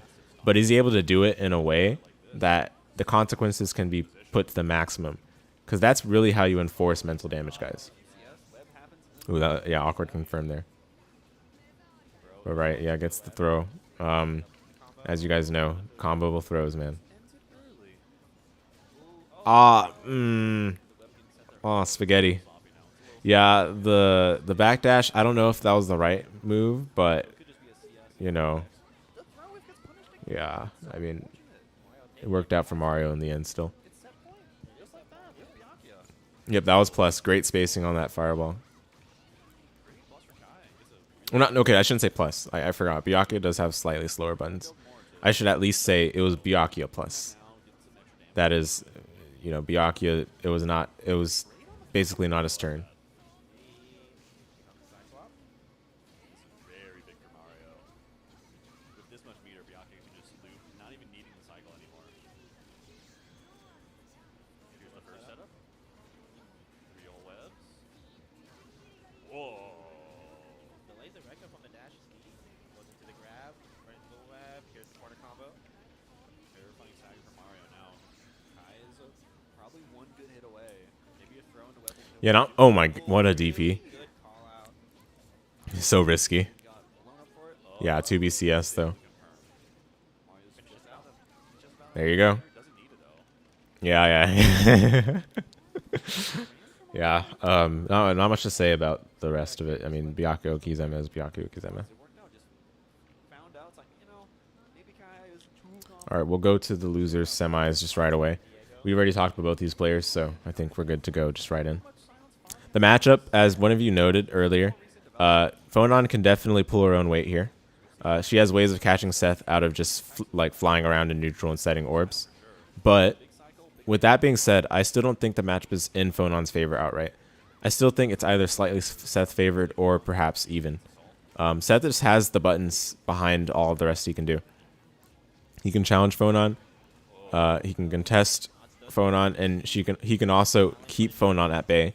And then the Okizeme that Seth has typically gives Phonon a bit of trouble. But neutral at least allows for some more comfort for Phonon and discomfort for Seth. You went that early, you definitely take it. Now not starting the round strong. Gets his combo, keeps it going. Spends EX this early too. You see one orb and how he deals with it. Oh, nice. Yeah. That's one of the better shield OSs. I mean, typically in the corner, though, you want to do it as a forward jump with the air shield, but that was still really good. Yeah, good shield, but yeah. I'm not sure if that was muscle memory there or just like disrespect. He shielded the fireball successfully, but just didn't press the opportunity, which sometimes it's fine. Like, especially in this level of play, you've shown that you can do the countermeasure, right? But sometimes you don't take that opportunity to do it as a way of saying, like, I can do this, you know? And the fact that I didn't do it is like, yeah, you got away with it that time, you know? So that can put the other player on edge, not following through with taking your turn on purpose, because sometimes it's not always good to take your turn when it is your turn. Hard concept to understand, but can go a long way with succeeding in this game. I mean, you see players here do it all the time, right? Like, Seth is minus. It's not like he's plus after these pressure buttons, but it does not always mean that you try to take your turn, because you got to definitely change it up. Yeah, the run of VO a bit too ambitious, I think. Yeah, that is definitely not what you want to see in losing. Yeah. The commentators mentioned that too about the VO. You lost all your meters, you lost the round. This is a struggle to come back from now. So far, doing pretty good. Throne. Able to pull back the cycle with the assault and the hit, though. Looked like it was going to go for knots, but I don't put it out. Able to gain a lot of meter really fast now if he wants. Oh. Yeah, and now he had no meter, right? Yeah. Spending even just to get extra damage. Seth is a very low health. I love the weight and then the assault. I really like that. And yeah, Knots was in respect mode. Got caught there. You know, part of what makes Seth good too is, look, he has all of this. I mean, his block is not good, but his dash, man. His dash, his run, and then his backdash too has so much flexibility. Seth has so many good tools.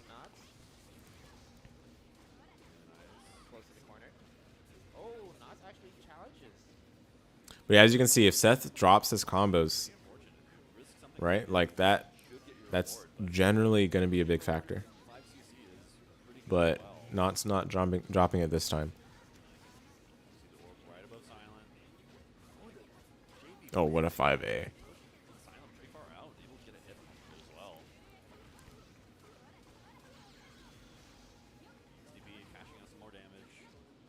Yep, nice. Disrespect. So see there, he disrespected the Assault JA, which is definitely not plus. But also, Silent did not go for CS. Yeah, very interesting. Maybe he was trying to CS and it just didn't come out, because that can definitely happen too. Oh, man. Caught in the air. Phonon has some massive, massive buttons. The airspace can be hers if she really wants it. Great 5C. Yep. We haven't seen Knots too much in the What a combo too. pretty afraid of the Phonon options here. Back to the corner. Yeah, Seth, again, no problem side switching combos either. No, I mean, Phonon the same way, but especially Seth. I mean, Seth already side switches a billion times in his combos. Of course, he's not going to have trouble side switching at the end if need be. Raw throw. There's a two-way stagger. Getting Knots the round. It's interesting that Knots uses 2C into 2B as the strength 2A, 2C, 2B. I get the, whole using 2A, 2C as the frame trap, but doing 2B after sometimes can be risky because 2C is a two-hitter, which does mean that it can be easier. It can be more easily green shield than things typically are. So doing 2B afterwards could put you out of range and then makes you susceptible to being whiff punished. But I mean, I respect the idea, and he's used that for his confirms a lot, so it means it's been working out up to this point. Great shield. Ooh, yeah. The shield actually made it less block stun, which meant the command grab was easier to do. Getting out, though. Getting out really fast, really damage effective. Not that damage effective. Oh, man. Nice 5A, 3C. This does look good for Knots in terms of pulling things back. The thing I want to point out, though, is you see how much of a difference it made that Knots was hitting his combos with Seth, right? That allowed for things to start to come together. And really, that's what Seth's looking for most of the time. A lot of the neutral interactions are not going to be taken advantage of against Phonon, so you have to find other ways to get there. And he found it with landing the combos.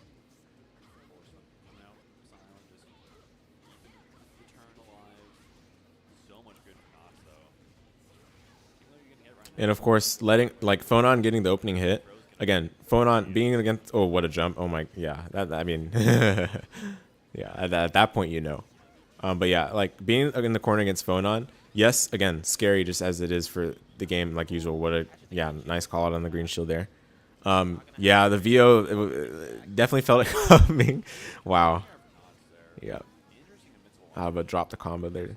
Yeah, the VOing when you're grid broken is not unusual whatsoever, and you will still be able to do that in Uni2. But yeah, what I was gonna say earlier, being in the corner against Phonon is not as scary as it is perhaps against some other character. Oh no! No! He had it.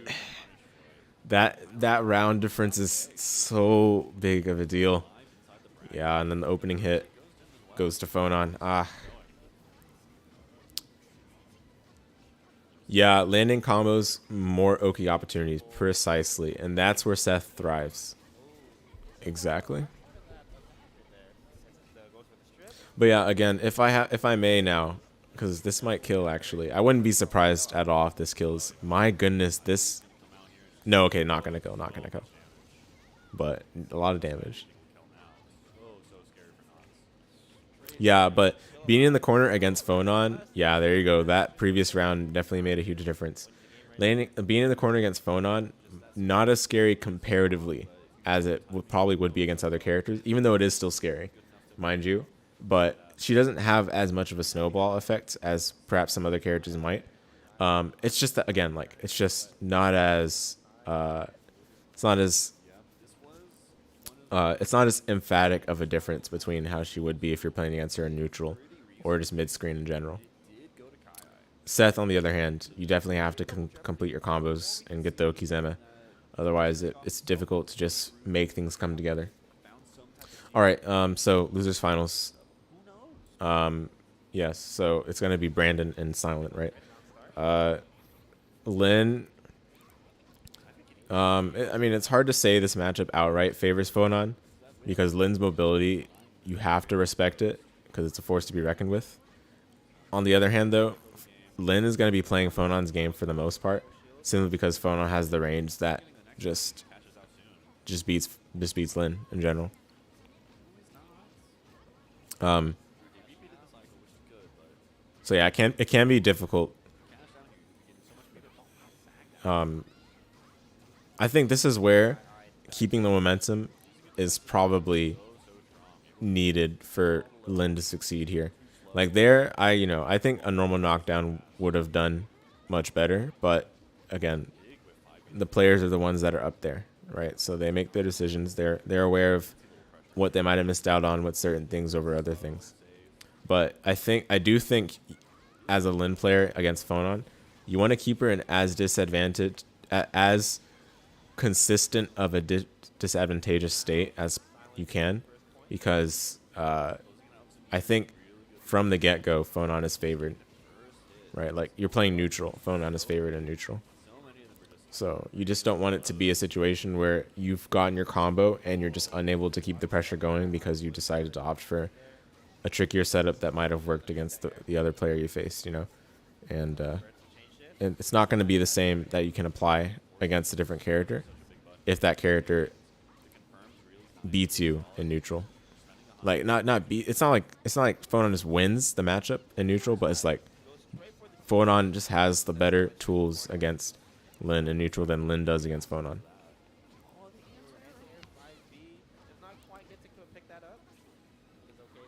The saving grace for Linne in this matchup at all is the mobility. There you go, the whiff punish. But I will say, like, all are human to J236C. If Brandon can get the meter and then find a comfortable window to get a 236C going, like specifically jump 236C, because that has more coverage for where Phonon would most likely be than 236C would. That way you jail her and block stun. If she's in the air, even better. You go for unblockable 6C. And that's definitely an option you have for advancing in this matchup. But again, you need meter for that, and sometimes you're not always going to have it. I mean, see, Brandon's still going for these enders, and it's been working out, right? But yeah, there especially, I don't know. I mean, again, like he knows what he's doing for sure. Is that kill? No, yeah. Yeah, that's not plus anymore. They removed that in UNICLR. Assault J6B. It was plus in oh, does that kill? That okay, really good combo. That does actually kill, I think. Yeah, it should. It should. Don't see a lot of orange health CVO combos these days, but yes, when you learn them, it's made for situations like that. But yeah, I don't know. I think Brandon ought to go for the proper enders against Phonon specifically, just in case things don't work out the way he plans. And there's probably a force function OS caught, or just he just wasn't blocking. That happens sometimes. Oh yeah, yeah.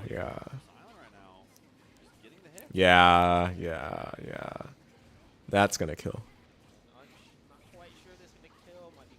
It is gonna kill. Yeah, it doesn't even need IW. Look at that. Really strong from Silent there. Kill Kai by his JA. Kill Kai with his JA. Crazy stuff. Two to Silent really fast. He did lose the last set. Now he's showing a lot of improvement. He's already pushing in the corner. Silent is commanding the neutral. Nice confirm. I think he just needed to wait a little more for the dash B. Otherwise, it was on point. That combo is definitely harder than it looks.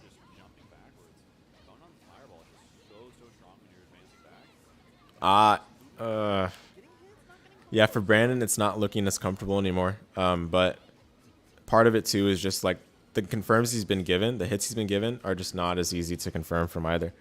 But you do have to try to get as much damage out of them as you can. Otherwise, the opponent just feels way too comfortable in their position. More comfortable than they really should feel. Like this combo, obviously getting counter dive kick is great. And you see how Brandon's going for a proper ender here. This is like the reward. This is where you can do more damage than the combo did itself, right?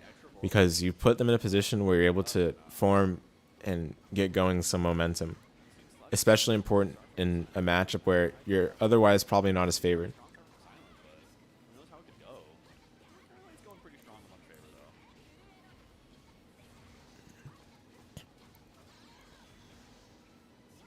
Spending. Well, not actually the most damage. Still under 3K with the EX as well. Pretty strange little starter there. Still, Crown's just getting hit after hit after hit.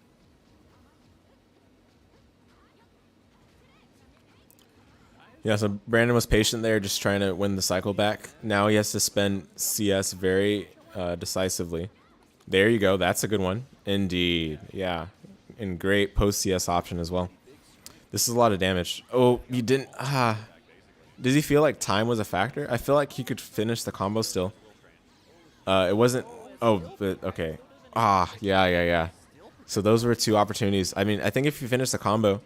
He didn't need to spend meter at the end of it, but, you know, just at least finish the combo, get the knockdown. The reset might not have been necessary based on how much time was left, but he still got the round in the game there. So things worked out regardless. But I think that those are some risky calls to make. That was a strong showing. The Kuga round start. Of course, very easy to say after the fact, right? But, I mean, we consider these things as they happen too, because this is... review, this is analysis, that we just have to consider all of these things that might not be apparent when you're watching this on your own. Very good 2C for Kai, though. Another drop. I did get a counter hit 5B, didn't get the combo off of it. Ends up getting comboed himself. Huge punish. And Silent got the combo there too. Pretty unique route, too. Already so much before. This is how you apply the fear. Look at that damage. 4.8. 4.8 with 100 meter. 4.8. So much. One little And yeah, that basically was the round that baited DP. I'm not saying that the DP was bad, but I'm saying the consequences were bad. And that was all because Silent made sure to make it as painful as possible. spend the builds. Don't forget. The more meter you build, the more you're able to use. Oh, the whip shield there for Silent actually cost him the cycle quite hard. Throw right back to the corner. They're running up and doing it. Good throw. Whip throw seemed almost plus there. It was very scary. But now Kai is making his way out. Ooh, wasn't quite sure what I was going for there. Great shield. Double jump from Linne. It's a pretty unique thing to Yeah, when Linne's that high up, the landing recovery added to that JC is going to be especially felt, because now she can't do any action as she's on the way to the ground. Plus, she's going to have that additional 10 frames of landing recovery, or whatever it is, 10 or 11 or something like that. solid punish. Silent's very close to death now. Great Hien. There you go. That is definitely a key move in the matchup. Hien C. Something that Linne players definitely need to keep in mind. I mean, of course, I talked about EX Kuga in the air, but, you know, Hien C does have its place as well, and probably better if you can immediately see that they've done an action at that range where Hien C will be effective. Because, you know, if they're not in the air, then EX Kuga jump 2-3-6E is not going to be as effective if they're not in the air. But if they're in the air, you can jail them, or you can, you know, hit them out of whatever they're doing, which Phonon players do love doing their air buttons, even if they whiff. Well, Silent, yeah, I was gonna say Silent going for this combo when he's about to kill, like that was interesting to say the least. You know, maybe he just wanted to make a statement, or also it just could be muscle memory. But the simpler thing would have done the trick. Nonetheless, good stuff. Securing that grand final spot. Given all the, you know, the difficulties he encountered along the way, it's definitely impressive he made it this far. Yusuf Warple was putting in work, Yeah, the two Titans will be going at it for the championship of, you know, Evo Community Showcase UNICLR. Securing an early lead can just be so strong. If you're able to We'll go and skip towards that. it can just be we're going into it. There we go. First hit goes to Mario nicely. I don't really have much to say on this matchup because I haven't really seen a lot of it. Like Wagner is quite rare as it is, and then you have Phonon, who's quite rare, especially in UNICLR. So not much I can say. If I had to whiteboard things, impromptu, like I think.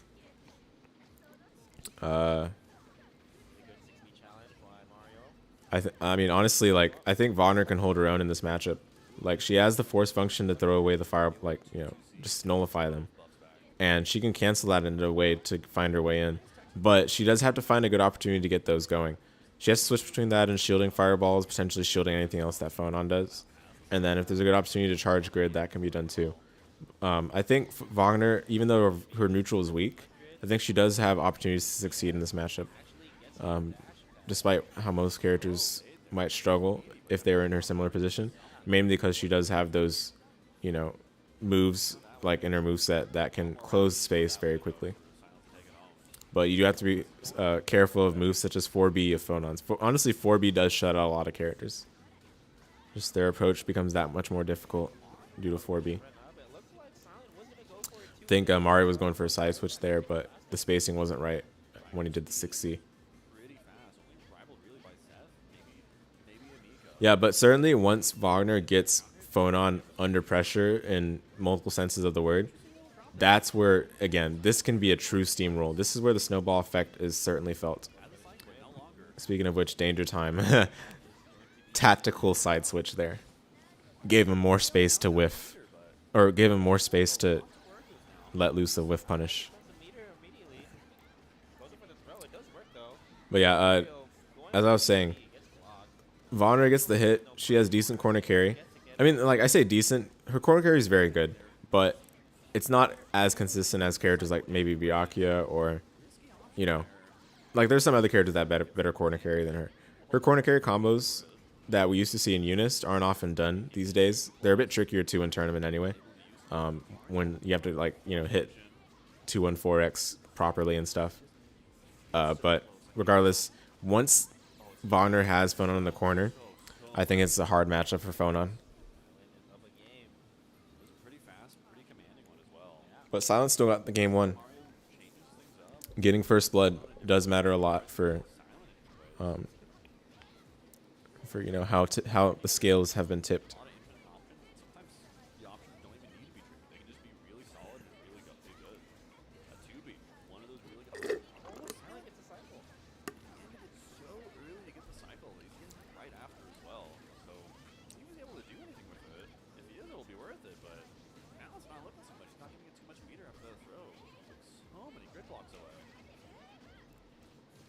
Yeah, that looks like an immediate JC, which you can definitely shield. There's like a whole mini game with Wagner's 2 through 6A and her follow-ups from it. Now in UNICLR, there's a whole mini game, and Phonon I think has a decent time playing that mini game because of her force function being the way it is. You know, you can just map it. You just map force function to a macro, and then with that you have one button you can press to invalidate like a fair portion of the drill follow-up minigame. Not all of it, of course, but some of the options at least. Oh my goodness. Cross under and then assault JA. That's dirty. I mean, obviously Silent wants to win. That's what this is all about. And went for 214C to make a statement. He's like, I don't need 63C to kill. A little bit of mental damage. But yeah, do you have any ideas or hopes that they should add to UNI2? I kind of hope there's a good amount of single-player content and that they carry over the boss rush idea from NBA, ACC, and Lumina. I can actually agree that single-player content is something that fighting games have lacked, and honestly, it's what makes the overall video game package of fighting games not very attractive for the average person. And I've been feeling this way for a number of months now. Like, fighting games are awful at being just decent video game products. a lot of fighting games these days don't even have the fighting game gameplay that backs it up. So it's like there's not really much there for a lot of people. SF6 is hopefully gonna get things back on the right track with what they've done in the game. They have a lot to offer in it, and it's definitely a game that is worth its launch day value, in my opinion, compared to at least most other fighting games in the last couple of years. So I do hope that they have some single player content worth well its weight in gold, although my expectations won't be too high. I know they're focused a lot on just making the gameplay polished and such, and trying to add some aesthetic elements that distinguish it from previous versions of Uni. So I won't be too surprised nor disappointed if the single player content is disappointing. That being said, though, it does go a long way, and it's something that I think should not be outright just ignored. Like a lot of people say, like, oh, like I don't care about single player content, or like I'm never going to touch those modes, and it's probably true. I'll probably never touch those modes. That's probably true, but those modes do matter. You look at the overall package the game offers. Those things do matter a lot. A lot of people find out about Uni through the soundtrack. That's just the way it's been. So if you don't have ways of keeping them while they're already while the hook is already present, then I feel like you just put yourself at oh yeah. Speaking of mental damage, Mario does that when he like he does that at very he knows what he's doing, basically. Like the step, the 2AD is not really that useful of a move most of the time, right? Especially not in combos. But using it as a combo ender for round ending is truly making a statement, and I'm glad it has its place like that. It's really cool. But yeah, back to the single player thing you were asking. I'm hoping that based on the fact that we know the story is going to be a lot more fleshed out, as yeah, Mario got game 2 pretty convincingly. Well done. Well, yeah, you know, I do think I do hope that the single player stuff is fleshed out a bit more now that we understand that the story is going to be continued in its sincerity.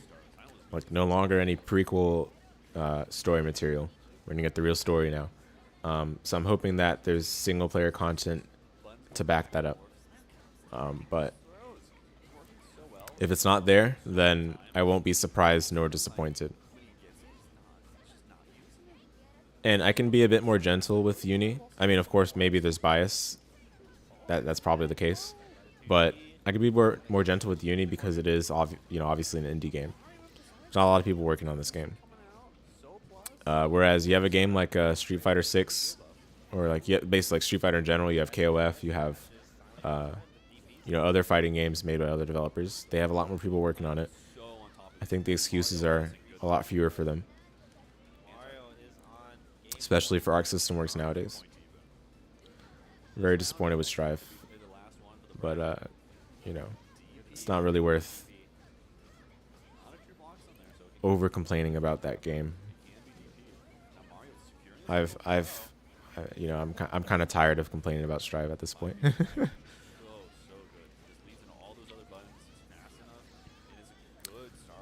My apologies. So yeah, this is kind of home stretch, just looking like double buff up. Sometimes spending that. Oh my, that was so good. But I think, could he have killed? I don't think he could have killed with a throw because he spent the buff to get the enhanced throw. And you can't follow up from it without CS or meter. So I think that, like, he just has to be content with this for now and find that next opening, which indeed was the DP. That was BDP, I think. Wow, he just did it. Didn't even see anything post CS and just did it. But yeah, again, that was a great tournament. I'm going to be honest, guys. Like, despite running this tournament, I wasn't able to pay attention to the matches as closely as I wanted to. So this is the first time I got to see the matches from start to finish in a very focused environment. Those were some great matches indeed. Commentary, thanks again, Deeps and Kotai Kyle for doing it. I'm not sure if you guys are watching or will watch the VOD, but just wanted to say thanks again. But yeah, that was EVO UNICLR. Again, I think this is a nice little transition towards the next era of Uni, which is going to be the UNI2 excitement train era. where a lot more people are probably going to be active with preparing for Uni2, you know, practicing their UNICLR skills, polishing it up, getting reaccustomed with everything that they had once known from prior versions, or, you know, newly getting into the series if you're a new player. This is definitely a great time to do that. You don't know much about Strive. You heard entry was simplified. Yeah, well, yeah, it was simplified, yes, and that's as far as I'll say. I'm sorry, nothing for you, like nothing to you personally, but you know, I'm just not interested in talking about it anymore. Grand finals were indeed great. But yeah, guys, if you're here for uni stuff, that is going to conclude the uni stuff that I had planned for the stream today. Took us 5 hours to get there, but we made it. I'm going to be playing Rune Factory till probably 7 o'clock Pacific, so just like another hour or so, and then we'll close out the stream. If you want to stick around for that, please feel free to do so. This is a very chill game, and you know, I understand if you have to take your leave now, but thanks to those of you that stuck around for the long haul. If you're watching the VOD as well, I'll try to get some clips in for the most important highlights of the stream. It's going to be difficult to do because it was a long one, but again, I'm going to switch over to Rune Factory now. So give me a moment to get that set. Just needed to make sure to switch over the tab.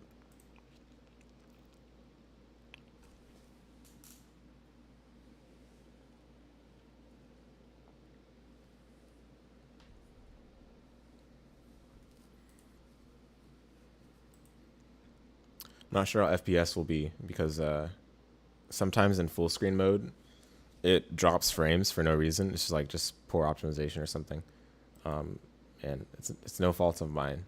It's just the way it is, because I mean, I think our specs are good enough. It's just the game is like that sometimes.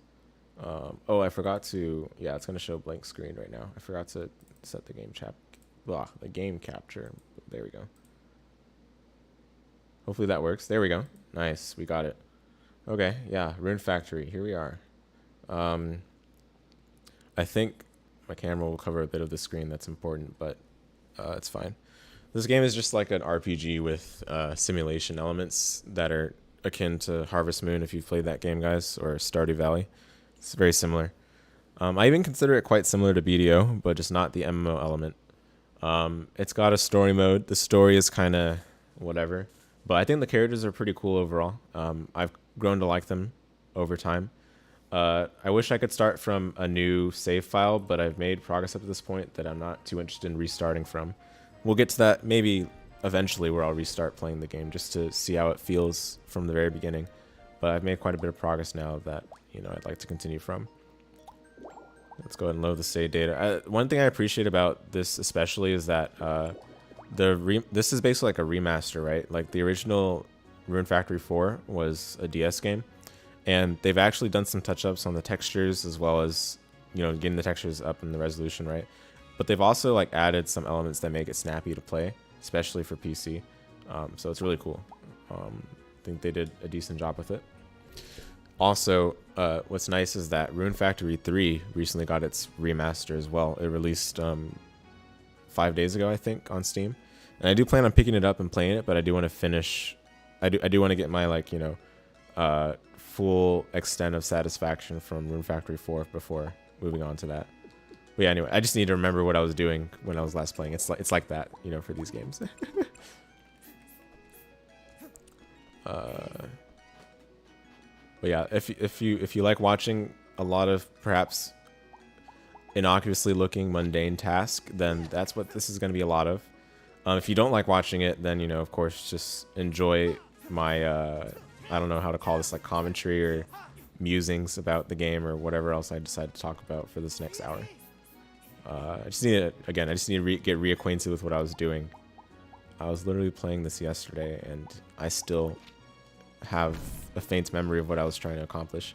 I believe I just have to build up some cash for playing the next story arc, because I did finish Act 1 a few days ago. And then, of course, I do want to play the politics game with the NPCs in this town some more, too.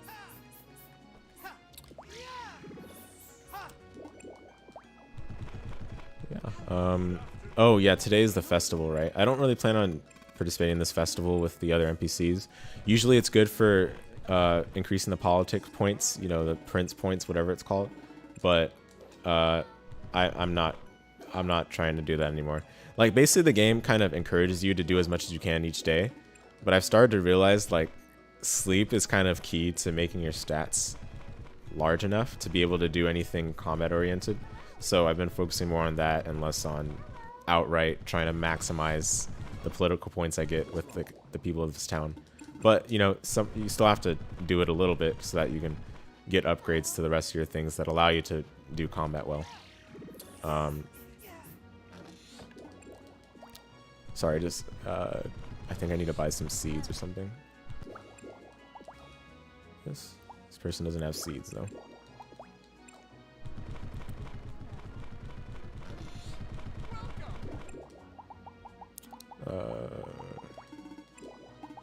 Don't think I have enough gold for... Oh, no, maybe I do now. I have enough gold for an oven. Not a steamer, though. Yeah, I think I'll get an oven. Because there's a few things that there's a few recipes I wanted to learn with this. Like, essentially, like, you can use a guide for a lot of the crafting. So, ordinarily, you won't have to use recipe bread to learn the recipes, but I'm trying my best to not use a guide very much. So, I want to try to do this the way they probably would expect people to do, you know? So, that's what we're doing right now. Although, I think... Am I out of recipe bread?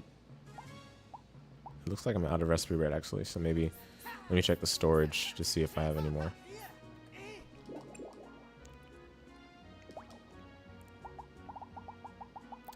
For those of you that just joined, you're probably wondering what is Crucial Drive doing? This is not a fighting game, right? This is not Under Night. This is called Rune Factory 4 Special, just a chill RPG farm sim game that I picked up recently. It's been nice as a relief whenever I have busy work days or whenever, you know, I just want to do something less brain intensive than thinking about fighting games, you know.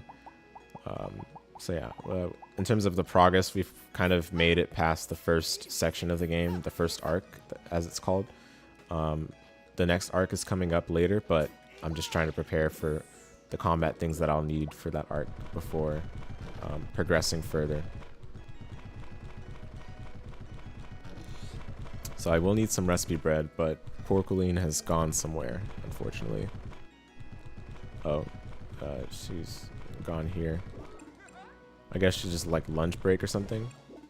Or I got unlucky probably, because there's literally no one here. Yeah. I don't really want to wait. I don't really want to sleep and just wait for the next day. So let me see if Arthur has anything. Arthur has like a lot of trade items you can buy. Usually some of them are like super expensive and really good. Some of them are just utter trash. I think most of these I've kind of graduated from. Like sneaking boots, you can up your crit, which is really cool. But I don't know if that's the best boots slot option, especially considering how much gold it requires. So I'm not going to opt for that. Am I enjoying the game so far? I very much am, actually.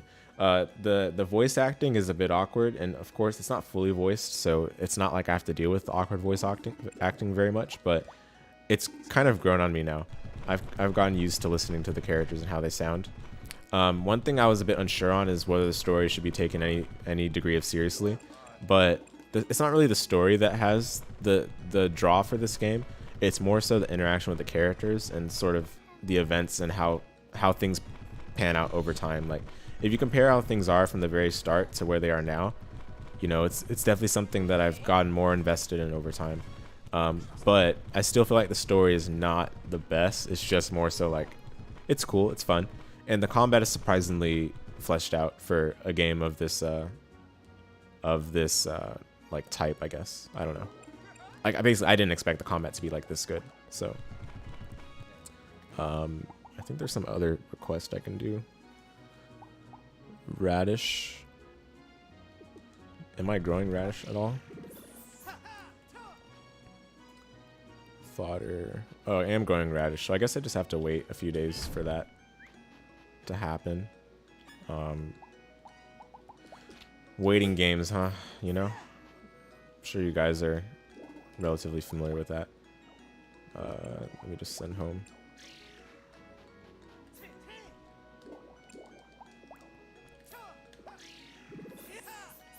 Yeah, I just know for sure I'm not going to do the festival, but then I think other people in this town are about to do the festival, which is why they're not at like their designated like restaurant or store that they own. So I might have to just call it quits today and then sleep. See what happens the next in-game day. Let me see what's happening tomorrow. Nothing tomorrow, nothing for a week until White Day. White Day is important because I have to pick up like a lot of food, I think, from some of the fellows of the town. So I definitely need to not like just skip White Day. This game has like some mechanics where like this is the same case for Valentine's Day in the winter, I think it was. No, it was oh, that was summer, sorry, in spring. But let me see. Maybe it was winter. What? Oh no, it's fall. My bad.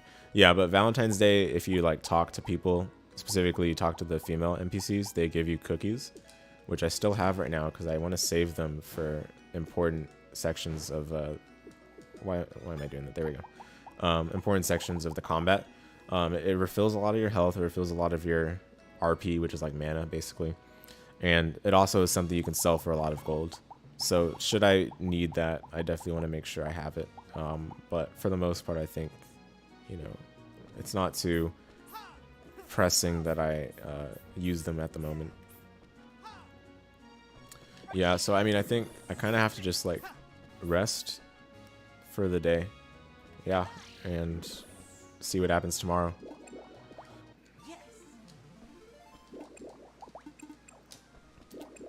Looks like it's raining already. Yeah. Rain is technically good for our farm because it allows things to not have to be watered. And honestly, watering is a bit of a chore if you're not letting the monsters do them for you. So I, for one, appreciate when it's rain.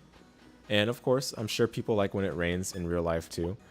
I don't really like the rain that much, but, you know, I accept that it's a necessary form of nature's cycle, you know? So we throw those in the shipping box so that we can get some gold for some of the things we've collected from our farm.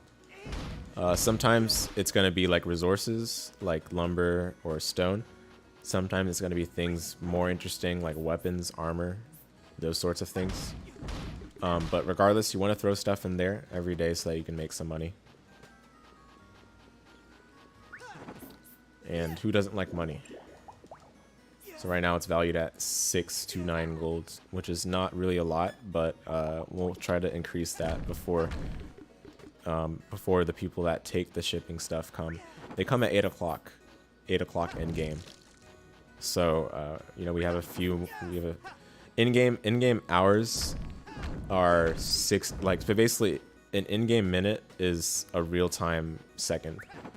So yeah, so time passes pretty quickly. They actually changed that from what I've heard in oh, oops, I didn't count properly. There we go.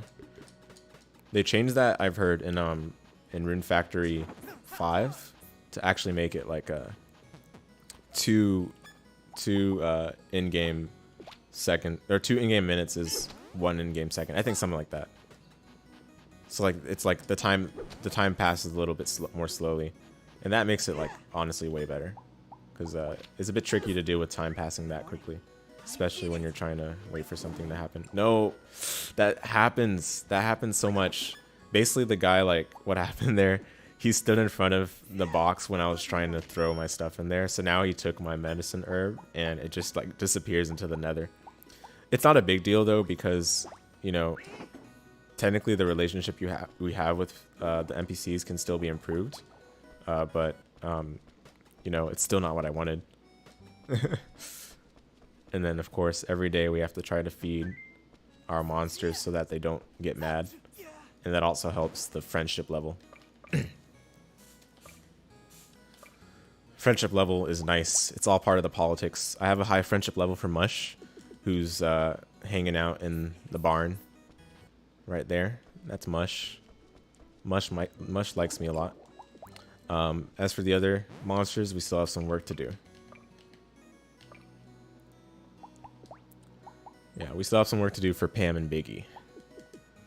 But I'm going to be taking Biggie on a lot of expeditions when I do some story-related things or just grinding. So hopefully that'll help the relationship with Biggie over time. And yeah. We're just going to take Biggie along as we did before. And I want to ride Biggie because that lets me move much faster.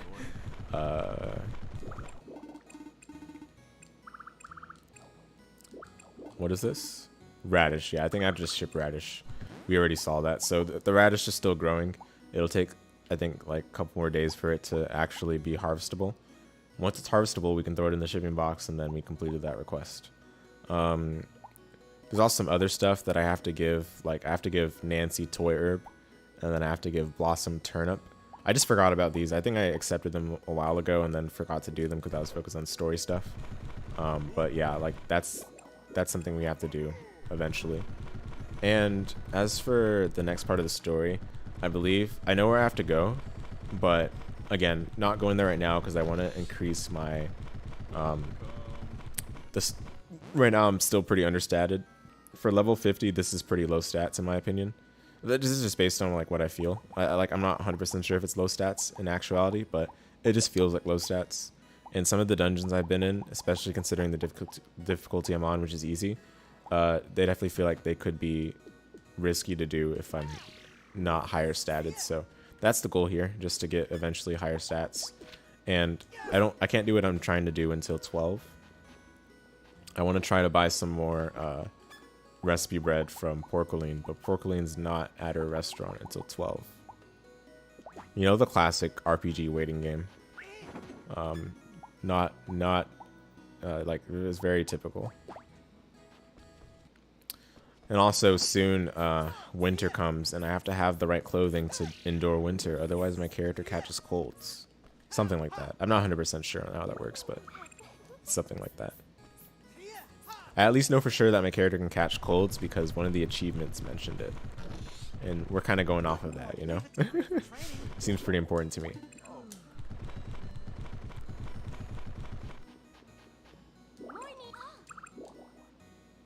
Have you broken any plates? Nope, never. Sometimes the characters just mutter. Like, they just say some random thing. And it's just like, okay.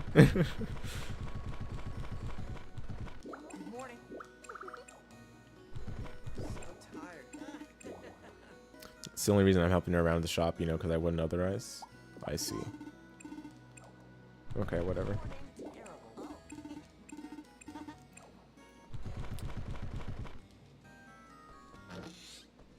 Oh, I could actually buy recipe bread from Dylus. Oh, Porceline's already here. Pretty early. Do I want... I think I want cooking and weapon bread, maybe? No, but I kind of want all of these. That's the thing. So I just have to just come back here every day. So I'm just going to get cooking bread a bunch of times.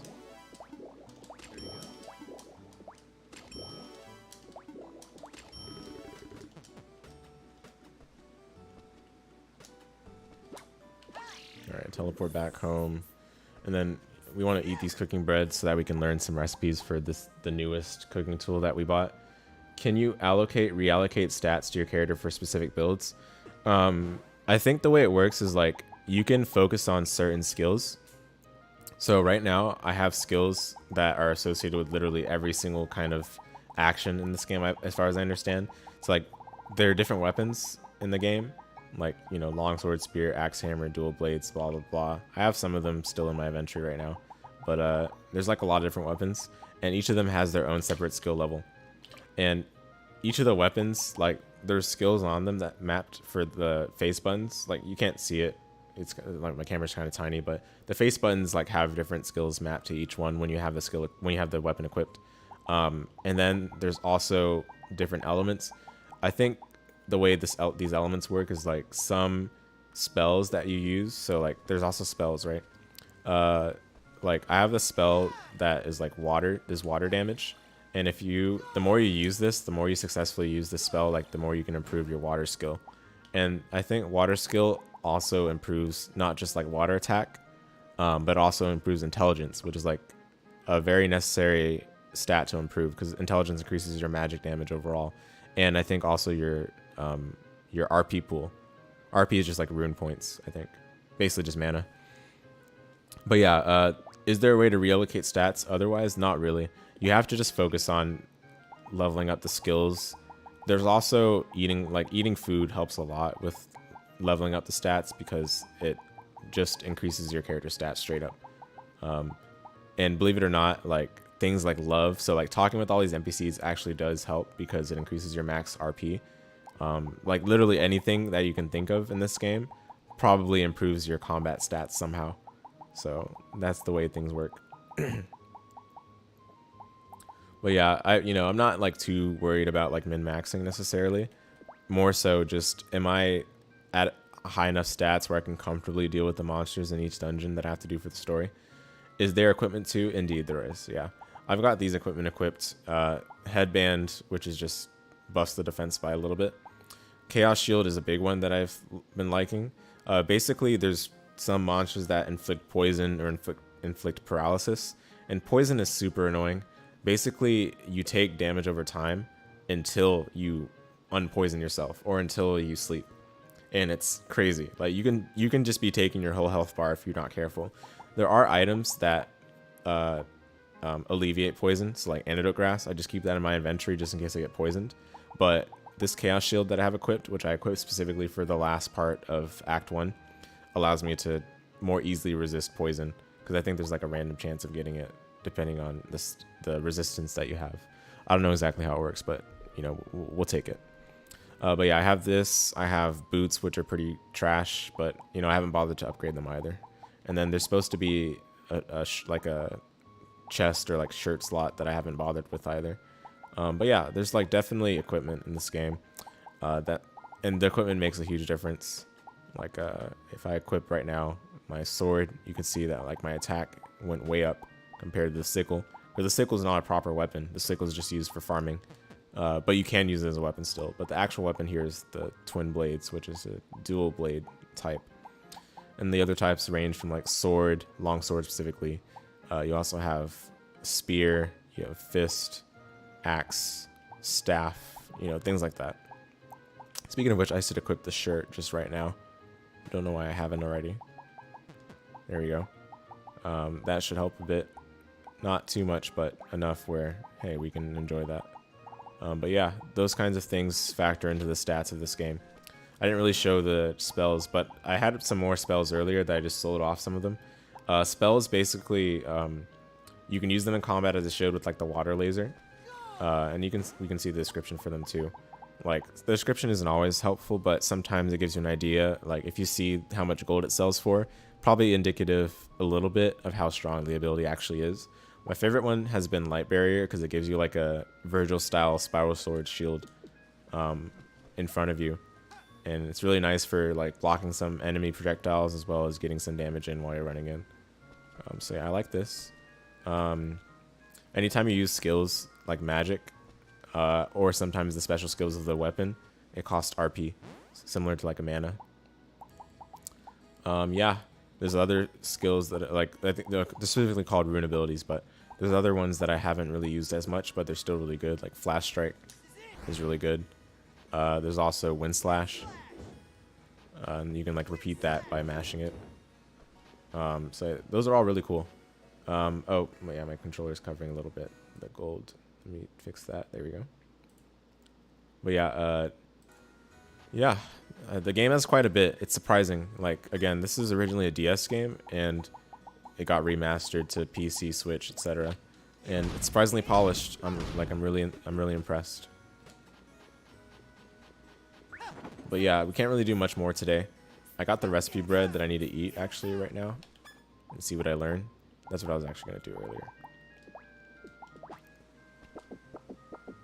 So we learned some recipes like fried eggs, Grilled needlefish. Okay, cool. Grilled turbo. Sweet potato. Bread. We can cook bread finally. And French fries. That sounds delicious. Salted char. Baked onigiri. And raisin bread. And that's it. So we'll go back the next day for some more recipes, hopefully. I think for now, I can probably grind a little bit in one of the easier dungeons. Like maybe, I don't want to go to Revival Cave. I think I have to go there eventually. Delirium Lava Ruins, I didn't fully explore though, and I believe I have to go back there anyway. So I kind of want to get more comfortable with that area, to be honest. But I prefer to have Mush with me, that's the thing. So let me actually go back.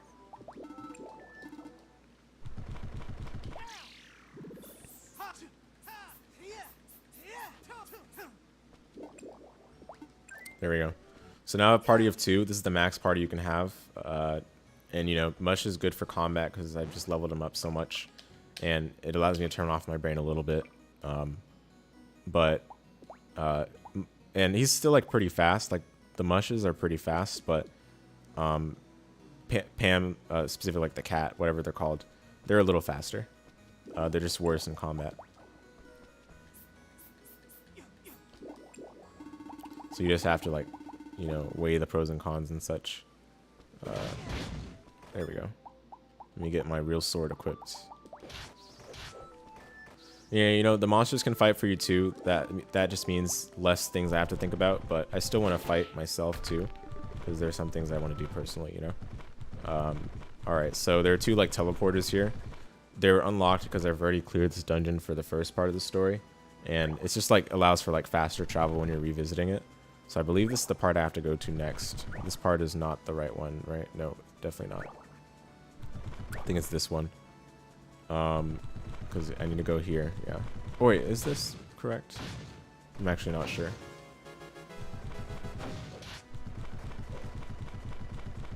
I haven't explored this part, so it seems right to me.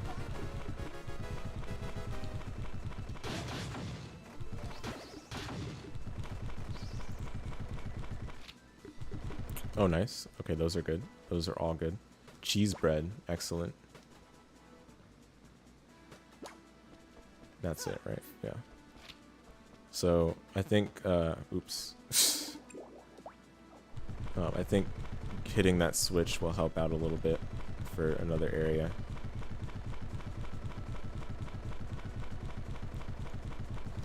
Some of these areas you do not want to fight the monsters. It's just straight up worse to fight them. Sometimes you just want to speed through them. But I am gonna grind eventually. I just need to find out what would be the next steps for when I go back to the story. Oh my goodness. Sometimes barging right through is not always advised, but we're doing it anyway. Okay, I actually want to hit these. This would be easy to get through. Oh my goodness. No, no, come on. No, come on, come on, come on. If I don't hit the portal, then they just respawn. So I have to get rid of that before trying to do anything too crazy. Nice. These rooms, you take damage over time in, so you just have to be careful not to stay in them too long.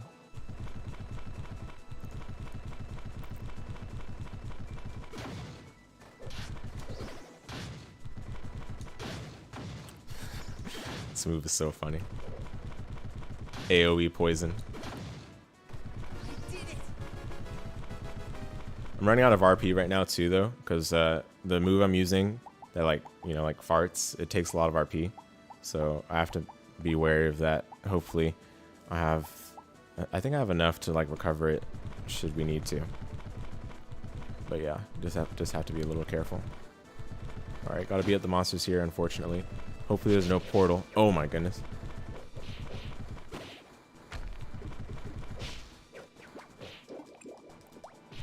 There's no portal, so we can just straight up beat these monsters. All right, excellent.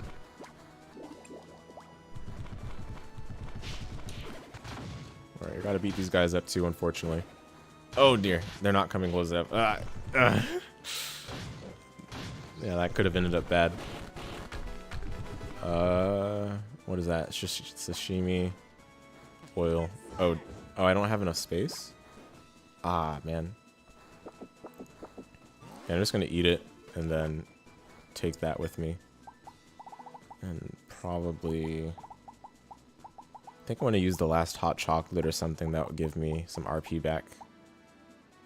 So I assume the monsters you have with you are past foes you've beaten before. Precisely. Basically what I did is that I've subjugated them. Like I've taken... I beat them, and then they... Sometimes the monsters, when you beat them, they drop some like material.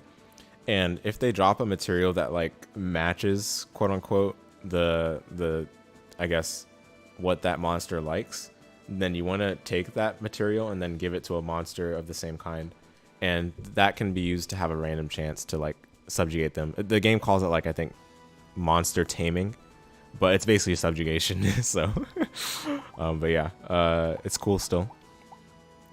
It's cool. I think I'm gonna go ahead and eat the not eat, but drink the hot chocolate, I guess, because I definitely need some RP back. Unfortunately, poisoning cost a lot of RP. Is there any portal here?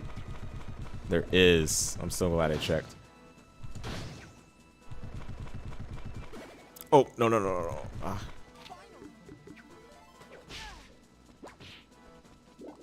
Okay. This might be a dead end, actually. Might not be worth exploring too long over here. Oof. There we go. Nice and easy. Oh dear. Yeah, there was a very recent time that I was actually not well suited for facing this area, but I now certainly am, so it's really good. It kind of reminds you of the old Pokemon Mystery Dungeon games with recruiting legendaries. Yeah. They definitely had an interesting way of implementing it. I'm not certain that most games go that path anymore, but you know, I mean, these sort of games kind of exist in their own space anyway, so yeah. Oh dear. Oh no.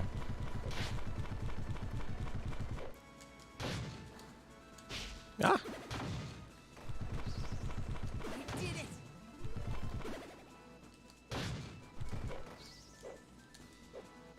Running away.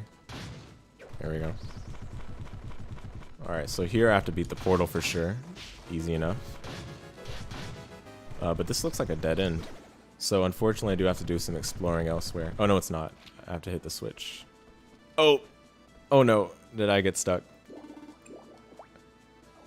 Okay, there. I guess I just was blocked by my own pet. So now I go back this way, I think. I hope that's right. Oh dear.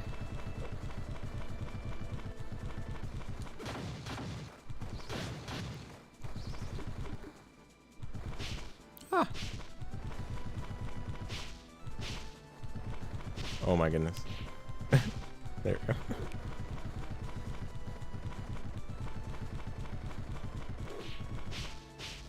I don't want to deal with that. Oh dear.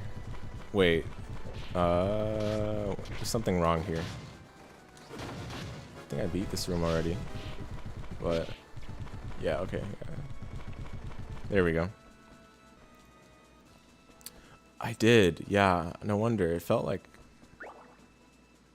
Yeah, this is just the second one, so I didn't even need to do all that. Let me see. The first takes you there. Yeah, no, this is literally just the beginning. Right, okay. Yeah, I didn't need to do all that. I could have just gone here immediately. There we go. I already faced this boss, but again, this is what grinding's for. You kind of redo things that you've already done. And this should be easy enough. Second phase already. Yeah, there we go. Nice. And we don't get anything for being this boss again, really. I guess this little whatever this is. Uh-oh. What do I have too much of?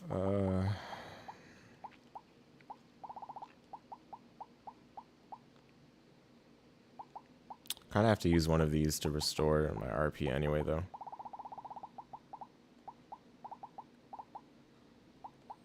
Sashimi.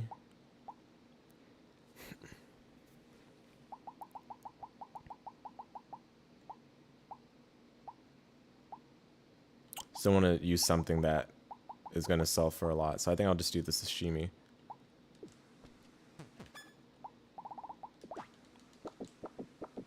And let's teleport back home. Oops.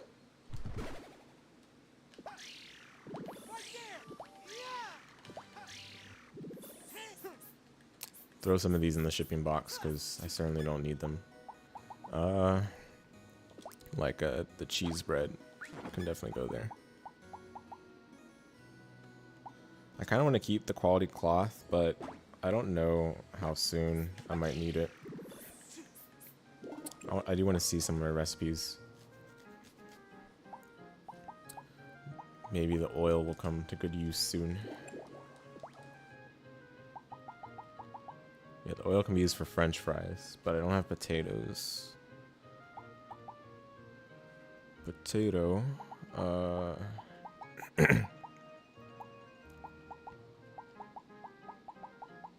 Yeah, this is the only recipe that uses the oil, though.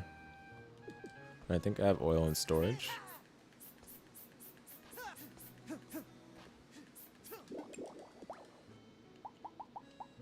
If I don't, then... Okay, I do have oil in storage, so yeah, I definitely just want to...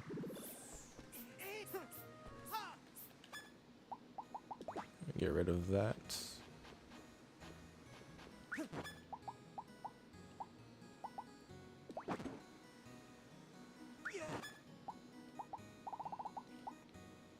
Oh, that's a lot for... That's a lot of gold from that boss. The Rafflesia pedal.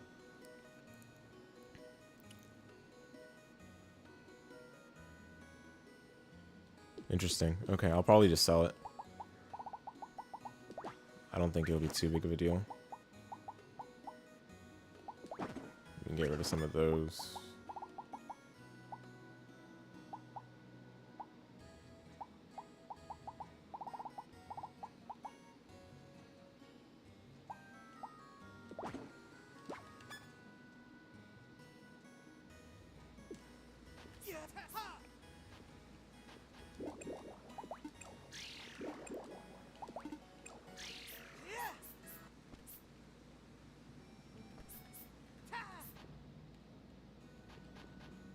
We have to be careful with this. Yeah, I was gonna destroy it there, but it's just sometimes risky. If you mess up, then you end up destroying one of your crops instead of the weed.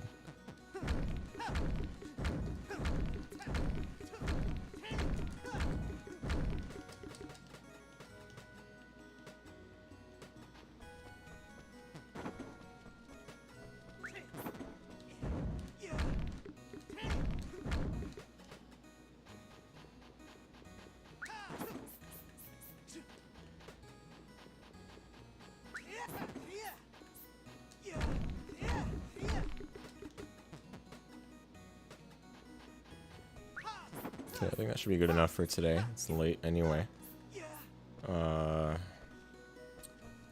In almost both senses of the word. I probably got 30 minutes more in me for this.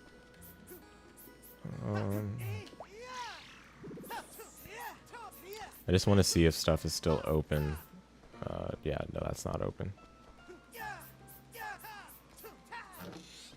This is open? No way. Yeah, yeah.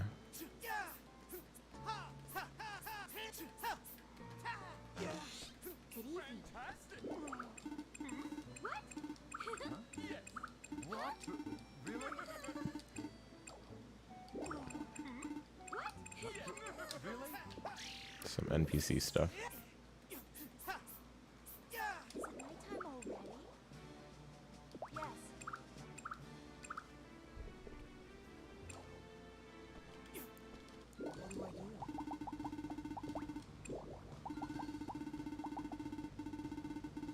Expand my room. I'm not sure what that means. Some of these upgrades are useful, but some of them are definitely bait. And I still yet to figure out which of those that would be. I can advertise self, yeah. More political points. I don't even know how to use these anymore because I've kind of done most of the licenses I want. Operate. Oh, wait. I kind of like that. Start a business, you need. Oh, hold on. Okay, hold on. Sell items and raise skill. Bring in more tourists. This way to make money off your items is. Okay, sure. Head back to your room. That's where it all begins. Shop box.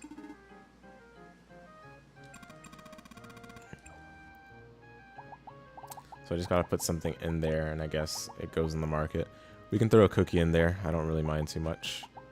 I'm hoping that means I get more money for it than if I sold it through the shipping box. Because the shipping box, I gotta pay the people that ship it, you know. But not the case, hopefully, for the shop box. Placing, you can sell at the castle booth. Oh, that's what that's for.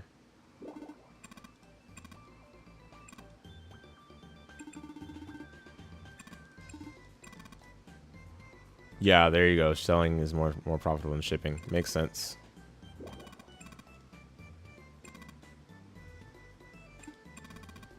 Okay, cool. That seems reasonable to me. So I want to move this frying pan because it's going to be in the way a little bit. And we'll put this shop box. Wait, what did I put the cookie in there? Yeah. I'm going to take the shop box here.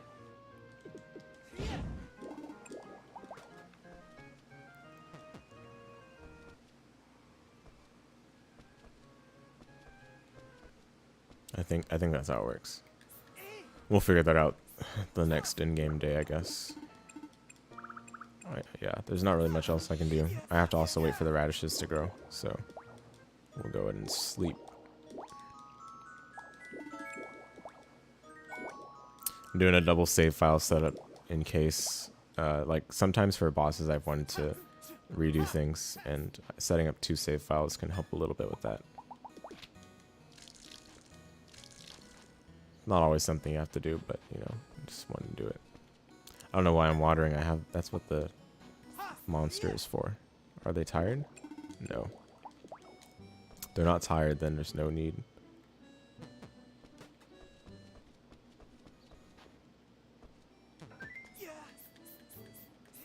Okay, I should focus on collecting these.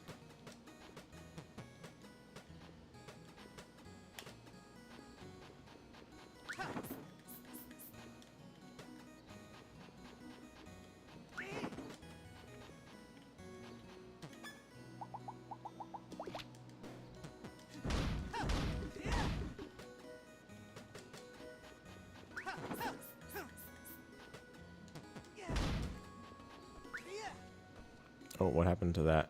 Oh, there it is. That's funny.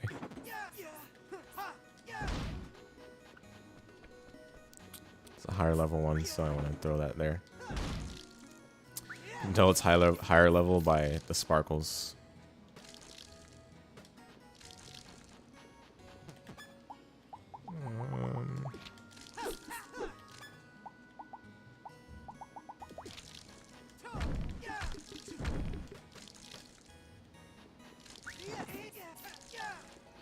So the animal is watering for me, the monster I should say. I guess I eventually have to like do some selling. And then the rest of this is just dependent on when the crops grow, when they're harvestable. And I know the apple tree is taking forever to harvest because that's just how it is. Right, yeah. Although, I'm not sure if I want to... Oh, let me see. Good in summer and autumn. Grows in 3 days. Right. Grows in 4 days. Good in autumn, bad in summer. Okay. What do I need to ship? Radish, and then, okay.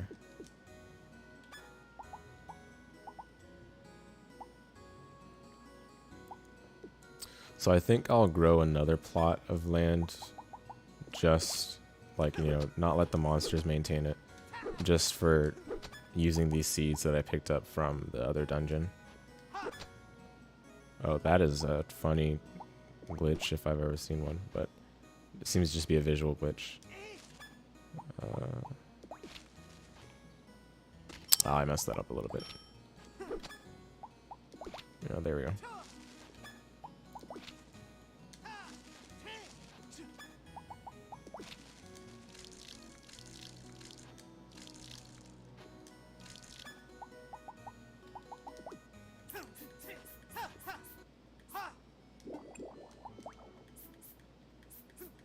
Okay, I think that's it. Kind of want to buy more seeds too, but I'm not sure how much I'll need that right now. Good morning. Come take a look. So potatoes nice because I can use the oil for something finally, but it's been a while since I grew the potatoes, and they grow well in spring to summer, but not in winter. And if we look at the calendar, winter is in under a week, I think. No, over a week. So actually, we might be fine. I think the potatoes take like 4 days or something to grow. Oops. I think at least. 7 days. Oh, that's cutting it close. I'll get like 2. And then we'll try to see what we can do with it. Because potatoes are still like... Oh, I should have gone 3, actually.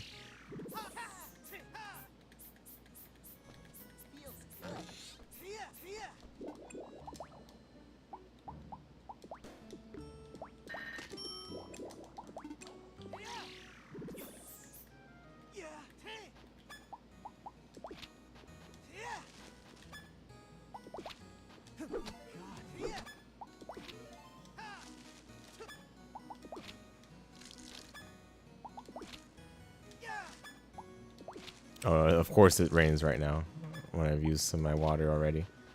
Well, I won't need to look at that for too much longer. Just hope that they grow, basically, and there's no typhoon before autumn ends. And then, of course, White Day is the day that we have to keep in mind. I think otherwise we're good. Good morning.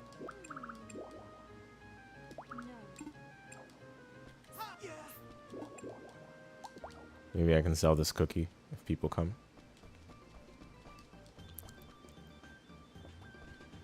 I have no idea how it works though, so maybe I won't bother for now. I'll try to look that up or something, because some of these mini games, you know, could just be a time sink if you don't know what you're doing.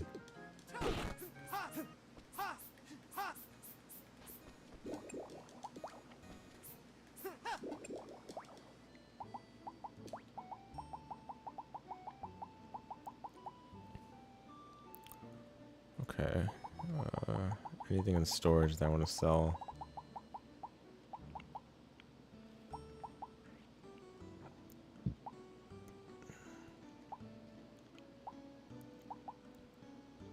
Some of these are useful, but I have no idea how to use them. So I just have to sit on them in the storage and hope that eventually I'll figure out what I need to do with them.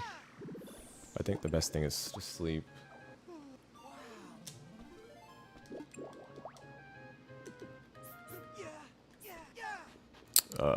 Come on.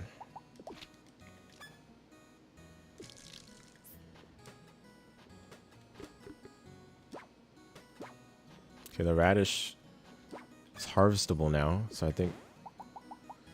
What do I need to do with it? I need to ship it, and then talk to Eliza to complete that request, and that allows me to look at what else I can do. So that's probably what I need to do as top priority.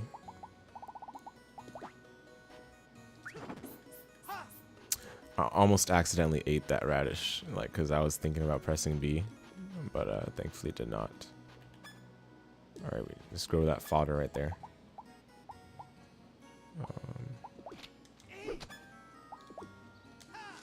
There we go.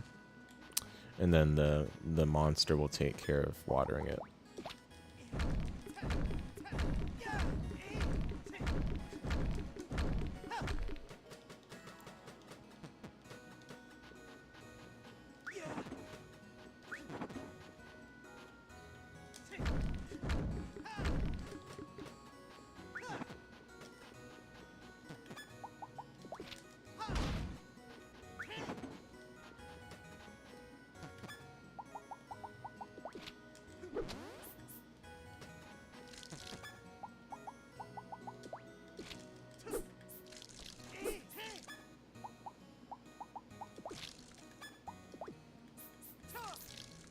Oh, I missed that. Ah, I'm glad I checked over here.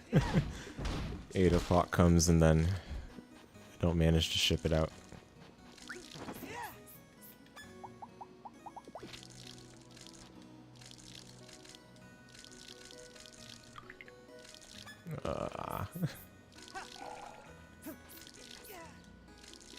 The refilling water mechanic, I'm not sure how to feel about, but I guess it just gives you more things to think about. I don't know.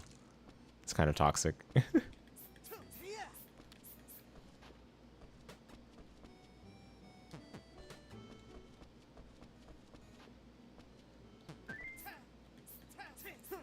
Okay, otherwise I don't think there's much else to do today. So sleep time. Yay, rainy day. Let's go. And that's a lot of things to harvest. So excellent for us.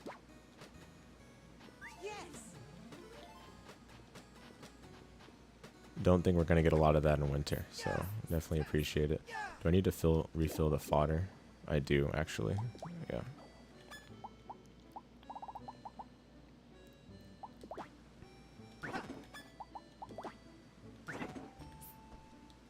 So I'm going to say Biggie, take a rest, and then replace,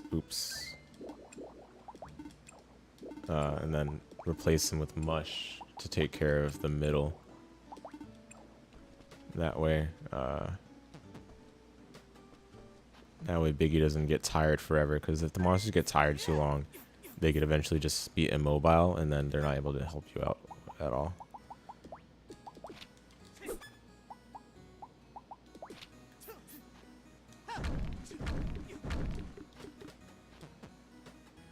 Oh, what am I doing? I need to focus on harvesting these radishes. Otherwise, what is the point? What is the point? There we go. You can see the level of these radishes to make sure that selling them is the right thing. Yeah, they're all level 2. Pretty solid. Selling these will definitely net a huge amount of money. The rest of them, turnips. I think I'm supposed to do something with the turnips too, right? Yeah, ship the radishes. Give Blossom a turnip. Okay. Blossom is some of these characters, I don't remember who they are. Wait, hold on. Maybe I should like drop one of these. Oh no, okay, I have to do it from here. There we go.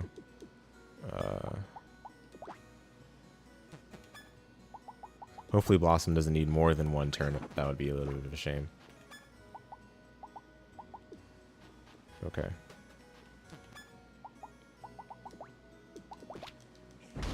This game is definitely a stress reliever. Yes, yes, you absolutely know it. Like, this is precisely what I've needed it for. Because, again, like, now that I have to work full time, like, having to play, or not having to play, but, like, playing, like, brain-intensive games is less attractive than it used to be. Like, I just want to, like, you know, chill, you know? So, this game is perfect for that. Yeah, it doesn't really require much, like, thought if you don't want to, but if you want to, I mean, there's definitely a speedrunning aspect to it too if you want to go there. So it's really cool. But of course, not for everyone. I can at least say that. That's for sure. Okay, we need to go to Blossom now. Who's usually in one of these seed shops. Usually. That's not Blossom. Blossom's not in here. Blossom's probably... Oh, no, Blossom's not in here either. Illuminata and Amber are in here.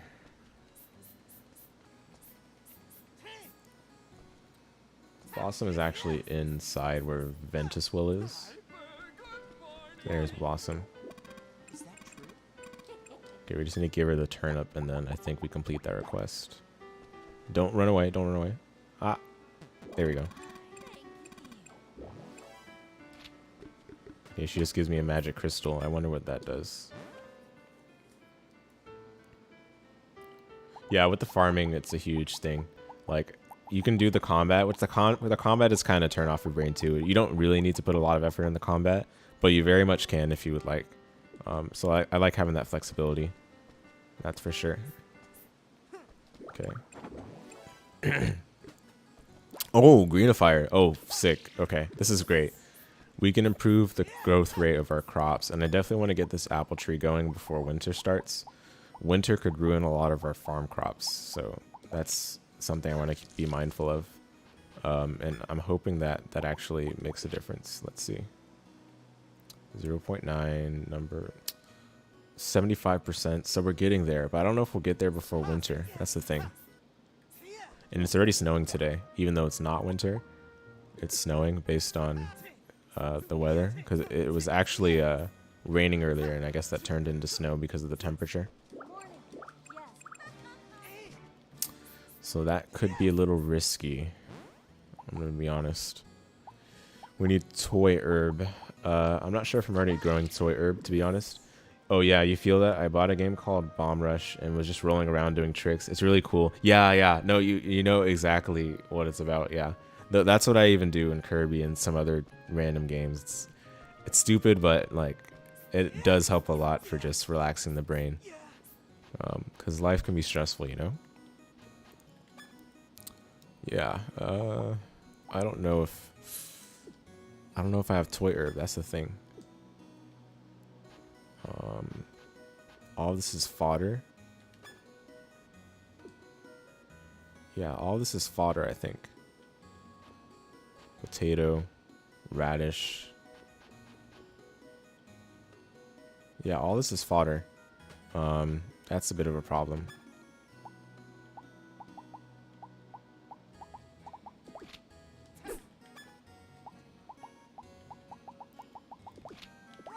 You know, buy toy herb, and I'm not sure if toy herb can grow in winter, so I'm hoping that we'll have no issues there. Let me actually go to here first. Ah, don't run away. I can only buy these things when they're here. Yeah, not in winter. Can I grow it in 4 days? Risky. I'm gonna do it because why not? You know, I mean, it's still technically not winter yet. So as long as everything just works out, then I can do this. And my monster's still taking care of the field, so I don't need to worry about it. Otherwise, I don't think anything else I can do right now. I can at least buy recipe bread, which I probably should do.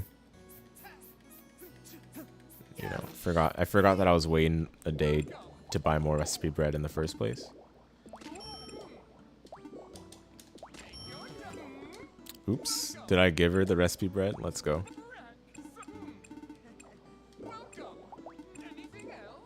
Shouldn't go through it too fast. Oh, come on. You baked all you can? Come on. Mixer, steamer. I haven't bought a steamer yet. So let me buy the steamer. Hold on.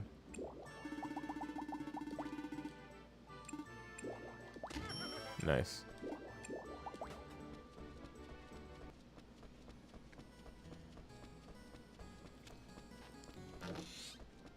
Okay.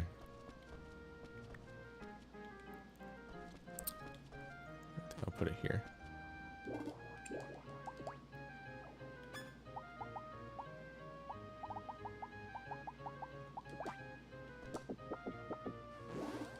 Grilled shrimp. Come on. Okay, is Dilus there? Maybe if Dilus is there, I can buy more recipe bread. I'm coping though.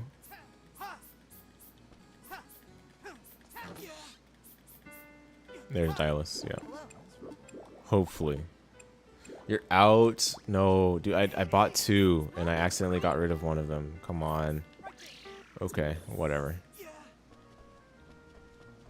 Yeah, just like I just have to wait more, I guess.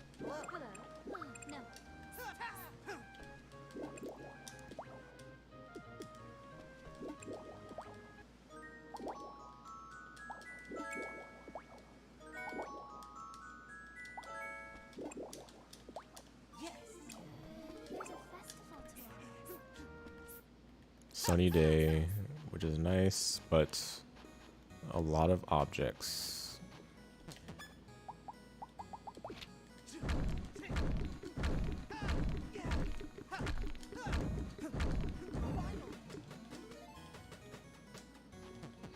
Oh, oops.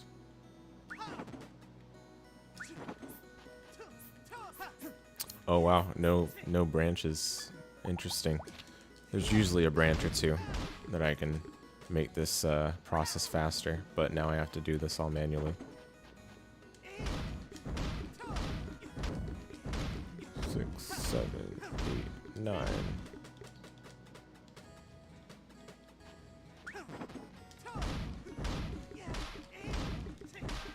I'm sure there's a rhythm to it that can be better than mashing, because in this game, if you hold the action button, you actually have the possibility of like doing this instead, like it's like charging the attack instead of getting the actual slash. So it's like a little slower if you're in the speedrunning mindset, but mashing is what I'm comfortable with for now. Maybe we can figure out that timing eventually.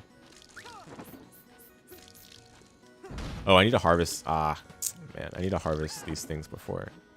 I might miss it. Okay, no, actually, I'm good. I'm good.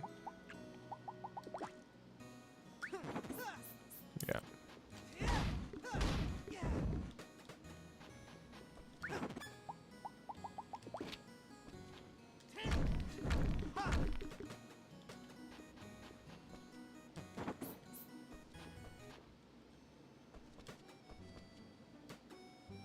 Ah, oops. Uh-oh. I have to pick it up, I think. Like, split it. Yeah. There we go.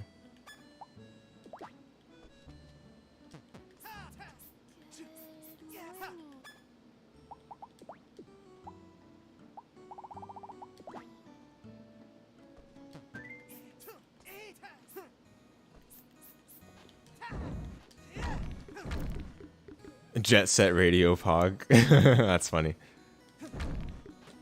Yeah. I know a lot of people like that, so for sure.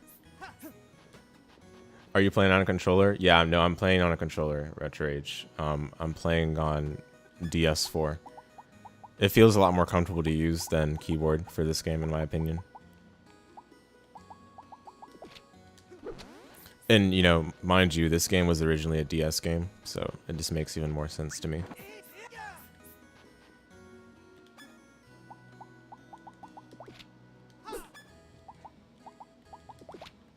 Okay, I'm hoping that I can harvest these, like, very soon, because... 42%. I don't think that's enough. Radish... Need toy herb, right? Potato.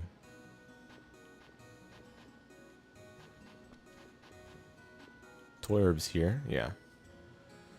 24%. Today is the 24th. I think we'll make it, but it's gonna be tight. So I'm just gonna use the green of fire there. And probably here too. Yeah. The magnifying glass helps out a lot with just seeing the actual stats that are not being shown directly. Because sometimes, you know, all the games with, you know, RPGs, their typical hidden information, you can extract that with the magnifying glass that the game gives you. Oh, I need to water the... I probably forgot to water them the day before. I forgot because it rained, and then I was like, I don't need to worry about it. But now I need to worry about it. Oh, okay. Well, now just gotta find Dilus or Porcelain. Porcelain's in there. So I get some recipe bread. 6 more. Let's go. Let's go. Hopefully I don't mess up and just give it to her. Or give it to him. Oh my goodness.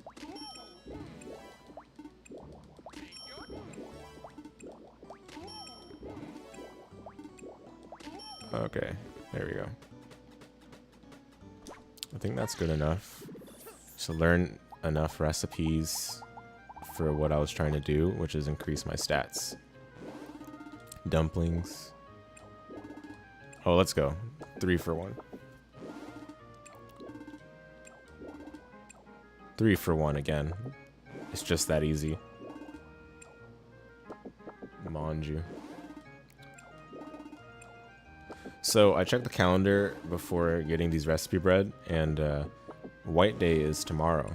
So I'm probably going to make that my stopping point. Just say this is the last day I'll do for this stream, and then we'll do White Day next time or something. Or, you know, I'll probably have done it before the next stream because I've been playing this game a lot. But regardless, we'll do this another day, the White Day.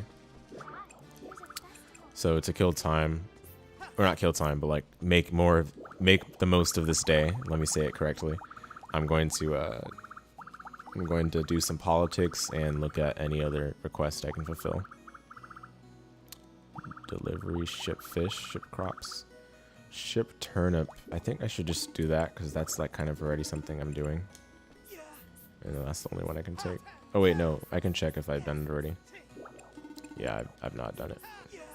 So politics, and then I think that's all.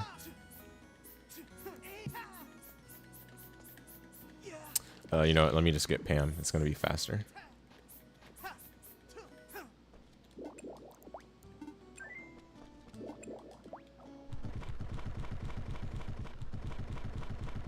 Oh, I think that's Vishnal and Volcaron. Volcanon, whatever his name is. Wait, what did you say? It's the day when gentlemen will present ladies with a homemade cookie. Any gentleman might take the chance to ask the lady on a date. It is the most effective. That seems important information. So maybe those cookies I gotta give to someone. Like maybe like Forte. Someone I've already gotten like a strong friendship level with. Let me check. Yeah, Forte, Chlorica. I don't know if Chlorica will be worthwhile, but Forte for sure. Maybe Margaret. Yeah, Margaret seems okay. Yeah, maybe Amber. Maybe Illuminata. Yeah, there's some options. Cool.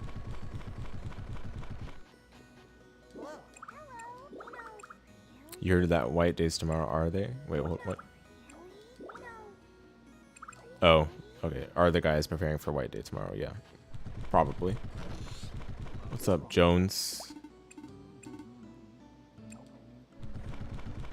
Yeah, so all those political points and all that relationship we're building up with these characters is going to culminate into White Day, I imagine at least. So it's like the payoff.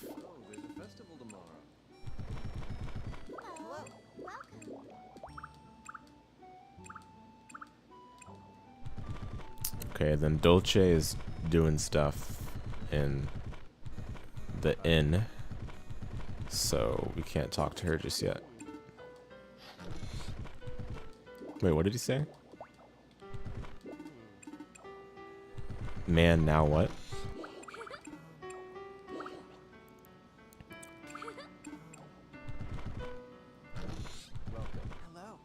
What's up, Dialis?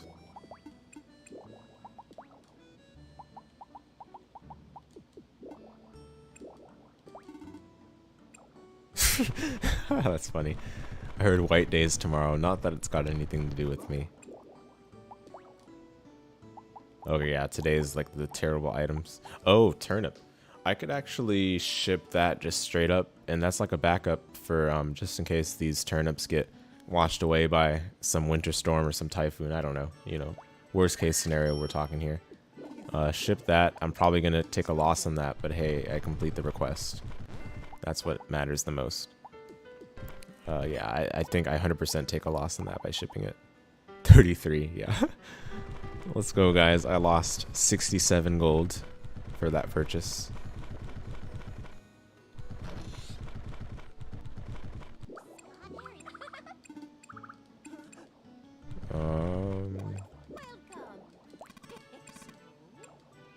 Right, okay. And I think that's Raven in the corner. Is there someone you like, Lest? Giggle creepily. What? Why is that an option? Not really. Wait, does this mean you? I'll just say, wait, does this mean you? No, I don't mean that. Whatever, okay. Oh, what are they doing? Oh my goodness. Should I interrupt? Okay, I'm just gonna say. I'm quite looking forward to White Day. Every year, Kiel makes a lot of delicious sweets. Yeah.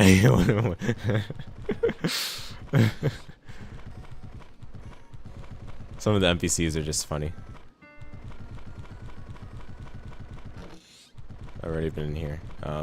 Is Illuminata in there? Yeah.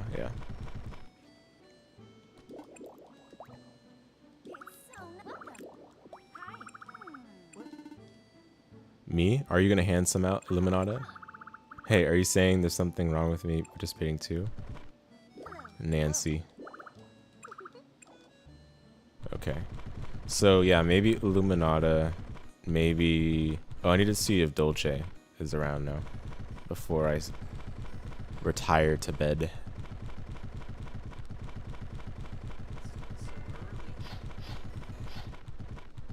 Is Dolce in here? Well, she's not in here, so that means she's available, technically. Maybe in the restaurant? Yeah, there she is, yeah.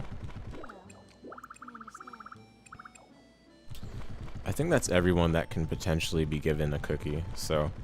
I think the candidates will probably be Forte, Illuminata, there's Margaret as well.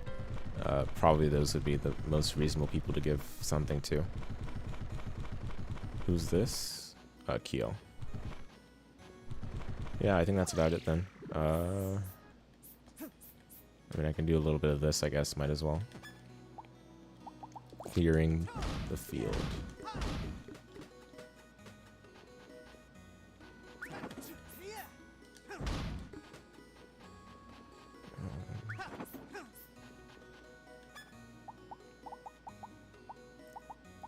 Oh yeah, let me put the turnip in the shipping box.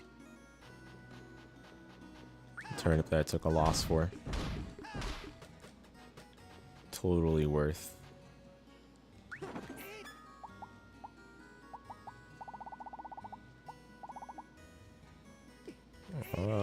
Yeah, I mean, I can't really think of much else I need to do. If I can cook anything right now. Oh, yeah, dumplings. So you just need rice flour for it, huh? How much of that do I have?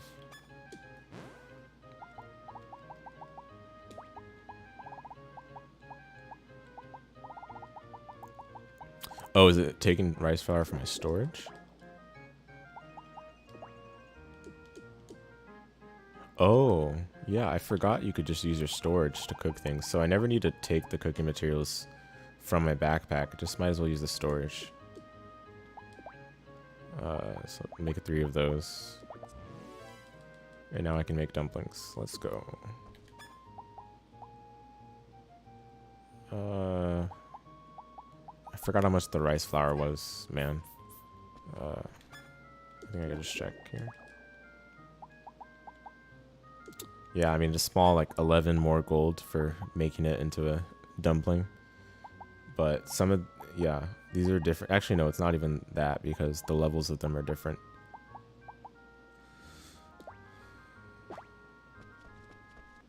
forgot if any of the characters that I'm trying to score some political points with like dumplings. So let me save one of them for that, you know, potentially. Oh, I can't put dumplings in. Of course, I can't put dumplings in storage. I think that's where I need to buy a refrigerator. Veggies and dishes, they say the same amount, but I have two different models. So compact refrigerator and elegant refrigerator. So I need to probably just ask what the difference is.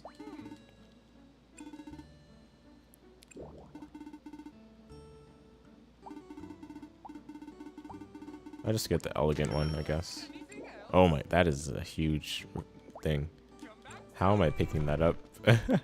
Just casually pick up a refrigerator. Let's go. Easy.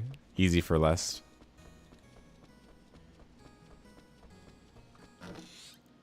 No problem. As you can see, I'm running out of space. I'll just put it like downstairs, I guess.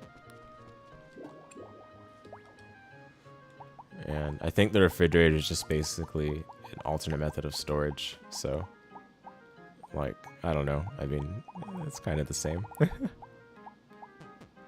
Yeah, it's just storage, but for food, which makes sense. I'm not mad about it, but you know, it's like, come on. Let me actually. Oh no. Okay, well, I don't know what I'm doing. I actually want to put the refrigerator down there and the storage because it just makes more sense. It's closer to where I actually teleport home. You're really digging the style and the character designs? Yeah, it's awesome.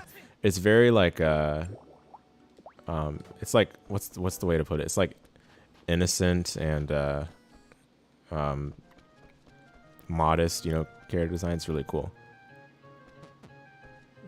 But yeah, okay, I think I'll just put it down there.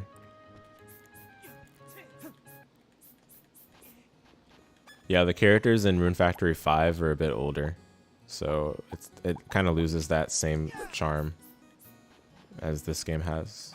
Oh, I need to water these, I think. No, I forgot that I watered them. Classic. Okay. Hello. I think I've done everything I need to. So tomorrow's white day. I can just save. Like, I don't even need to sleep right now. I just save, and then the next time I come back, I can see if I need to remember anything else that I forgot. And yeah, I think we're done. Ooh. There we go. All right, fellows. Thank you for joining the stream. 6-hour stream, my goodness. And it's like when we started, there was light outside. I can see right now. The sun has started to set and everything. But yeah, it was a fun one, guys. Thanks to all of you that joined for this long one. I'll get the timestamps. I like no promises on doing it tonight, but certainly sometime soon. For sure for the uni stuff, of course, and for everything else that needs to be done. But yeah, thank you all for joining. I hope to see you next time. And I think Tokyo Game Show being next week, I'll definitely put out something for that. And look forward to it. Hope to see you then.